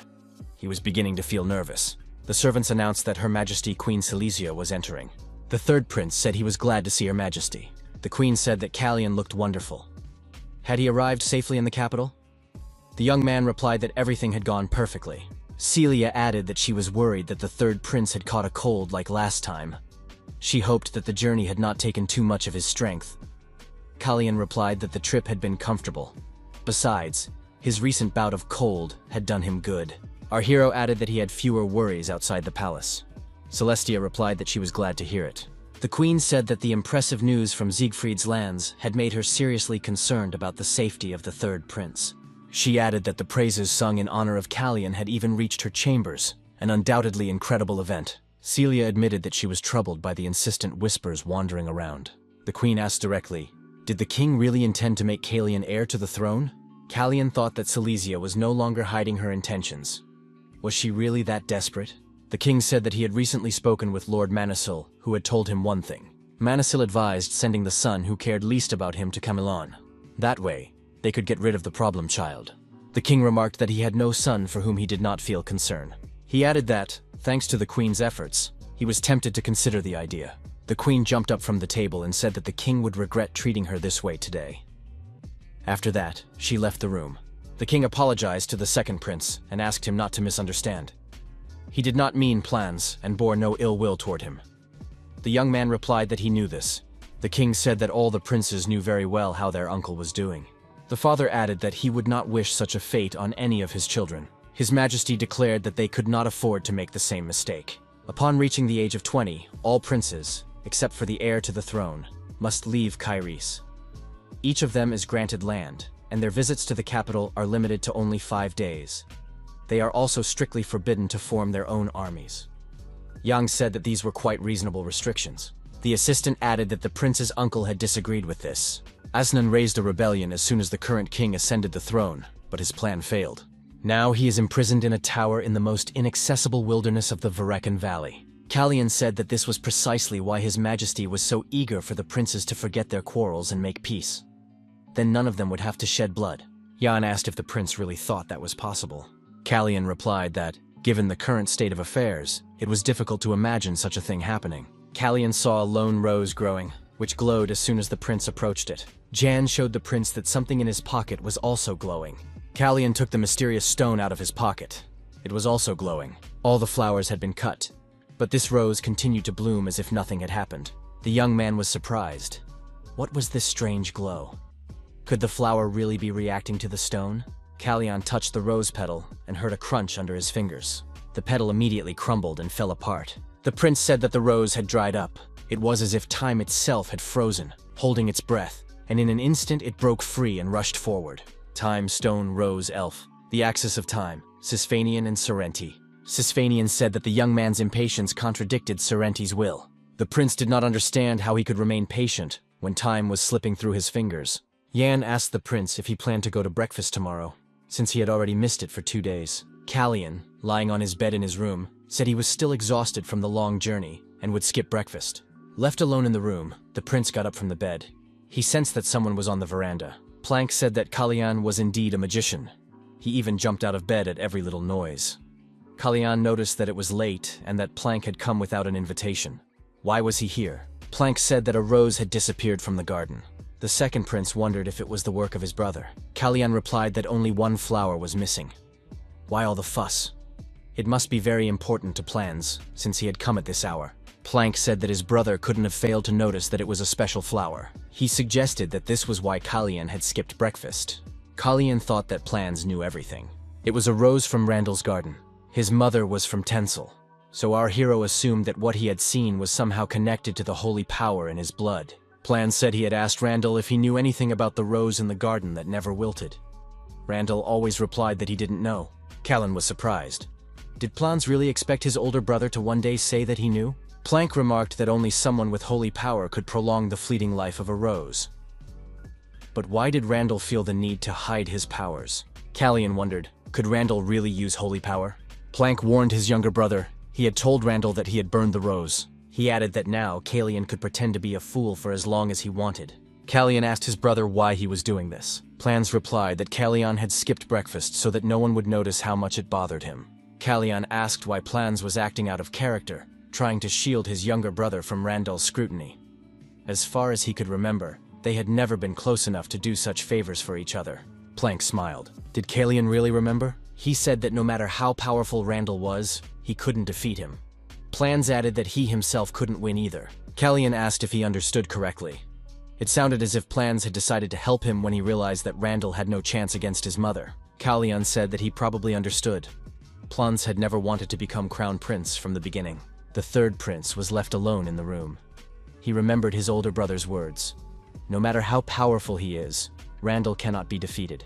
Flowers supported by holy power. A black stone reeking of blood, resonating with these flowers. Callian began to understand how Randall was connected to this. He had to provoke him into making the first move. Callian decided that by provoking Randall, he would force him to reveal himself and his secrets. The only way to do this was to strip Silesia of her power. However, time was running out. Silesia refused to believe what she had heard. What had really happened to Count Grey? The maid repeated that the Count had been seriously injured and had returned to his estate. The Queen understood what had happened. It was obvious when the reports had stopped coming in just before his arrival in the capital. Celia asked if he was really wounded. The maid replied that shortly before arriving in Kairos, he had been attacked by Marquis Evan's men. The Queen wondered why his father would do such a thing. The maid said that the Marquis had warned the Count never to return to the capital. There were rumors that Count Bryson was planning to get the title of Marquis. The Queen wondered if her father had found out about their agreement. In her letter, she had asked her brother to help Planck become crown prince. In that case, her father's title would go to Grey. Silesia was not sure that no one could have known about this. Besides, the timing was wrong. At such a vulnerable moment, her father could not intervene directly. Grey was a master swordsman. Who could have wounded him if the attacker was not her father? The maid suggested that the Count had coped well with his previous injuries. But during the attack, he was unable to defend himself properly because of them. The Queen said that medicine should be sent, and the extent of the Count's injuries determined. She was also interested in the identity of the attacker. She thought that whoever this rival was, his little game was doomed to failure. He must have thought that pointing the finger at her father during the attack was a brilliant idea. It was a pity, because she had told Gray to use his injury as an excuse. The Queen handed him the bag of money. He took it and asked how long the list was. The Queen replied that there was only one item on it. The knight said that one item was too generous. It was Tail, the deputy commander of the Fable Knights. Behind his charming mask, no one could see his true nature. In reality, he was a cold-blooded killer who took lives for a minimal price. The knight asked how he could be of service. The Queen said that a man had been assigned to accompany Prince Callian to his coming-of-age ceremony. He needed to find out if he had crossed paths with Gray and what might have happened. She added that if Tail could silence him, he would receive another bag. The knight asked for the man's name. Silesia said his name was Arson Hertz. He was a mage. However, she couldn't shake the feeling that Callian was behind it all. Rumors began to spread among the courtiers that Evan Breeson had attacked his own son. Now the Marquise was desperately searching for the source of these rumors. Moreover, the Marquis had not appeared at court for a long time. He was also absent from the next meeting. But why had the king summoned all the nobility today? His Majesty said he had an important announcement to make. The king announced that for generations they had turned away from magic, relying on the power of swords. To correct this mistake, he had decided to form his own squad of magicians. Those present were surprised. Would a squad of magicians really be stationed here in Kairis? Did His Majesty not understand how many places were occupied by knightly families? And where was the Marquis of Brisson now when such things were happening? The king added that they would be called Vulcan. The ceremony to mark their formation would take place in a week. His Majesty said that arrangements had already been made to transfer the barracks and training grounds of the Knights of Fable to the Vulcan. After that, the meeting was adjourned, and the king announced that everyone was free to leave. His Majesty told his servant that he needed some time to be alone. When he met with the king, Callian asked if everything would be all right. His Majesty replied that he had everything under control. Callian informed his father that he planned to visit the knight families. Would that be a problem? The king suggested that the third prince was going to secure his allies and asked if he considered them a threat to the reign. He noted that his younger son's actions were very bold and did not object. His Majesty said that his son could do as he wished. Callian thanked him. Callian added that he would have to avoid the Brisson family. How did the king feel about the joint hunt he had promised the second prince? Jan thought that his youngest son had finally gained his own power. Now Callian had his own squad of mages. Our hero noted that he was not officially affiliated with Vulcan. Jan replied that this was no reason not to celebrate. Arson entered the room and said that he had finally found a solution to the teleportation circle problem. The principle was similar to how oath seals worked. This would allow contracts to be made for the use of the circle. Control over it would remain exclusively in the hands of His Highness, the third prince. Callian said that this was incredible. He was ready to discuss all the details later. Arson needed to rest now, and they would all celebrate during the ceremony. Arsène said he had to meet with Mr. Ianisil after dinner. Callian said he would take care of it himself. Arsène needed to rest while he had the chance. Hertz thanked the prince and said he would heed his advice. Callian wished Hertz to be careful and not fall asleep on the way. Arsène, as expected, dozed off while riding in the carriage. In his dream, the third prince reminded the mage not to fall asleep. Arsène woke up with a start. The carriage had stopped. The coachman said that there was an ambush ahead, and that there were more attackers than their men. Arsène looked out of the carriage and saw that they were being pursued by a whole gang. Arsène told the coachman to speed up and not look back. He himself jumped out of the carriage. Arsène prepared to use his unique magical abilities. He told the attackers that he was the deputy commander of the Vulcan Mage Squad, and that his name was Arson Hertz. This time, the banquet was quieter than usual. Manasil asked our hero, "Is Arson Hertz absent?" Callian said he could only guess what the magician was doing at the moment. The prince noted that early in the morning, news about Count Grey had reached the queen's ears. She would not sit idly by. Manasil suggested that Hertz was a decoy. The mentor thought that his student was using arson to the fullest, probably still harboring resentment toward him from a past life. Our hero was sure that the queen now doubted Count Grey's loyalty to her cause. She was well aware that his decision to help was not born out of familial love. Grey could only inherit his father's title after the Marquise's death. Therefore, the queen certainly does not rule out the possibility that Marquis Evan may have learned of his son's plans and decided to act first. Manasil suggested that the queen would need time to gather her thoughts. Callian agreed. Silesia had never encountered Arsène before, so she knew nothing of his magical power. Most likely she would send only a few skilled knights after him. The prince said that Arsène was quite capable of dealing with these knights on his own. The mentor suggested that his student's faith in the magician had been strengthened after the successful completion of the initiation ceremony. Callian said that Arsen's face was the last thing he saw before being transported to this time period. The attackers were counterattacked by magical power and had no chance of escape. Tail couldn't understand what was wrong with this mage. Don't spellcasters need time to choose their targets and cast spells? Why was this mage throwing spells without pause? The leader of the attackers said that spellcasters were weak in close combat. It was necessary to dismount immediately and attack the opponent, closing the distance. Fear of money would not help, and this mage was worth a fortune. Tyre urged his subordinates to think about the reward for this mage's head. Arsen created a magical barrier and became untouchable to the attackers. The villains couldn't believe that the barrier had been created so quickly. Tail thought he shouldn't have taken this job in the first place. The mercenary now had no idea how to defeat an enemy of this caliber with only a dozen men. The attackers were taking damage. Tyler decided he wasn't going to die here like a stray dog. The mercenary couldn't get far. The mage was right in front of him. Arsen said that the last criminal was left. Tyler begged for mercy and said he had information and was ready to tell everything he knew. Arsen replied that he needed more specifics. Tyler showed him the bag of money and said that the queen herself had ordered him to kill the prince. The mercenary added that he had also been paid to kill Prince Callian's maid, whom the queen had sent to him. He could testify if necessary. Arsen suggested that the prince would prefer to forget that incident forever. Tail added that he knew exactly where the Marquis got his money. The Marquis owned a secret gambling business in Kyrius. There, people bet on fights without rules, and he could take him there. Arsen said that the mercenary had almost intrigued him, but the prince already had someone who knew the place very well. The mercenary stated that Marquis Brisson had not touched a sword in many years. Tyle added that he had seen fragments of a sword, but his son Gray had tried to hide them. The mercenary added that this might pique His Highness's curiosity. Tyler also stated that he had seen Gray arguing fiercely with his father about obtaining the title of Margrave. Arsen grew tired of listening to these stories and cut off the criminal's head. The mage said that a talkative person loses their value once they open their mouth. Arsen was confused.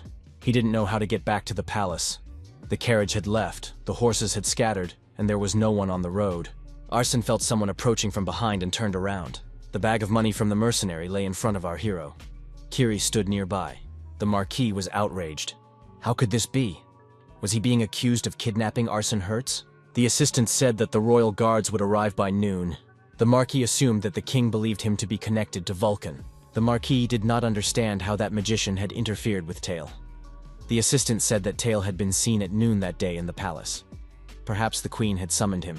The Marquis said he should go to the palace immediately. The assistant asked if he should inform the queen of his visit. The Marquis was furious. Did his assistant want him to destroy that stupid woman as soon as she came into view? He was not going to meet with Silesia, but with her son. During breakfast, the first prince said that the deputy commander of the magicians, Vulcan, had gone missing. Was Callian worried? Our hero said that he had grown accustomed to Arsen's company since his initiation. However, the king and Manisil's mentor were much more concerned. The first prince couldn't hide his surprise. Plank said that the date for the end-of-term hunting competition had been set. Was his brother ready to join? Randall replied that he didn't think so. He believed that the king had planned the hunt specifically for Plank, so he would not participate. Plank advised him to get some fresh air at least once in a while.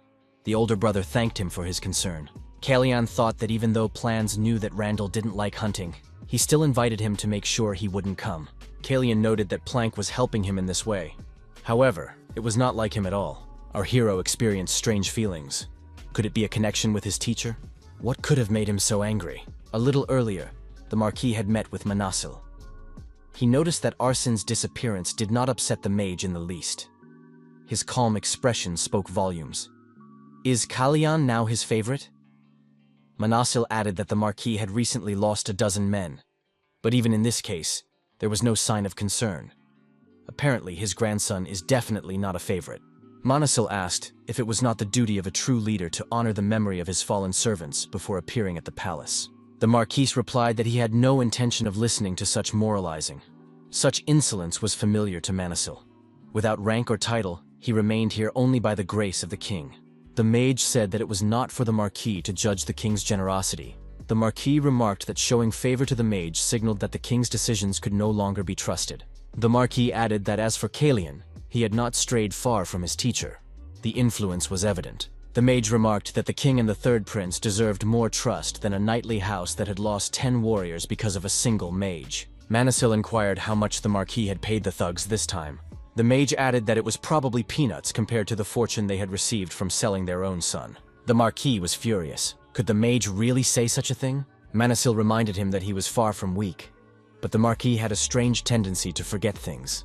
Manasil asked how the Marquis could stand on his own 2 feet if he couldn't remember his place. The Marquis was attacked by magical forces. The Marquis felt the flames engulf him. Manasil advised him to learn to think before acting. The Marquis should also consider who he is dealing with in the future. The Marquis began to choke and grabbed his throat. The coughing did not stop. The Queen's father remarked that while this magician might be powerful, he would not last long alone. Manasil objected that his opponent was mistaken, for he was not alone. The magician asked if the Marquis had considered why Gray had gone to the capital. What did he hope to gain, and on whom did he rely? Gray would not have gone to the capital if he had not received an offer he could not refuse. For example, the opportunity to obtain the title of Marquis. Come to think of it, Renan had turned his back on his family and bet on Randall. The Marquis thought, had the Queen betrayed him too? The Marquis was angry. He had to deal with his daughter immediately. The assistant told the Marquis that a lot of time had passed. Was his master planning to visit the prince's chambers? The Marquis intended to go to the palace of Shermil to find out how Planck and his mother were getting along. However, the situation had now changed. The Marquis told his assistant that they were returning. The meeting with his grandson would take place when it was clear whose side he was on. Our hero looked out the window. The rain was still falling.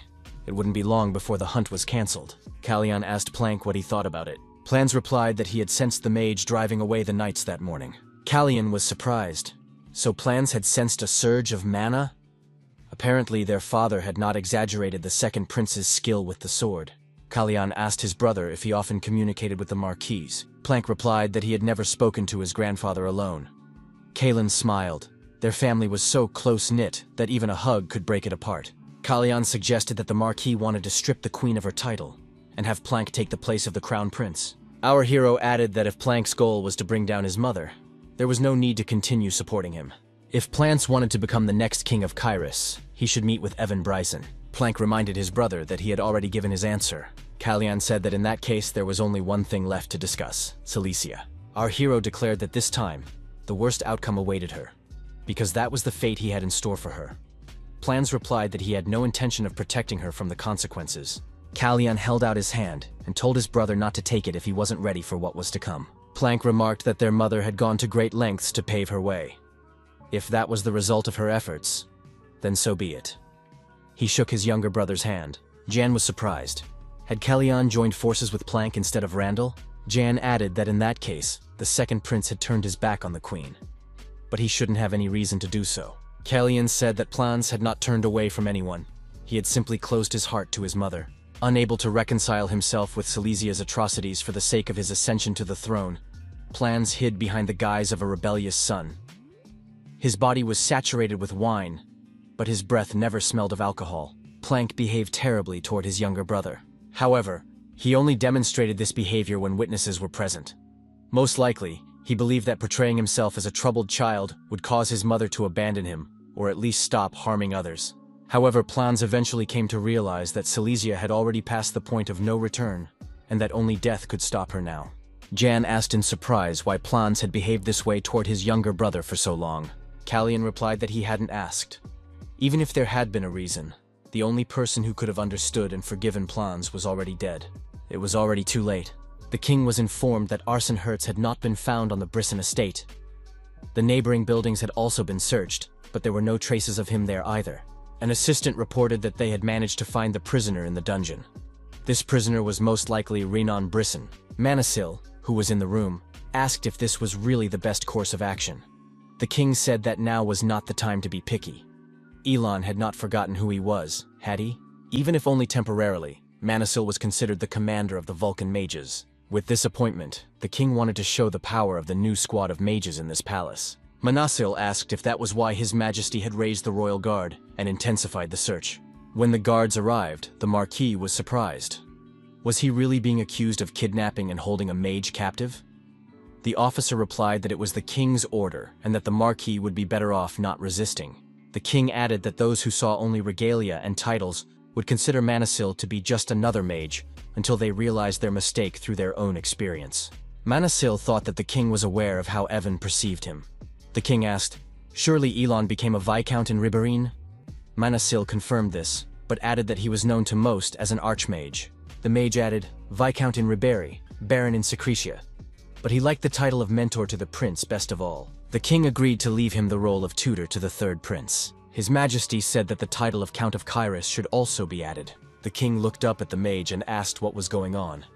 Manasil remarked that it sounded very mundane, as if they were talking about the weather. Callian looked out the window and said that the rain had finally stopped.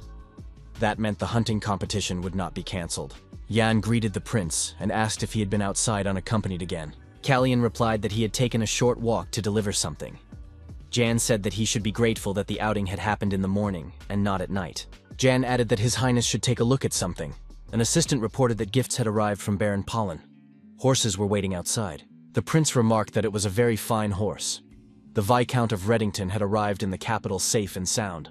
Jan noted that there was a cat among the gifts. Callian said that it was very timely. He wondered whether to buy a dog or a bird. A cat would also be suitable. The prince took the cat to Hein and said it was a gift for her. Our hero added that cats were allowed in the Shermal Palace. They just had to be well cared for. Hina was very happy and thanked His Highness. Jan reported that the royal guards had searched Bryzen's house the previous night, but Arson was not found there. Callian said that his subordinate was not so easy to defeat. Arson was fine, wherever he was. The prince added that he would not let it go so easily. The disappearance of the deputy commander of the Vulcan mages was a serious problem. This problem must be dealt with appropriately. House Bryzen must be paid back in kind. It is time to go hunting. This year, the royal hunt is being held in honor of the second prince. However, the prince himself is nowhere to be seen. Could he be skipping the hunt again? Some of the courtiers suggested that the second prince's health had deteriorated. However, this was not the first time they had heard such an excuse. Callian asked Plank not to take part in the hunt today. The third prince told his brother that he would be in bed with a terrible cold for everyone's sake. Plank said that he really would be unwell on the day of the hunt. Callian told Plans not to worry. He would talk to the king so that he would understand everything correctly. Plank didn't know what his younger brother was up to, but if Callian wanted him to stay out of the spotlight, then so be it. Plank saw the girl running after the kitten. He thought she was his younger brother's maid. Plank became alert, because that road led to the rose garden. The girl shouldn't go there. He remembered that Randall was usually there at that time of day. He was always there with his guards. The first prince looked back at the noise. What was going on there? Randall saw the head of the guard pointing his sword at a girl. The knight asked the frightened Hina who she was, and how she had ended up there. Hina was scared, but she knew she had to tell the knight that she was the third prince's maid. The girl was afraid that the knight would not understand her gestures. Maybe she should write it down in her notebook. The knight shouted at the girl not to move and pressed his sword against her chest. One more move, and he would consider her a spy. Suddenly someone asked in surprise who these guards were. Hina looked back and saw the second prince. Plank said that these guards were not even able to recognize the third prince's maid. Could their eyesight be failing? The knight apologized. He didn't know that this girl was a maid working in the palace of Shermil. Plank told Hina to get that cat out of his sight. Randall noted that Plans had invited him to go hunting, but had not gone himself. Plank replied that he had no idea his older brother would be there, and wished him a good day. Randall said he saw an improvement in the relationship between the younger brothers. During the hunt, the king expressed uncertainty. Would this be better for his sons? He asked if Manasil could be trusted. His Highness remarked that archery requires more than just strength. The magician replied that the king needed to concentrate. The assistants noted that this was a strange hunt. Since when did hunting take place in groups? How were these groups formed? This group consisted of families allied with the House of Bryson. The magician shot his bow and missed. He looked at the king and said that he saw no reason to laugh, for he was a magician, not an archer. In magic, he had no equal. The assistant said that whatever His Majesty thought, with only one mage on the hunt, success would not be achieved. However, an unexpectedly wounded bird fell right at their feet. The assistant was surprised. How did that happen? He hadn't even seen any arrows. The assistant added that it didn't count. One said that magic could be used, while the other pointed out that there were no rules against it either. Manasil wondered what the king would say about this. His Majesty replied that this would not do. Was the mage really going to hunt everything in his field of vision?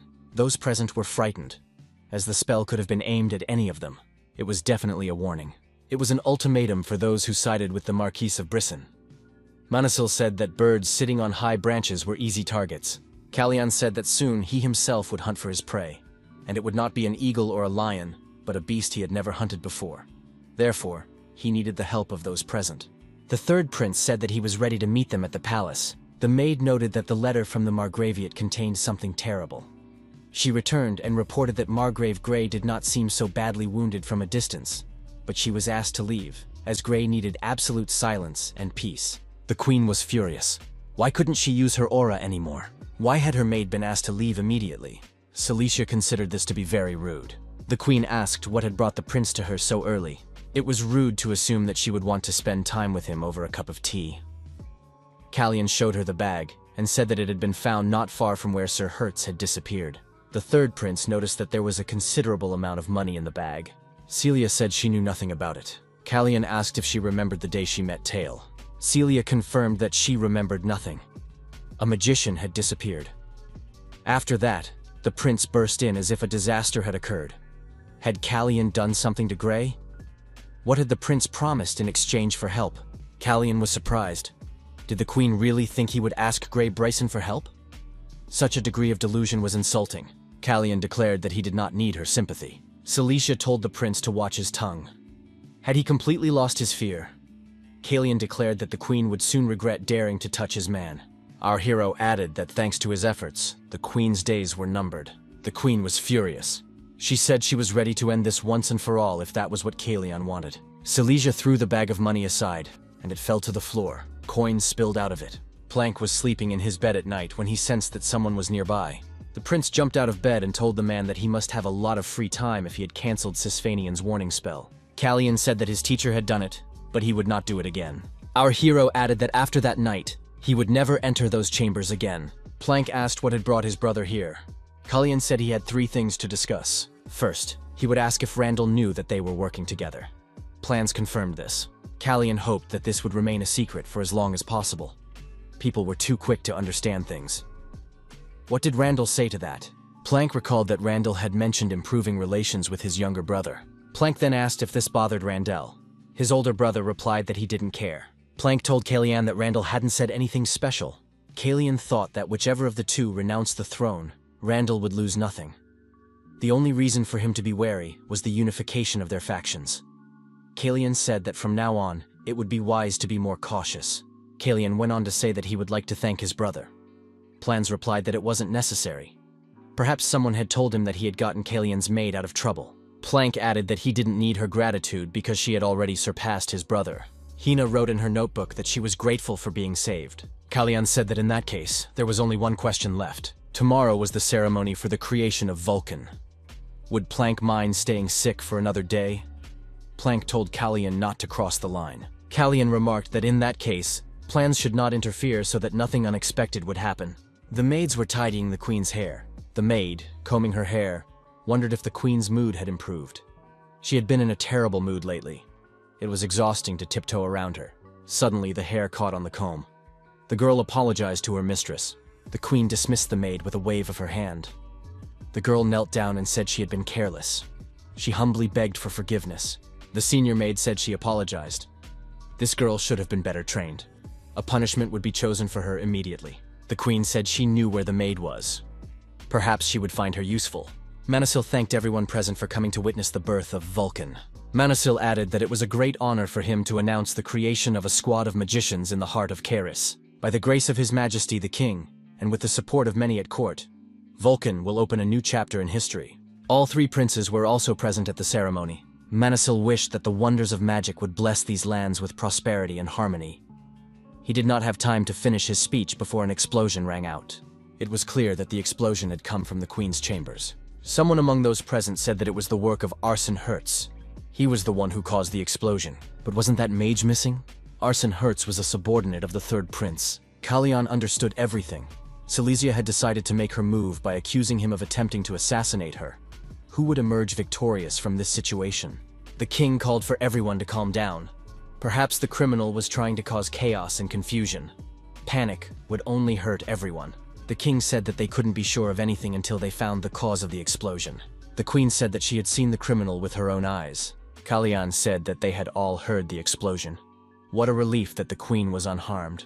Celia said that it was very shameless of the third prince to speak as if he himself were surprised. The queen added that the third prince was behind the explosion.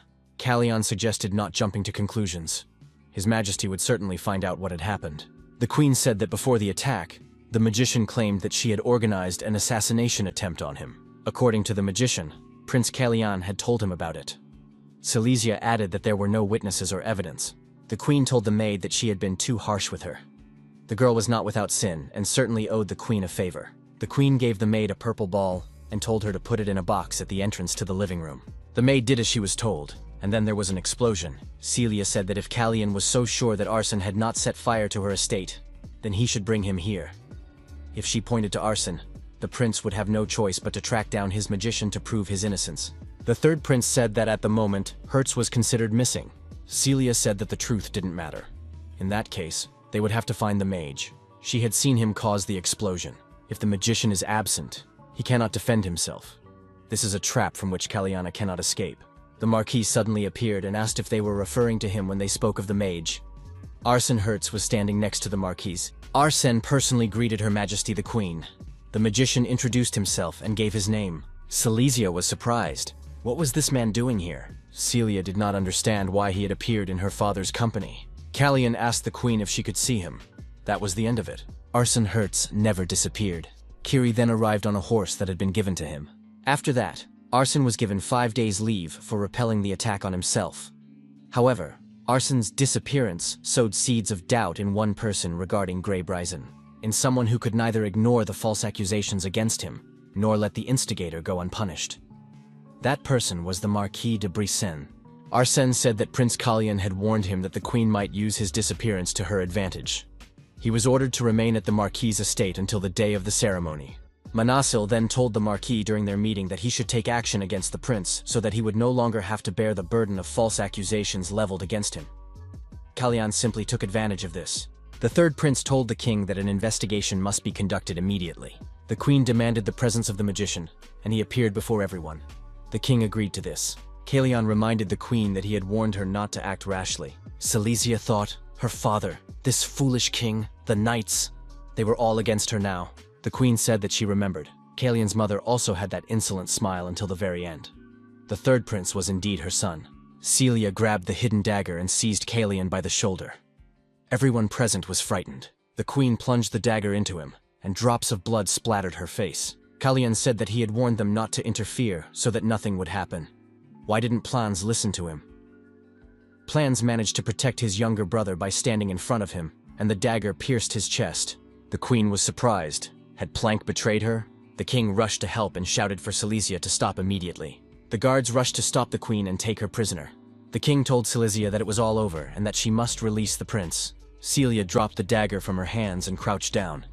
Her hand was attacked by a sword of aura. Callian said, "Didn't the queen hear the order?" The king said to release Plans. The order was given to arrest the queen. Those present were surprised. It was hard to believe. It turned out that the third prince had been a master swordsman all along. Callian lifted Plans and asked how he was feeling. Plank was surprised. Could Callian really use his aura? The king ordered the knights to bind the queen and take her away. Plans continued to bleed profusely. Those present shouted that a healer must be brought here, and that the king must be protected. Callian told the guards to take the king to a safe place. Manassil said that the king must leave. It was not safe here. Manassil added that the king must be protected, and that his highness would simplify the situation if he left immediately. Manassil told the king to let the prince take care of the rest. The healer had not yet arrived. Callian held his hands over the wound and said he needed any rags he could find to stop the bleeding. Callian had to save his brother at any cost. The third prince told Plans not to treat him that way. Even Sisfanian's blessing was not enough in this case. Nothing worked. Callian told Kiri to bring the healer here immediately. The young man replied that someone had already been sent for the healer. Jan was also heading to the prince's chambers. Jan said that it would be much faster to bring Hina here. Callian remembered that there was a healer here and called for Randell. However, the first prince, Randall, stood silently aside and did not react to what was happening. Only in the turmoil does a person's true nature reveal itself. At his core, Randell turned out to be cold and calculating. The first prince turned and left the square. Callian wondered, was Randall really willing to let his brother die just so that no one would discover his secret? Callian mentally urged his brother to hold on, open his eyes, and not give up. The prince was informed that the healer had arrived. It was Hina. Callian asked the queen, who was sitting behind bars, if she wanted to see him. Silesia said that the question had been on her mind for a long time. The queen asked if Callian was hiding something from her. The third prince said that every person has secrets they are not ready to reveal to anyone. Silesia said she knew that. Callian said he also had a question. Callian asked Silesia if Queen Aisha's death was her doing. Celia smiled and said that she would never forget the first life she had taken with poison. Callian turned away and said that the audience was over. Celia reminded him that they had agreed to be honest with each other. Wasn't that right? The prince stopped. Callian said he had assumed Silesia's first question would be about her son's well-being. Celia said that plans had been an obstacle in her path until the very end. However, she had really tried for him. Planck had decided to repay her in this way. He was a fool who made the worst choices possible. She had received no help from him, only obstacles. Callian said that people tend to run to those they want to protect with all their might. Silesia remembered how plans had rushed toward her. Did he really want to help her? The queen's blow was slow. She had obviously never even practiced. Our hero didn't need to block it. He could have just stepped aside. Besides, the teacher had raised his shield before Silesia got close to him. Plans couldn't have not known that, but he did it anyway. Celia couldn't believe it. Was Callian trying to say that Plans wanted to protect her? But why would he do that? Callian said that it wasn't necessary to follow the chosen path. Celestia could have stopped and turned around at least once. Then she would have understood her son's actions. Plans had previously said that she was meddling in his affairs. Plans said it was funny. He hardly recognized many of the people around him. Meanwhile, some people were completely incapable of change. Silesia said she had no regrets and would not apologize for anything. The nobles, who had previously been loyal to the House of Brisson, quickly turned their backs on Silesia in accordance with an agreement reached through threats during the hunt. The king's wife's serious crimes became public knowledge, but no one ever found out who had revealed this information to the world. Celia's execution took place immediately after the sentence was pronounced. No Renaissite leaves were laid on the stone slabs, as the execution was not carried out with steel instruments. Instead, the queen met a slow and painful death. On that day, no red flowers were thrown into the river to bid farewell to her soul. Observers said that they had started a week ago, but the dismantling of the greenhouse was still not complete. This was yet another indication of how extravagant the former queen had been. Young people decided it was better not to talk about her, because anyone found to have had ties to her was either in chains or in exile. However, it is now the hottest topic of discussion. No one could have imagined that Prince Callian was a master swordsman. He is only 15 years old. He is the youngest master swordsman in history. On top of that, he also possesses magical powers. However, he has not left Prince Plans' side since that day. Planck finally regained consciousness after being seriously wounded and asked what Callian was doing there with his mouth full of fruit. Callian replied that he was still thinking about how to explain his sword skills without arousing suspicion. Callian added that Plans should not pay any attention to him and rest. Plans said that Callian could get ready and go back to his quarters. Callian was surprised. Where had his brother's hospitality gone? After all, he was the one who had caused this mess. Planck said that Callian had revealed his aura in front of everyone. Callian thought that he would not leave until he came up with a plausible explanation. Manasil saw the third prince and said, "Finally, they kicked him out of the chamber." Callian added that Plans had kicked him out with a look of utter contempt. Manasil assumed that the student would hide for at least another week. Callian replied that that was the plan. Those around them noticed the third prince and immediately began to discuss him. They say he possesses the sword of the aura. Manasil said he doubted that his older brother's anger had forced him to leave the prince's room. Perhaps he had decided to stop hiding. Callian said that he was a terrible liar. But there was one person who must not be allowed to learn the truth about this body. The prince peeked into the king's study. Hearing the mage's explanation, the king was surprised. Had Callian really been blessed with a spark of enlightenment in the lair of Sisphanians and taken up the sword after sparring with Sleiman? To confirm this, our hero showed the king a clump of magical energy in his palm. Callian said that now that he could emit both mana and aura at the same time, he could perform a certain trick. The king only now understood why he had been in greater danger in that situation. Callian apologized, as he should have told the king about this earlier. His Majesty understood the reasons that had forced the young man to remain silent. His Majesty added that many people had witnessed the event and were now demanding answers. Soon, the refounding ceremony of Vulcan would take place. It would be the perfect moment to reveal the prince's abilities. The king said that in any case, Manasil could have at least given him some kind of hint. The magician said that he had hinted at it more than once. Callian remarked that even he would not have understood such hints. The mentor said that the student had decided to side with his father. Callian declared that he was completely impartial. Manasil said that his student was disappointing him. Now that word would spread that Callian was a master swordsman. Evan Brisson would be watching his every move. Randall would not stand idly by either. The king remembered that Randall, the first prince, had been terribly reserved that day. He did not regard his brother as family, but only as a rival. Manhwa summoned the king. His Majesty asked if they had been discussing anything. The magician suggested that the king had overheard everything. A week later, the king announced the official creation of the Vulcan Mage Squad. The founding ceremony was held again. The king announced the birth of the 6th Master Swordsman on the continent. Meanwhile, the Brisson house closed its doors, hiding from prying eyes.